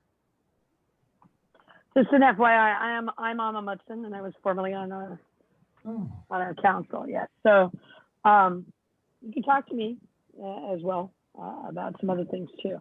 A larger picture timeline. Could you give me a synopsis, a shorter version of the larger picture timeline? I can. The idea is that we have all of these strategies now that we've identified. And they're in these 11 groups, and there's about 100 of them. And so really the task we're grappling with now is to try and figure out which of these can we actually implement, which can we fund, and what can we realistically accomplish. But ideally, we would be tackling significant things in all 11 of those sectors so that in 10 years' time, we look back and we say, wow, I'm so excited that our transportation went from a place where we were just inundated with parking problems to where we have effective public transportation, where we have people using their bicycles because they feel safe and they feel like this is a viable way to get around. We also recognize that there's a lot of complexity to all of this, where the mode of transportation that people choose is somewhat dependent on where the employment opportunities are. And so it is a complex issue, and there's a lot of different factors that we try and factor in and try and really find the best solution for the city that really gets the most for the city, given our funding and our opportunities. I hope that answers what you're. No, that's exactly what I wanted. Okay. So that was perfect. Yeah. Thank you very much. And I'm going to yield the rest of my time to any other questions. Thank you very much, Alex. Yeah, It was very interesting. Thank you, Ari. Okay, we'll continue with Aurelio.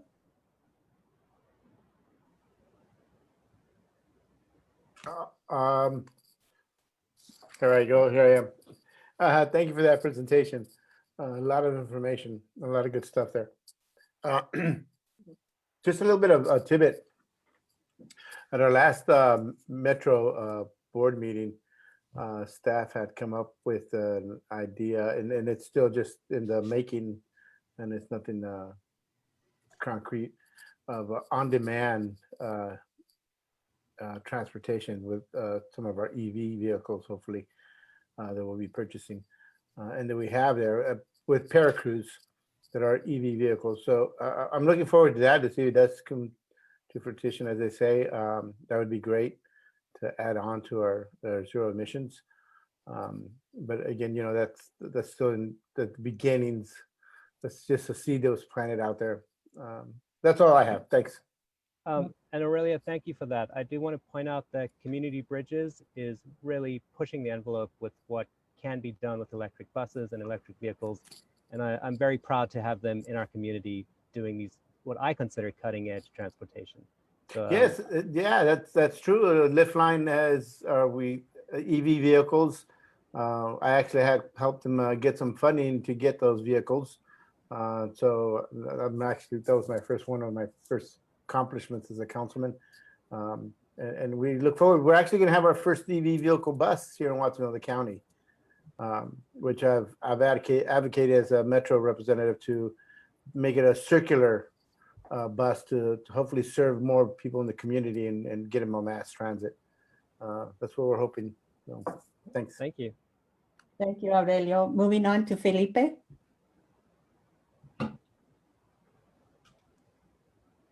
No questions. Yeah. Felipe? You have any questions, Felipe? No questions. Okay. Moving on to Lowell. Thank you, Mayor. I think it's really hard for us to prepare for the future when we don't know what's going to happen and whether we're going to have a global warming or a return of the ice ages or what the heck's going to happen. You look at what goes on in the world, and the typhoons just get bigger and the hurricanes become more prominent. And, I don't know what we'll do about a major earthquake here either, and what kind of effect the climate change of that'll have. But I do want to be as green as we possibly can. And so I support the mission of carbon sequestering and more organic farming and more responsible forest management and all those other things that reduce gases. And so I won't add to the gases tonight. Thank you. Okay. Well, thank you for that. If I may, I do want to point out that one thing this governor's initiative does is it tries to shift the focus away from greenhouse gases, and says maybe we should step back and consider how we're living on this planet. And I think that that's a really positive step in a good direction, because it doesn't really matter who you are. I think we all agree that we want to cherish our home, our Earth, up the planet. And I think that that is something very positive that's happening. And I think your comments align with that very well. Okay, thank you. Next is Paco. Thank you, Mayor. Thank you, Alex, for your presentation. I've enjoyed sitting in meetings with you about the, getting updates on all of this. And I'm really enjoying the process that you adopted for all of this. I appreciate the community input and the partnerships. That's more than anything what I really like. My question is it possible to maybe add like a section on like economic development? I mean, you sort of mentioned it, but based on like the Green New Deal or something, or elements of the Green New Deal that can be realistically implemented in the city of Watsonville.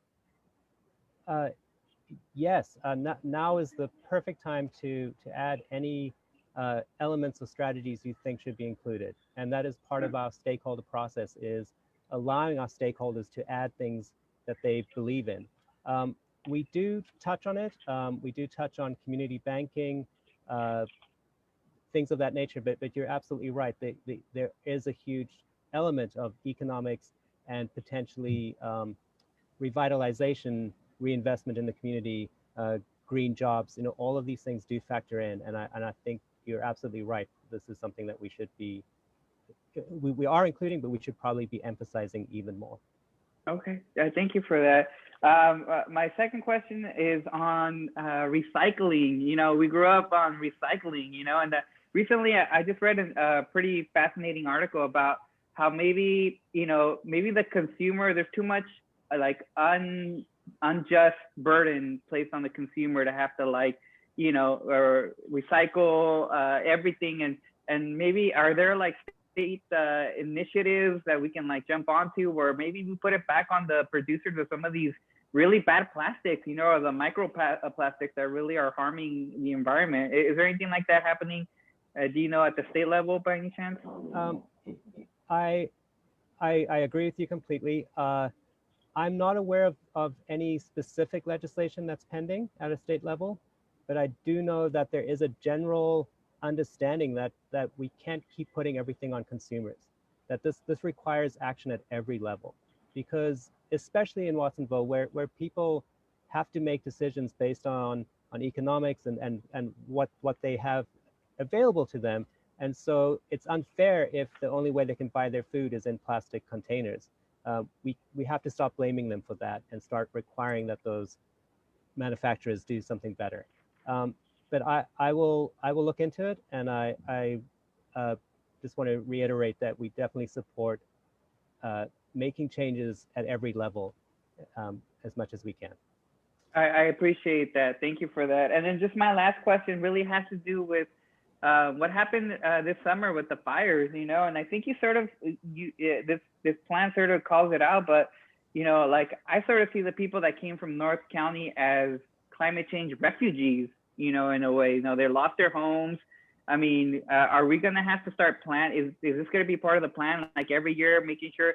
I mean, we sort of did everything. I feel like we did an excellent job. I have to commend staff for everything that they did to set up a Lakeview and some of these other sites to make sure that we can help our neighbors to the north. But will this have to be part of the climate change sort of plan, to what if it happens, in some other, in Pájaro or some other neighboring, what if it happens to us, and we have to go somewhere, are things like this being taken into account with climate change? I don't know if I have a full answer for you, but I do know that part of our local hazard mitigation plan, part of our climate action planning is acknowledging that things are probably going to be less stable than they have been in the past. But beyond saying that, I don't really know how to answer that question. And I do also want to point out that some of this plan is just identifying things that we need to study more, that we know it's going to be an issue, but we don't yet have answers or yet have concepts or pathways that we think will lead us to where we want to get. And I think that's a great thing to do, Alex. I think that's the great questions to ask and just stuff to start considering. But those are my questions, Mayor. Thank you, Alex, for your presentation and your time, and I yield my time as well. Okay, Trina, your turn. Thank you, Mayor. Can you give me definition or a better understanding of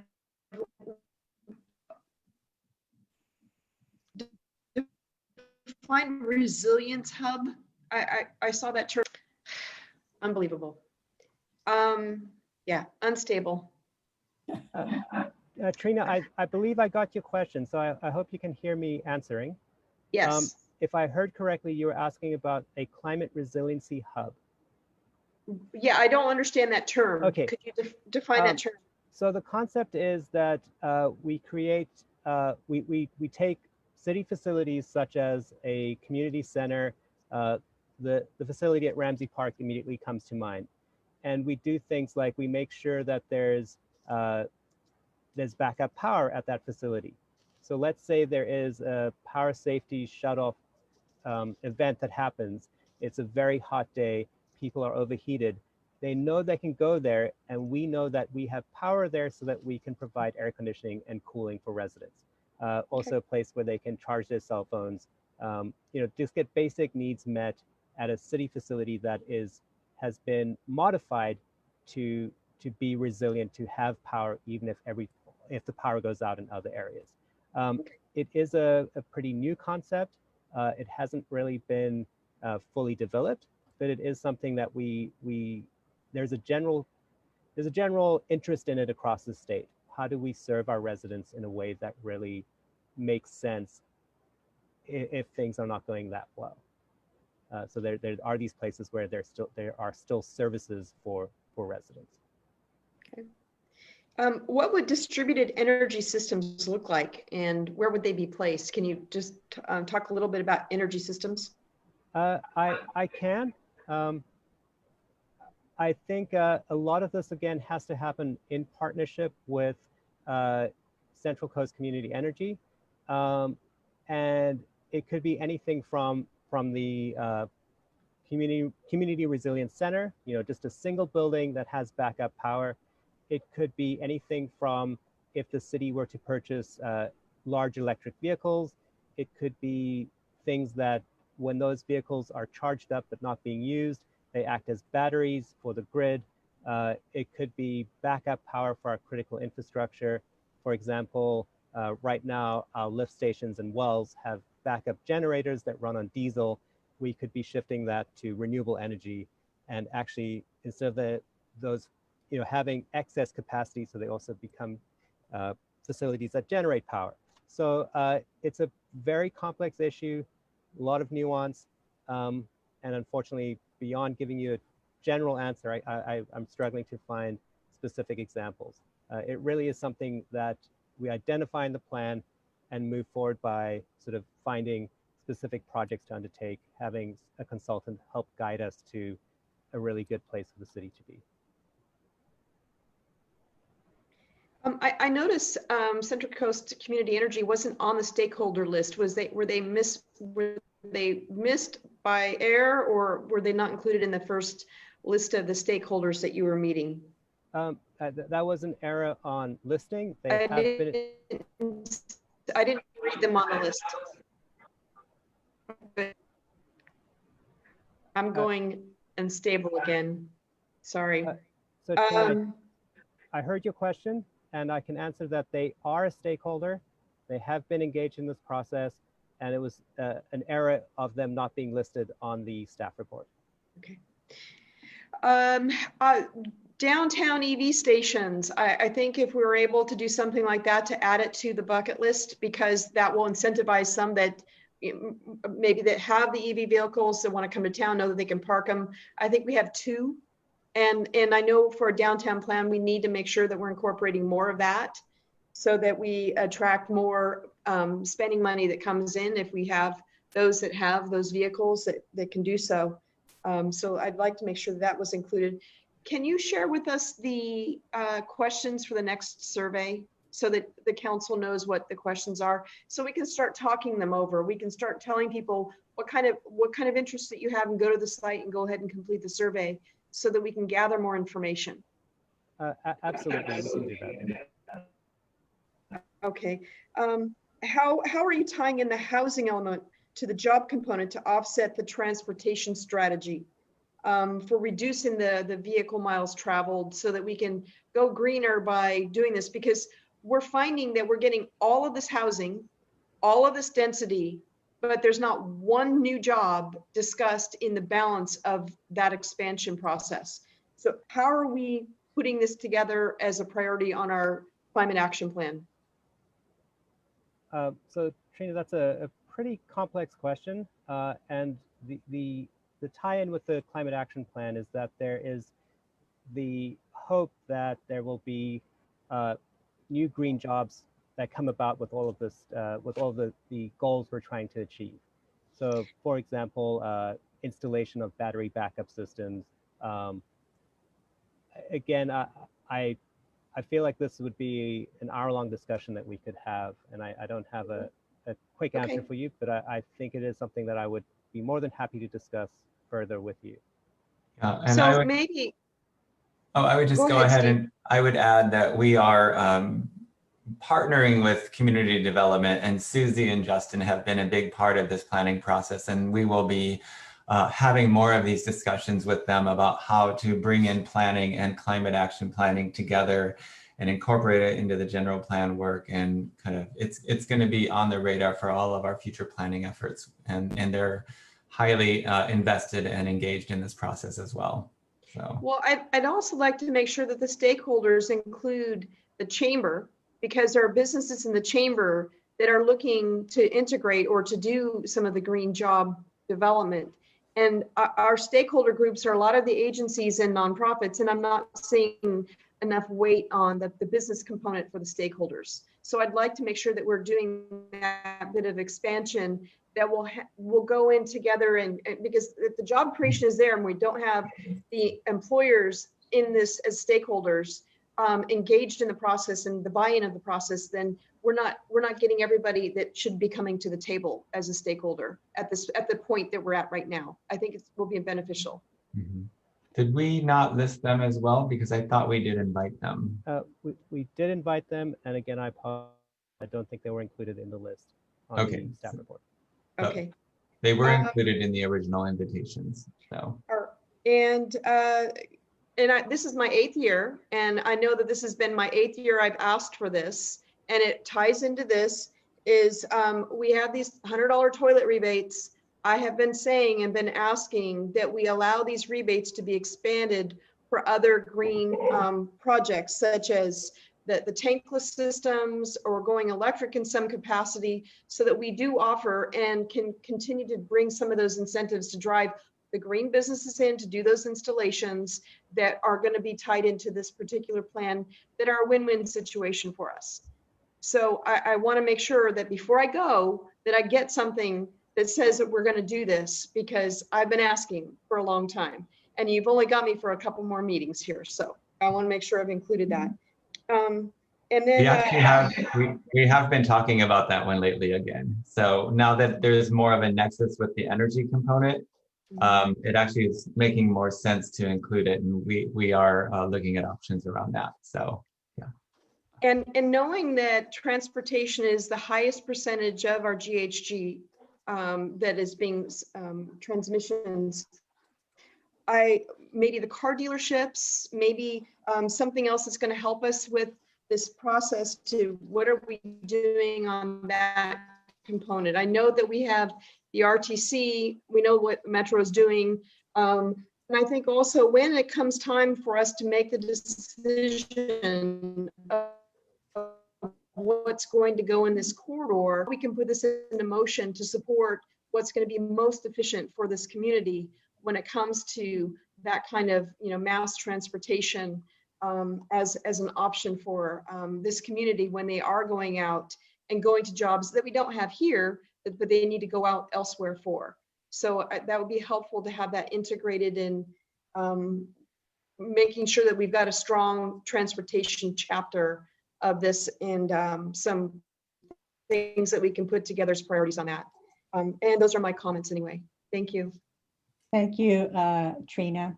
I have a few questions, and then first I want to say how pleased I am with all the work, Alex, that you and your team and our consultants have been doing, particularly with the involvement of the community. So my first question has to do with community. I saw you have an advisory committee, and my question is, to what extent are farm workers' voices being heard in that advisory committee? It's a great question. It's one that we struggle with to get to include farm workers as much as we can, and we have a team that are native Spanish speakers that do things like go out to fields and ask people, would you like to be on a community advisory committee? We could potentially loan you a laptop so you could dial in, so you would have internet connection. We could loan you a hotspot. So we have tried, and we have included people who are either representing farm workers or who are related to farm workers, but we don't have any people on the committee currently who are farm workers. And so it's something that we're very aware of, that we would like to change, but it has not been an easy thing to overcome. I do want to say that community advisory committee, the goal of it is to really include voices that are not typically heard at the table.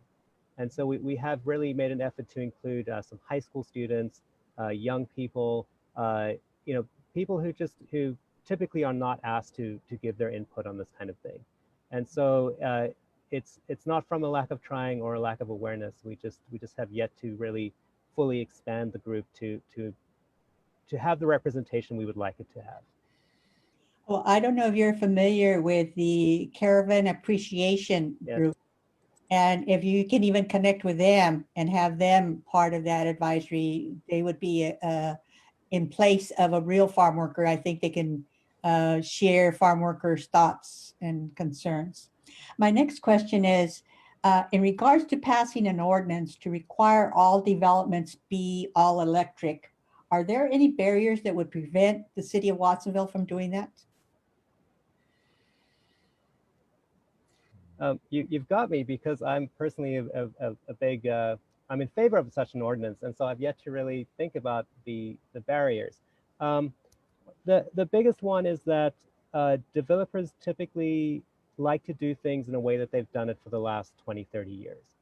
And so there is a barrier there, in that there's a reluctance to change, a reluctance to say, sure, I will try this new technology I've never tried before. I do want to point out that it may come down where the state implements a all-electric building ordinance in the next 2 to 10 years. So there is a lot of understanding around this issue and a lot of awareness around it. I do know that some of the new applications are all electric because Monterey Bay Community Power, Central Coast Community Energy is providing rebates and incentives for developers to do that. So I'm going to have to get back to you, because I don't actually know what the main objections are. Steve, I'll jump in that one, Alex.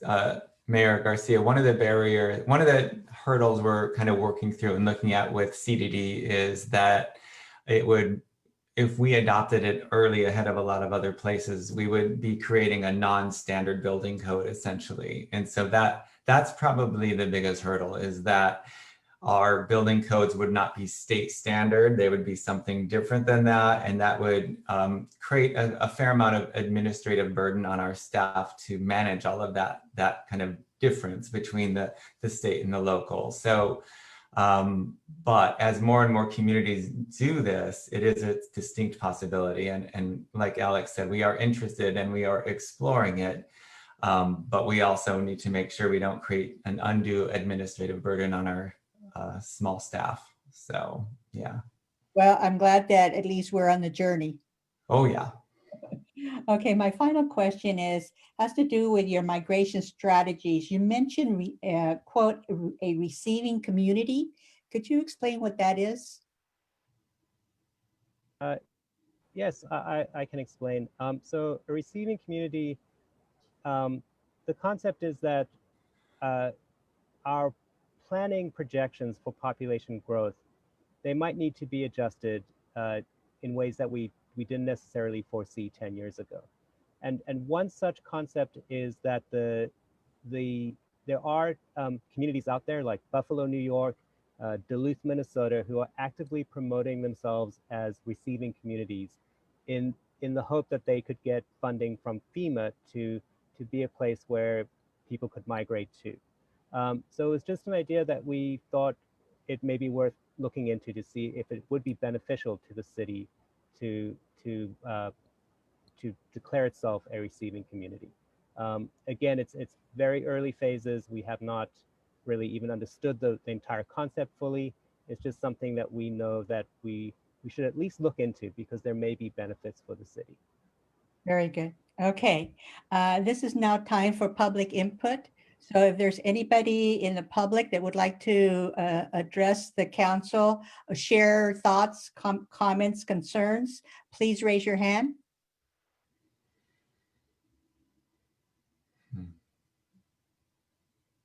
I don't see any hands up at this moment, Mayor. Okay, and then bringing it back to the council, it doesn't appear that there's any motion that needs to be done at this time, but are there any final thoughts, comments? Seeing none, then thank you so much, Alex, and keep doing. Mayor. Trina, Trina? Okay, go ahead. Thank you. I don't think I've seen anywhere in terms of the school district. You talked about high school kids, but the school district, because they need to be doing things as well when it comes to their properties and their management of the schools.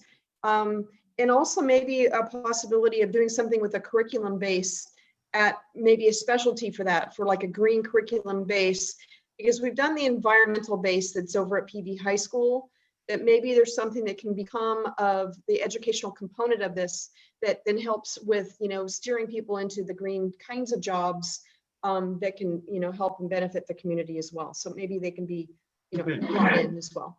Thank you. Good. Felipe, did you want to say something? No? Okay. So with that, again, thank you so much, Alex, for this presentation, and we look forward to when you come back to us with further information. Okay. So moving on, there are no emergency items added to the agenda. Now, are there any requests and scheduling future agenda items? Trina? Trina? Yeah, Trina? I understand. It's the mute. The one was the fireworks situation.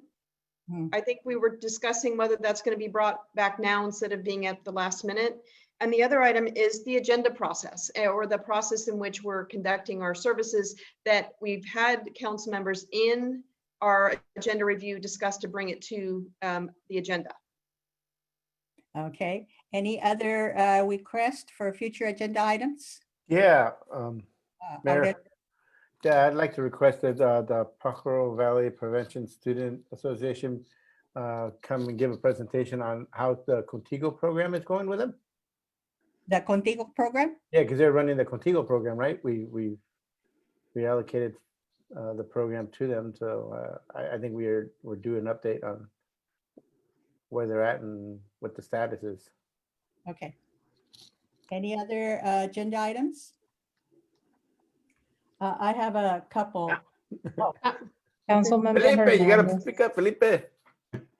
Oh. Yes, I kind of a thing about, like an overall thing about Pinot Lake.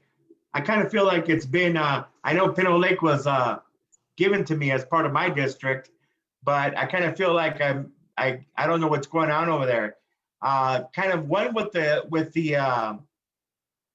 lake itself, to see how the treatment did and how the last overflow or the lake did after that storm, and then just kind of what's going on with the park overall, with the park itself.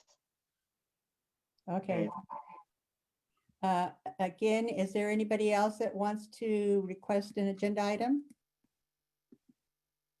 Seeing none, then I have a couple that I wanted to talk about. At our last meeting, I requested that we establish a procedure to address complaints against council members, and the request still holds, but in 8 weeks and 3 meetings, we're going to have at least 2 new council members, maybe 3. So at this time, I'm just requesting that we hold off until the new council members are installed, and then we'll have that discussion at that time. The second thing is I am requesting a resolution to support Safe Ag, Safe Schools in posting online the notice of intent to apply pesticides to their agricultural crop. Currently, the notices are posted where many do not see the notice. So they are now asking if we can have that online.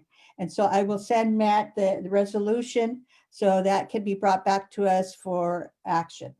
And so with that, unless there's any opposition, I will adjourn the meeting. Meeting adjourned. Good night, everybody. 10:07 or 10:08. Good night.